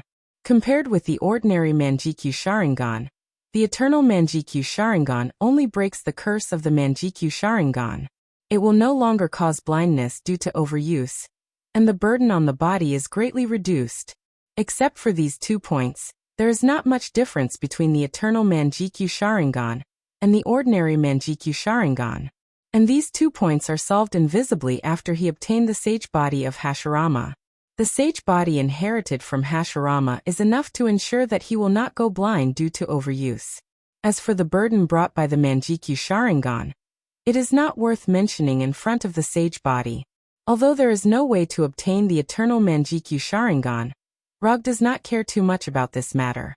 After all, compared with the eternal Manjikyu Sharingan, the Rinnegan is more fragrant. If Hinata can really use the cradle of life to create her own Byakugan, Rog does not mind letting her clone a few pairs of his Manjikyu Sharingan. Although the Sharingan with the same Manjikyu Sharingan will not allow him to evolve the eternal Manjikyu Sharingan, it is not a problem to use them as consumables. For example, Izanami and Izanagi will make the Sharingan blind forever. In this regard, Konoha's Wok King Danzo gave a good use method. Of course, Danzo's method is a bit disgusting, but it is undeniable that it is a good tactic. Well, when do we start? Hinata was not dissatisfied with Rog's arrangement. As long as it is Rog's arrangement, no matter what it is, she will unconditionally choose to accept it. Hinata knows that she is just a substitute, in Rog's mind, but she does not mind this. Even if she is a substitute, she wants to be the one and only one. Let's do it today. Anyway, there is nothing urgent recently. Apart from looking for Igo's clone, there is nothing particularly urgent in Konoha for the time being, just some daily work. These daily work, whether he is in Konoha or not, will not have any impact. Then I will let number 2 arrange the transmission channel now. Hinata continued. No, just leave it to me. As soon as his voice fell, Rog took out the hanging ring and began to cast the portal magic. The further improvement of the sage physique has brought more than just the increase of chakra. The enhancement of his physique has also silently enhanced his spellcasting ability. Whether it is the control of mana or casting skills, he has improved a lot. As Rog's right hand drew a circle in the air, a portal shining with golden sparks appeared in front of them. In the past, he couldn't directly open the portal connecting to Tatooine. But now, as long as he wants to, he can do it. Not only Tatooine, but even Schwanku and Xander can do it.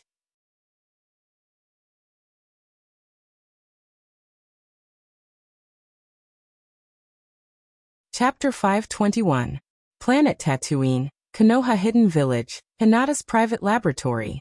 After doing a detailed examination of Rog's eyes, and extracting some biological samples from them, Hinata began her research on the Byakugan. As for Rog, who can only be used as a tool for the time being, he returned to his office in Konoha Hidden Village, took out the magic book he got from Dr. Doom, and studied the magic information about the human body refining.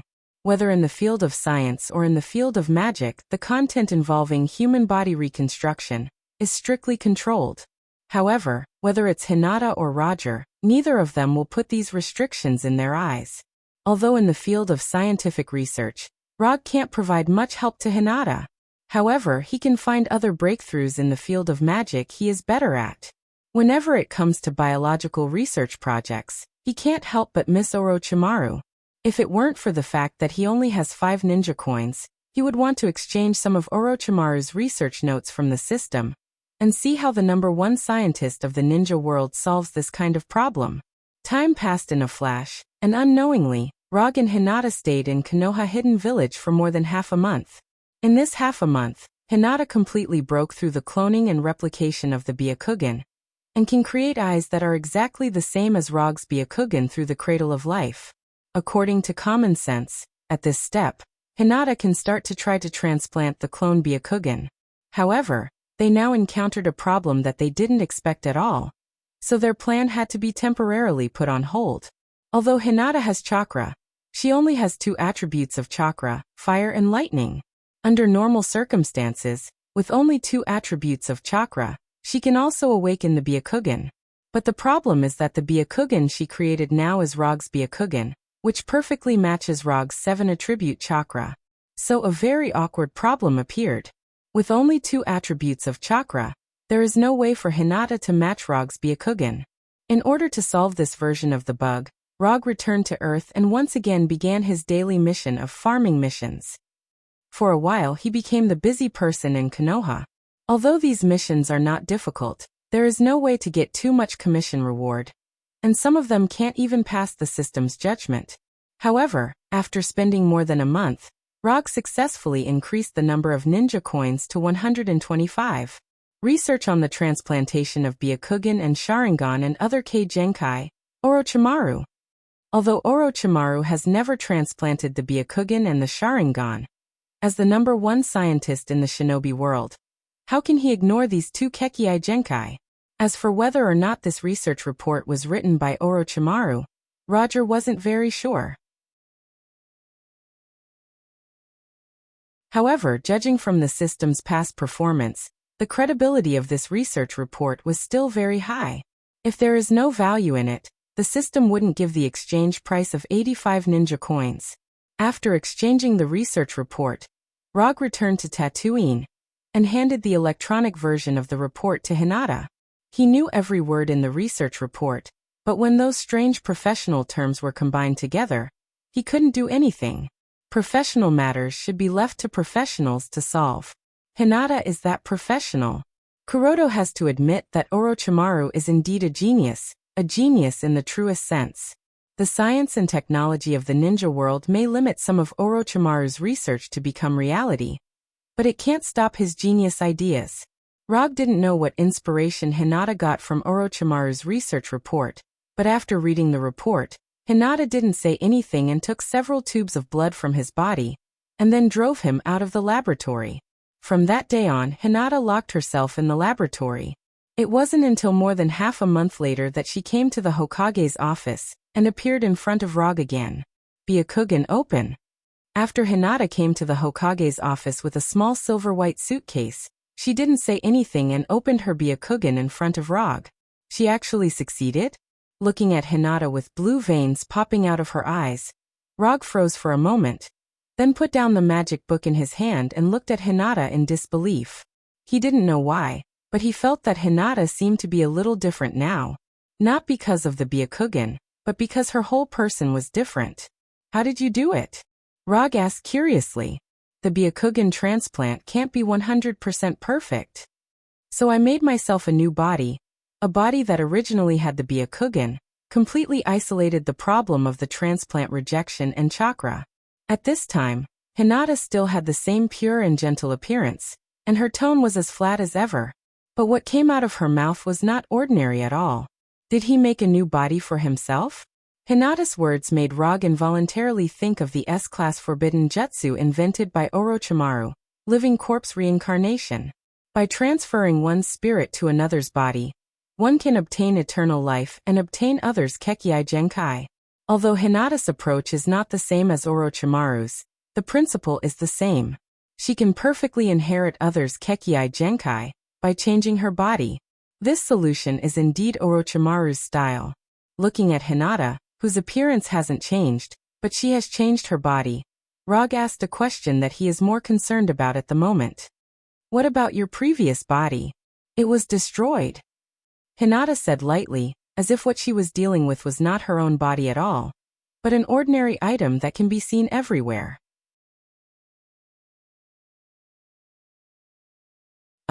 Don't tell anyone that you have changed your body again, and don't tell anyone that you can change your body at any time. Except for you and me, I don't want a third person to know about this. After a few seconds of silence, Rog solemnly said to Hinata.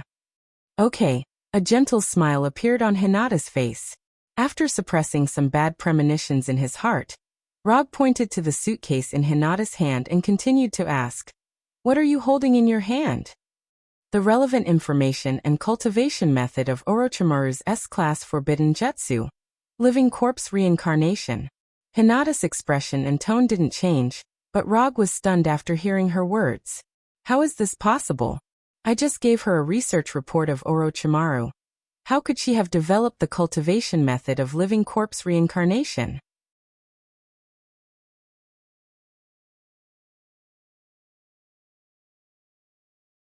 Chapter 522. Since Hinata had a real body and chakra, Rog found that he couldn't understand her anymore.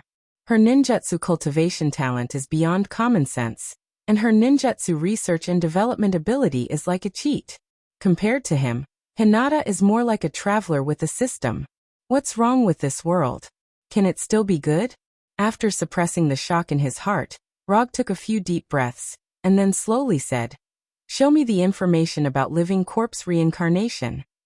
After hearing Rog's words, Hinata didn't hesitate and handed him the suitcase containing the information about living corpse reincarnation. Opening the suitcase, Rog took out the neatly arranged information inside and browsed it carefully. Although he has never practiced living corpse reincarnation, and he didn't even understand this S-class forbidden technique in detail on the system's exchange page. However, with his previous memory and his understanding of ninjutsu, he quickly judged the feasibility of the information. Living corpse reincarnation is one of the ultimate ninjutsu developed by Orochimaru himself. After years of human experiments, Orochimaru developed this dark forbidden technique that represents eternal life. By transferring one's spirit to another person's body, one can get rid of the shackles brought about by one's lifespan and achieve immortality in another sense. Although this is a very cruel dark forbidden technique, Kuroto has to admit that living corpse reincarnation is a genius work, an ultimate ninjutsu that can be said to break the laws of nature. The more he browsed the cultivation information of living corpse reincarnation, the more shocked Rog was by Hinata's ninjutsu research and development ability. Just based on a few words mentioned in the report of Orochimaru's Sharingan and Byakugan transplant, Hinata deduced the key technology of living corpse reincarnation, and successfully transferred her spirit to a new body. And unlike the original living corpse reincarnation developed by Orochimaru, the living corpse reincarnation developed by Hinata perfectly solves the problem of weakness before and after reincarnation, as well as the problem of rejection between the spirit and the reincarnation vessel. Although both are reincarnated into a new vessel, Orochimaru's method is to reincarnate into another person's body, while Hinata's method is to reincarnate into a new body created by herself. Because the new body is also created by herself, Hinata can achieve perfect reincarnation that even Orochimaru can't do. Amazing, truly amazing. Rog can be regarded as a well-informed ninja, but after reading the information given by Hinata, he had to admit that compared to Hinata, his ability to develop ninjutsu is nothing. After confirming this, the way he looked at Hinata became a bit strange. I've struck gold. I've struck gold this time. Rog originally just wanted to satisfy Hinata's desire to have a body, but he didn't expect that Hinata, who has a body and chakra, would have such amazing talent in ninjutsu. At this moment, Hinata was no longer a personal assistant in his eyes, nor a substitute for someone, but a treasure that symbolizes all the mysteries of ninjutsu. It's a pity that you only have fire and lightning chakra, otherwise, before Rog finished speaking, Hinata raised her right hand and summoned a light blue chakra. No, I have fire and lightning chakra in my previous body. Now I have all the attributes of chakra, just like you. Looking at the chakra burning like a flame in Hinata's right hand, Rog reacted. No wonder she deliberately took several tubes of blood from my body before. It turned out that she considered this problem early. I don't want to be a transmigrator. I don't deserve it. Not only was his ability to develop ninjutsu completely crushed, but now even the advantage of chakra given by the system is gone. In addition to the Kekkei Genkai ninjutsu, I will give you all the ninjutsu cultivation methods later. First, you should understand the characteristics of the 3 types of chakra. After you master these, I will give you a prototype of ninjutsu that is still in the conceptual stage. You can see if you can develop all these ninjutsu. Although he said this, in fact the so-called prototype of ninjutsu that is still in the conceptual stage in Rog's mouth is the ninjutsu that he hasn't exchanged from the system yet. With a master of ninjutsu like Hinata, he doesn't need to waste ninjutsu at all. Okay, for Rog's arrangement, Hinata didn't have any dissatisfaction. Instead, she showed a happy expression. In the eyes of others, Rog was squeezing Hinata, but Hinata herself didn't think so. In her view, this was Rog's way of showing that he needed her. Rog's original plan was to wait for Hinata to get the Byakugan, then return to Earth and begin to prepare for his tree planting trip. However, after knowing that Hinata has a cheat-like ability to develop ninjutsu, the tree planting plan was directly postponed by him. Planting the sacred tree is a long-term task, and it doesn't have much impact whether it starts earlier or later. Time flies, and in a blink of an eye, more than half a year passed. In this half a year, Rog's ninjutsu library was filled at an amazing speed. In addition to practicing the ninjutsu developed by Hinata, he didn't forget to continue to improve his sage body, and from time to time, he would return to Earth to do some commissions to accumulate some ninjutsu. If no one disturbed him, he wouldn't mind continuing to live on Tatooine with Hinata, making himself a ninjutsu professor, like the 3rd Hokage Sarutobi, proficient in all ninjutsu in Konoha. However, the happy days were short-lived. When the Konoha hidden village had just ushered in the first light of a new day, the voice of NR 3 suddenly sounded in Rog's bedroom. Hokage-sama, NR 2 just sent a message. The alien plant you are looking for has been found. Unlike the previous voice, NR 3 is not using Hinata's voice now, but an electronically synthesized female voice. After Hinata had a real body, the voice of NR 2 and NR 3 were modified by Hinata into a mechanically synthesized voice similar to Friday. Got it, prepare breakfast for me, I'll go back later. As Rog's voice sounded, the lights in the bedroom slowly lit up, and the huge floor-to-ceiling window also returned from the smart screen state to the transparent state, allowing the morning light to shine into the bedroom. Do you want to go back together? Or do you want to stay here? Rog rubbed his eyes that haven't fully opened, and said to Hinata, who was next to him with her smooth shoulders exposed from the quilt. Let's go back together, I haven't been back for a long time. After saying that, Hinata tried to get up from the bed, but as soon as she got up, her brows wrinkled involuntarily. You're pressing my hair again.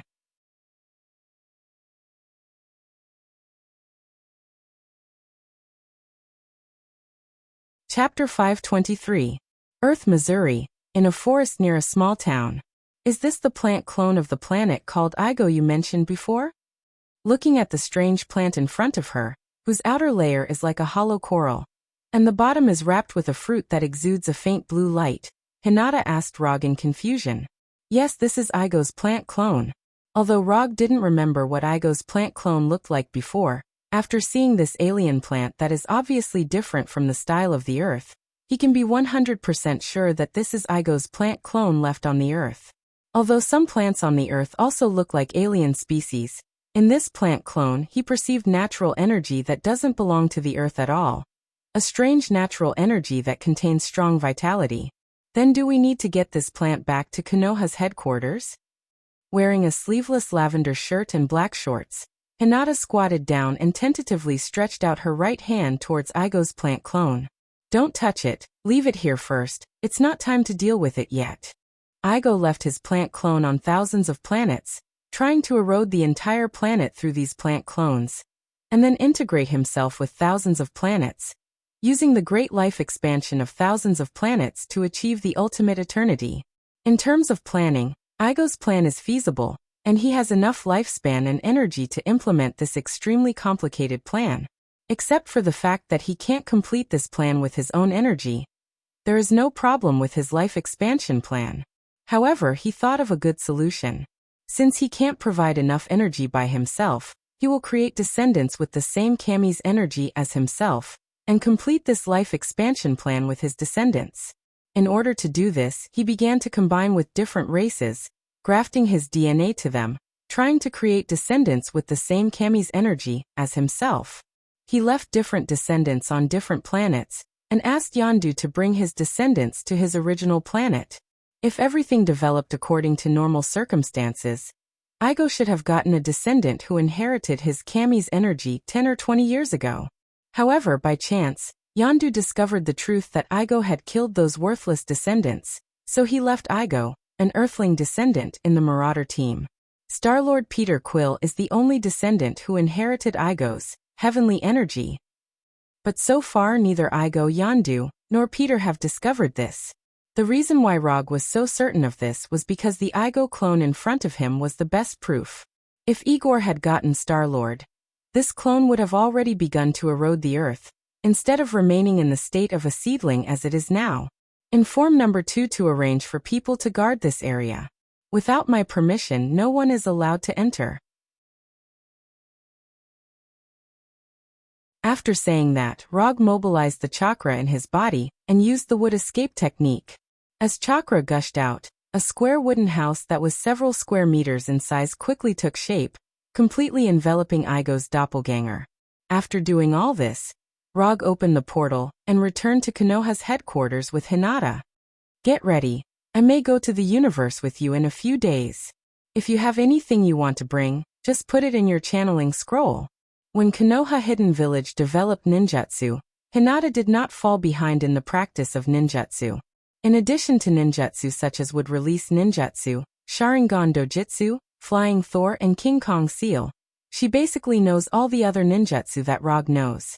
Summoning technique is one of them. The only difference is that the summon scroll used by Hinata was not exchanged from the system, but she wrote it herself according to the summoning technique. Okay, no problem. After hearing that there were only 2 people acting together with Rog, Hinata's face showed a gentle smile like the warm sun in winter. The reason why she wanted to have her own body was to be able to perform missions with Rog, instead of watching Rog team up with others and leave Konoha. After instructing Hinata, Rog did not hesitate and opened the portal again. A few seconds later, he arrived at Asgard's Golden Palace. To be precise, it was Thor's meeting hall.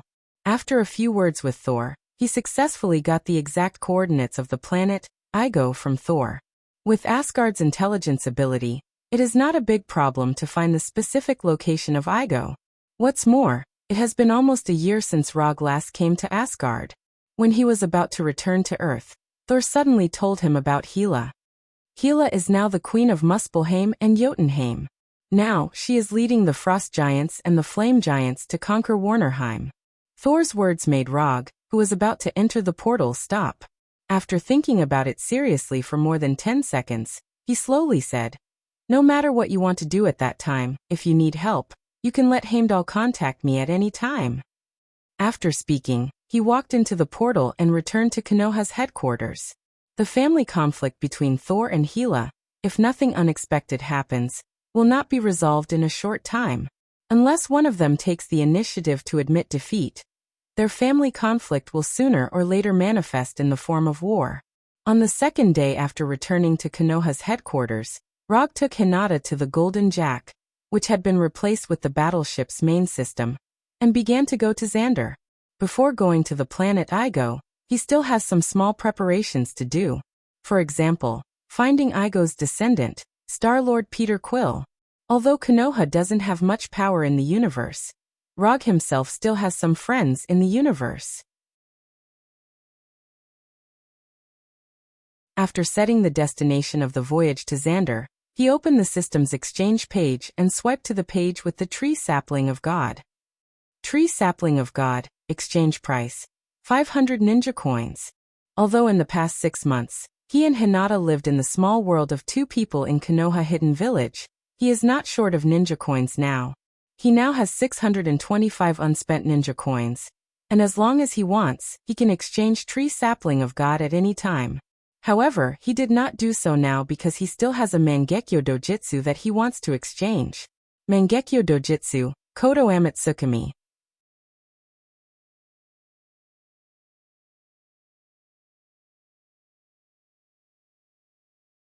Chapter 524.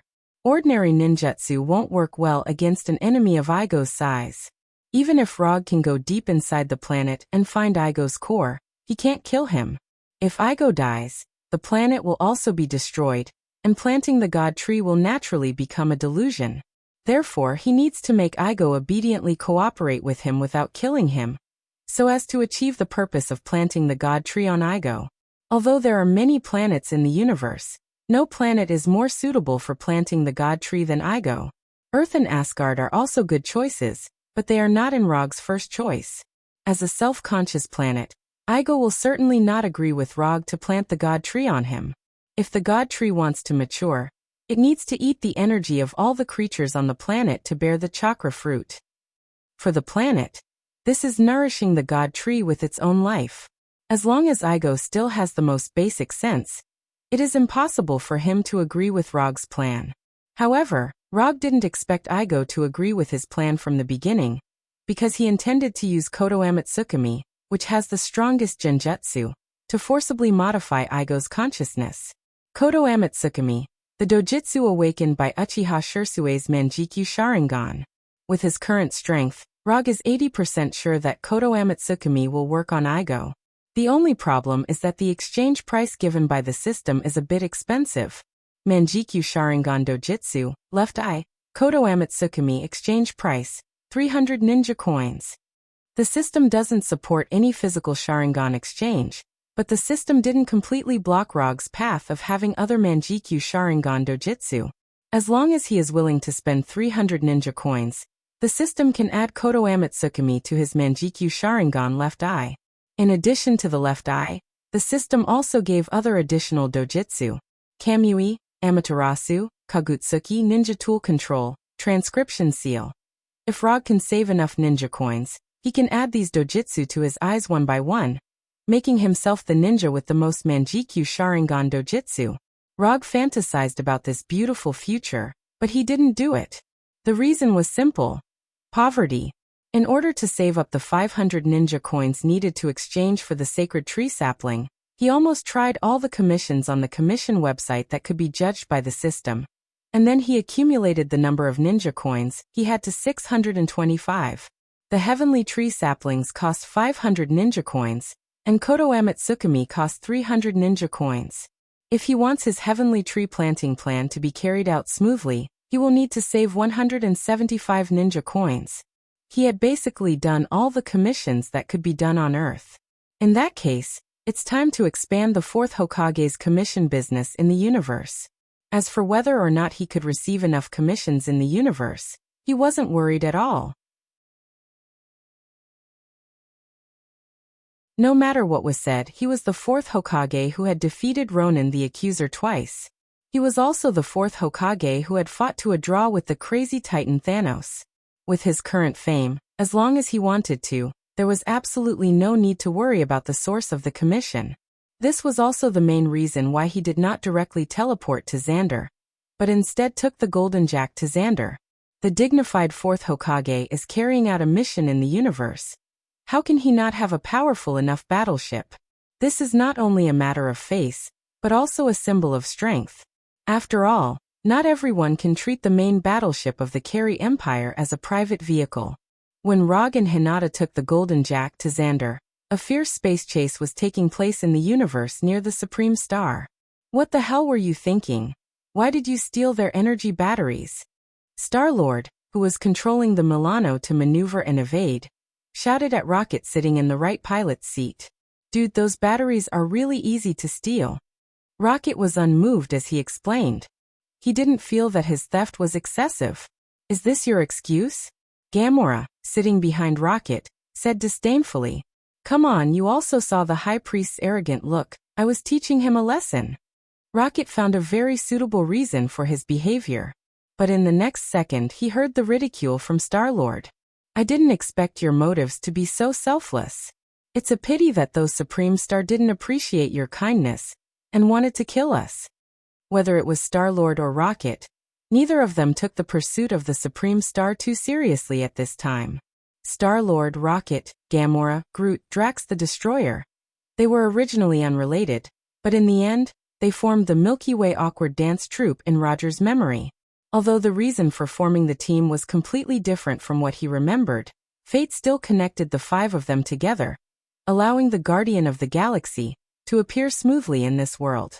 At this time, Rog did not know that Star-Lord and others had formed the Guardian of the Galaxy, let alone that they were now being chased by the Supreme Star's unmanned fleet. Now he is enjoying a Chinese lunch carefully made by Hinata. Although Hinata's current dress is very Japanese, Rog did not ask her to make traditional Japanese food, but asked her to make Chinese food that is more in line with her own taste. Even if it's cosplay, there is no need to imitate all aspects of life. In the area of food he is still quite picky. As a young man who grew up in a foodie country, he has no interest in Japanese cuisine such as sushi and ramen. This is not a matter of contempt, it's just pure disinterest. After enjoying the Chinese lunch carefully prepared by Hinata, Rog tested Hinata's ninjutsu and taijutsu's actual combat ability in the practice room on the battleship. The results of the test were very satisfactory. Except for the fact that the amount of chakra is not particularly large, Hinata can be regarded as having no shortcomings. Ninjutsu, genjutsu, taijutsu, all of them. Her hand seals are even faster than him. If it weren't for the existence of Sage Body, Sharingan, Mokuton, and other cheats, Rog wouldn't dare to say that he could win against Hinata under the same conditions. Through this exchange, he once again came to a conclusion that made him feel helpless. Compared to him, Hinata was more like a transmigrator with a cheat code. Although in this ninja battle, there is no way for him to win against Hinata. However, on another battlefield, he was an undeniably invincible existence. Don't ask so many reasons, just ask that Sage Body is awesome. In this leisurely time, the Golden Jack spent 3 days that were completely out of line with its performance before it finally arrived near Xander through an interstellar jump.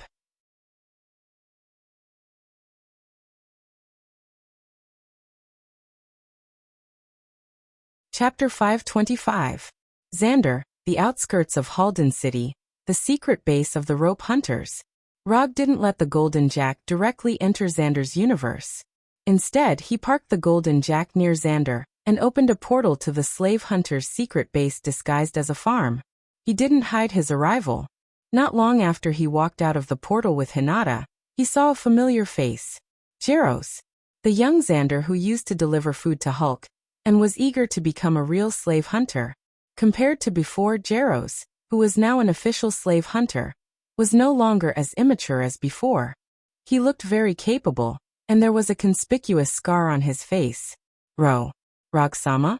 Although the last time he saw Rog was almost 2 years ago, but Jaros still recognized Rog at a glance, and a look of shock appeared on his face. Inform your deputy leader Noah to return to Xander immediately. Tell him that I want to see him. Looking at Jaros, who had a completely different image, Rog said calmly, Okay, I'll inform the leader right away. Jaros replied with the same respectful tone that he used to speak to Noah. Although he didn't know why Rog suddenly came to Xander, there was one thing he knew very well, that is Rog was very strong, very strong. Since Noah returned to the slave hunters and personally told them about Rog's invincible battle with Ronan on Soccer, the slave hunters knew that Rog was an existence they absolutely couldn't afford to provoke. In addition, the slave hunters knew that their current leader, Noah, had a 3-year agreement with Rog. A year ago, after the previous leader of the slave hunters unfortunately died, Noah was able to become the leader among several deputy leaders. This had a lot to do with Rog. Although Noah looked like a burly man, he had a lot of thoughts in his mind. By taking advantage of the situation, he easily won the competition for the position of leader of the rope trappers. Without any effort, he became the current leader of the rope trappers. Prepare a comfortable hovercar and a communicator for me. I'm going to Halden City. Although he came to the secret base of the rope hunters, Rog didn't intend to live in the base. From his point of view, Halden City didn't have anything particularly worth visiting. But the problem is that he didn't come here alone. This was Hinata's first trip to another planet in the truest sense. In order to give Hinata good memories, he didn't mind accompanying her to Halden City and let her experience the local customs of Xander. Accompanying a woman to go shopping was a painful thing for many men. However, if one had enough time and money, it was a very pleasant thing to go shopping with the woman one liked. If Rog remembered correctly, his new star card still has more than 400 million new star coins, enough for him and Hinata to squander in Halden City. Riding the exclusive hovercar of the slave hunters, Rog and Hinata began to go to Halden City dozens of kilometers away. While Rog and Hinata were heading to Halden City, Noah, somewhere in space, received a message from Jaros. Why is he here? It's only been 2 years, and it's not the agreed deadline yet. Although he was already the leader of the rope hunters, Noah still didn't dare to have any thoughts of violating the agreement. Thinking of the last scene of his meeting with Rog, he unconsciously touched his neck. Until now, Noah didn't know the use of the flying Thor technique left on his neck by Rog. However, he didn't intend to use his life to verify this point. Give up the capture mission and return to Xander immediately. Noah, sitting in the commander's seat, issued the latest order. Giving up the capture mission temporarily is not common in the history of the slave hunters. However, since the person who issued this order was Noah, the other members of the slave hunters certainly didn't have any objections. It didn't take long for the slave hunters' battleship to set the latest destination and headed towards the nearest interstellar jump point, the famous Red Light District planet, a camp on Contrasia. It seems that we came to the wrong place at this time. A middle-aged man who looked completely different from an earthling said to a blue-skinned predator with red metal fins on his head. This blue-skinned predator was none other than Yondu. After speaking, the man didn't wait for Yondu's answer and turned around with his subordinates. Sir. As soon as the man turned around, the waitress in the camp hurriedly chased after him, trying to make him stay. There are 100 factions in the Predators, and you lost the remaining 99 in order to serve one of them. The man didn't pay any attention to the waitress urging him to stay and walked out without slowing down. Please sir, don't go. The waitress grabbed the man and said quickly. Don't touch me. The macho man pushed away the waitress's hand on his chest with dissatisfaction. Please. The waitress who was pushed away continued to plead. Looking at the man walking further and further away, Yondu smashed the wine bottle in his hand and roared loudly. Staka, go to hell. I don't care what you think of me. Then why are you following us? After hearing Yondu's roar, Staka replied angrily and turned to walk towards Yondu. Because you have to listen to me. Yondu also walked quickly towards the man. I don't need to listen to anything. You betrayed your principles. Predators don't buy or sell children. Although Staka tried to control his anger, he showed an amazing oppressive force, as if he was a terrifying beast on the verge of going berserk. I told you. I don't know what's going on. Staka's momentum was amazing, but Yondu didn't fall behind at all and said loudly. You don't know because you don't want to know, because you're relying on this to get rich, Staka replied mockingly. Yondu tugged at his shirt, revealing the Marauder logo on his clothes. I demand a place. I'll wear the flame symbol like you. Although you're wearing the same clothes as us, don't expect to hear the freedom horn after you die. Augur's brilliance will never shine at your funeral. If you think that exiling you will make me happy, then you're wrong. You've hurt all of our hearts. Staka grabbed Yondu's clothes and said in a calm tone that was completely different from before. After that, Staka ignored Yondu, who had obviously fallen into depression, and left the camp with his subordinates without looking back.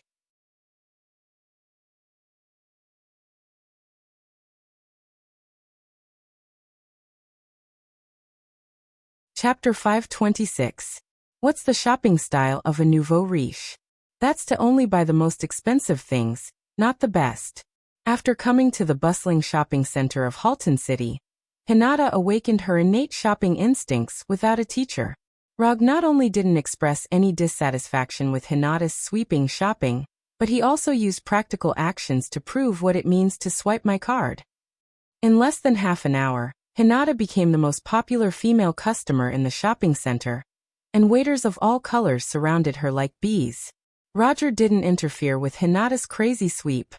He just quietly finished the work and swiped his card.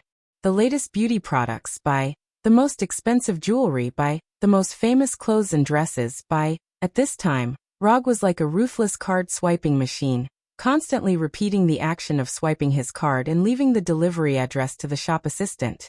At first, he didn't pay too much attention to what Hinata bought. But when Hinata's shopping talent was completely awakened, he noticed that something was wrong. Sexy underwear. This is not in line with the style of Earth. But I like it.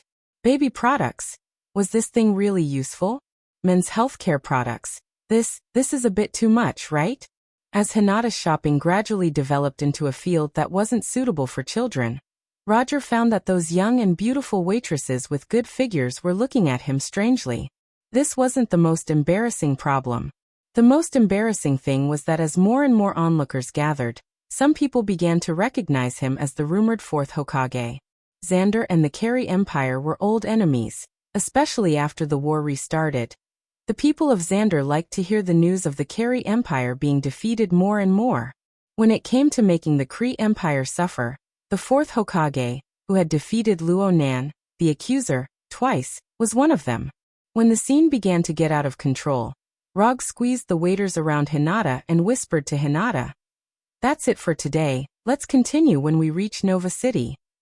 After saying that, Rog pulled Hinata's right hand, used chakra to isolate the nearby waiters, and used quantum transmission to return to the hotel suite they booked before. Just like the idea of only buying the most expensive shopping, the hotel they are now staying in is also the most expensive hotel in Halton City, the Holy Light Hotel.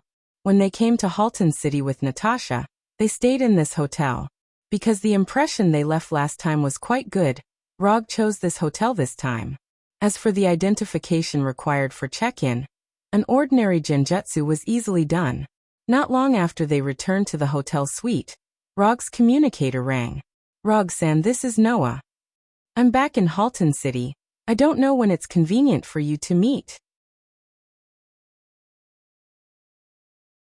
Although Noah tried his best to make his tone sound calm and gentle, his rough voice was indeed not suitable for this kind of thing.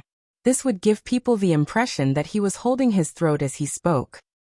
"I'll wait for you at the Holy Light Hotel's lounge." After saying that, Rog hung up the communicator and looked at Hinata next to him. "The things you bought will be delivered later. You can experience the feeling of opening a package. I'm going to the hotel's lounge to talk about something, and I'll come back after that." After pinching Hinata's cheeks, Rog left the room with the communicator and went to the hotel's lounge. After coming to the lounge, he found a quiet place by the window, ordered a bottle of the most expensive liquor, and patiently waited for Noah's arrival. As a vigorous warrior, Noah didn't let Rog wait for too long. In less than 10 minutes, Noah, who was wearing a black combat suit, arrived in front of him. "Rog-san," Noah said softly in a respectful tone and bowed slightly to Rog. "Sit." Looking at Noah, who didn't change much, Rog pointed to the opposite seat and said, "Thank you." After saying that, Noah adjusted his combat suit and sat down with his upper body straightened. How is the search for the giant statue clan? After taking a sip of the liquor in the crystal glass, Rog asked in a relaxed tone. I haven't found any other targets besides Groot. Noah doesn't know if it's his illusion, but he always felt that the current Rog is very different from before. If the previous Rog was a majestic mountain towering into the clouds, then the current Rog is a vast ocean that stretches as far as the eye can see. Although the pressure shown is not as amazing as before, it gives people a more unfathomable feeling. If not, then forget it. Rog wasn't surprised by Noah's answer. The Treant Groot was most likely the last member of the Flower God Colossus clan. Regarding this, he has been mentally prepared for a long time. Otherwise, the collector Talia Divan, who is famous for his hobby of collecting, would not have proposed to collect Groot's body. I'm really sorry that I couldn't fulfill your request. Noah didn't expect that Rog would directly give up the plan to capture the giant statue clan. This development was a bit beyond his expectations. Before he returned to Xander, he had been thinking about how to explain to Rog why they hadn't captured any Flower God Colossus clansmen yet. Everything can't be too forced. Since I can't find them, it means that I have no fate with the giant statue clan for the time being, Rog explained casually, and then continued. Although you don't have to look for the giant statue clan for the time being, I hope you can help me find 2 people. After hearing Rog's words, Noah swallowed his saliva unconsciously and asked slowly, which 2 people? Predator Yondu Udonta and Star-Lord Peter Quill. Predator? Star-Lord. Noah thought that Rog wanted him to look for some weird people again, but he didn't expect that he was looking for predators. As a slave catcher wandering in the gray area, Noah is no stranger to predators, and he even knows them very well. After all, just like the slave catchers, the raiders were members of the gray area. He is no stranger to predators, but he has no impression of Star-Lord Peter Quill. Since he has never heard of him, he can basically rule out that he is a powerful existence. If this Star-Lord is not easy to find, you can inquire about Thanos' adopted daughter Gamora. Maybe find out if there is a bounty hunter team called Guardian of the Galaxy. Rog saw the puzzlement on Noah's face and provided him with an additional idea.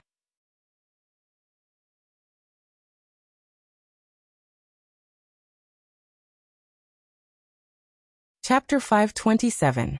Thanos' adopted daughter, Gamora? After hearing Rog's hint, Noah was taken aback. He is no stranger to Gamora. In the arena of soccer, he had seen this top assassin known as the most dangerous woman in the universe.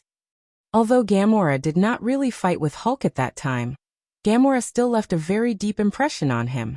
After all, to some extent, Thanos led the army to attack Soccer in order to rescue Gamora from Gao Tianzuan's hands. It's just that he couldn't understand how Gamora got involved with the so-called Star-Lord. Although his mind was full of questions, he still quickly gave a reply. Okay, I'll arrange for someone to look for Predator Yondu and Star-Lord right away. After handing over the task of finding Yondu and Star-Lord to Noah, Rog returned to the hotel suite. Then he saw Hinata trying on sexy underwear in the bedroom. At noon the next day, after tasting a luxurious Xander lunch with Hinata, Rog left Halden City with Hinata and opened the portal to Xander's capital, New Star City. Of course, the luxury floating vehicle that belonged to the slaver leader was also taken away by him. Before leaving Halden City, Rog specifically informed Noah and asked Noah to go to New Star City to find him after he had news. Compared with the cities on Earth, Halden City is already a futuristic city that only appears in science fiction imagination. But compared with the capital, New Star City, Halden City looks a bit ordinary. After arriving at New Star City, Rog did not immediately accompany Hinata to go shopping, but contacted Military Council Speaker Morgan Gardner, whose right hand had been cut off by him. Although Morgan Gardner's strength is not very good, he is only at the level of an ordinary centurion in the New Star Corps. But his identity and power can allow Rog to better carry out his own commission business. Although some bloody things happened when the two of them first met, this will not affect their next cooperation in the slightest. In the face of common interests, there are no eternal enemies. After using the communicator provided by the slave hunters to dial Morgan Gardner's private number, Rog told him about his plan to start a commission business on Xander. After thinking for only 10 seconds, Morgan Gardner agreed to Rog's request to use his channels to carry out the commission. After reaching a preliminary cooperation agreement, Rog soon began his journey of farming ninja coins on Xander. Assassinate the frontline commander of the Kree Empire. Escort the important resources of the New Star Army. Recapture the key areas occupied by the Kree Empire. Because the war was at a stalemate, most of the commissions Rog received were related to the war. Of course, there were also assassination commissions to help Morgan Gardner deal with his political enemies. As a qualified politician, Morgan Gardner didn't let go of the opportunity to borrow Rog's reputation and wantonly publicized that he had reached a friendly and solid cooperative relationship with the fourth Hokage. Rog didn't take Morgan Gardner's little tricks to heart. Although this will make him look a bit like a mercenary, but for the sake of the constant income of ninja coins, he tolerated Morgan Gardner's little tricks. It has to be said that the commission rate of the new map is relatively high. In only a week, Rog successfully pulled 205 ninja coins from Morgan Gardner, making the number of ninja coins in his possession reach 830. After getting enough ninja coins, Rog temporarily suspended the cooperation with Morgan Gardner and focused on the Sacred Tree Planting Plan. Bright Starry Sky Hotel Supreme Suite. While Hinata was taking a bath, Rog, who was lying on the bed, opened the system's exchange page and found the exchange icon symbolizing the left eye, Kodo Amatsukami. Mangekyo Dojutsu left eye, Kodo Amatsukami, exchange price, 300 ninja coins. Without any hesitation, Rog directly chose to exchange. When the golden icon on the exchange page disappeared, a unique Mangekyo eye power strangely appeared in his left eye. With the appearance of this eye power, the Mangekyo Sharingan in his left eye was forcibly opened, and the triangular arc dart pattern of the Mangekyo quickly rotated. In a few seconds, the Mangekyo pattern in his left eye changed from the triangular arc dart pattern to the sharper four-cornered dart pattern. Mangekyo Dojutsu Kodo Amatsukami. When the four-cornered dart pattern in his left eye stopped selecting, the relevant information of Kodo Amatsukami appeared in his mind. Unknowingly, it can manipulate others at will and permanently change their minds. Like Tsukuyami, Kodo Amatsukami is an ultimate illusion derived from the hypnotic ability of the Sharingan to the extreme. However, Tsukuyami and Kodo Amatsukami chose different evolution directions and presentation methods. Tsukuyami is to inflict the greatest mental damage to the enemy in a short period of time, and completely defeat the enemy by destroying their mental state. Although Kodo Amatsukami looked relatively gentle, in fact, Kodo Amatsukami was as difficult to resist as Tsukuyami. The tricky part about Tsukuyami was that when the enemy sensed Tsukuyami, they would already be deep in Tsukuyami's world. And the tricky part about Kodo Amatsukami was that the enemy couldn't sense that they had been hit by Kodo Amatsukami. The thoughts injected by Kodo Amatsukami would silently produce effects in the most secretive manner, making the enemy mistakenly believe that it was his true thoughts and continue to carry them out without any hesitation. After browsing through the information that appeared in his mind in detail, Rog deactivated the Mangekyo Sharingan that had automatically activated.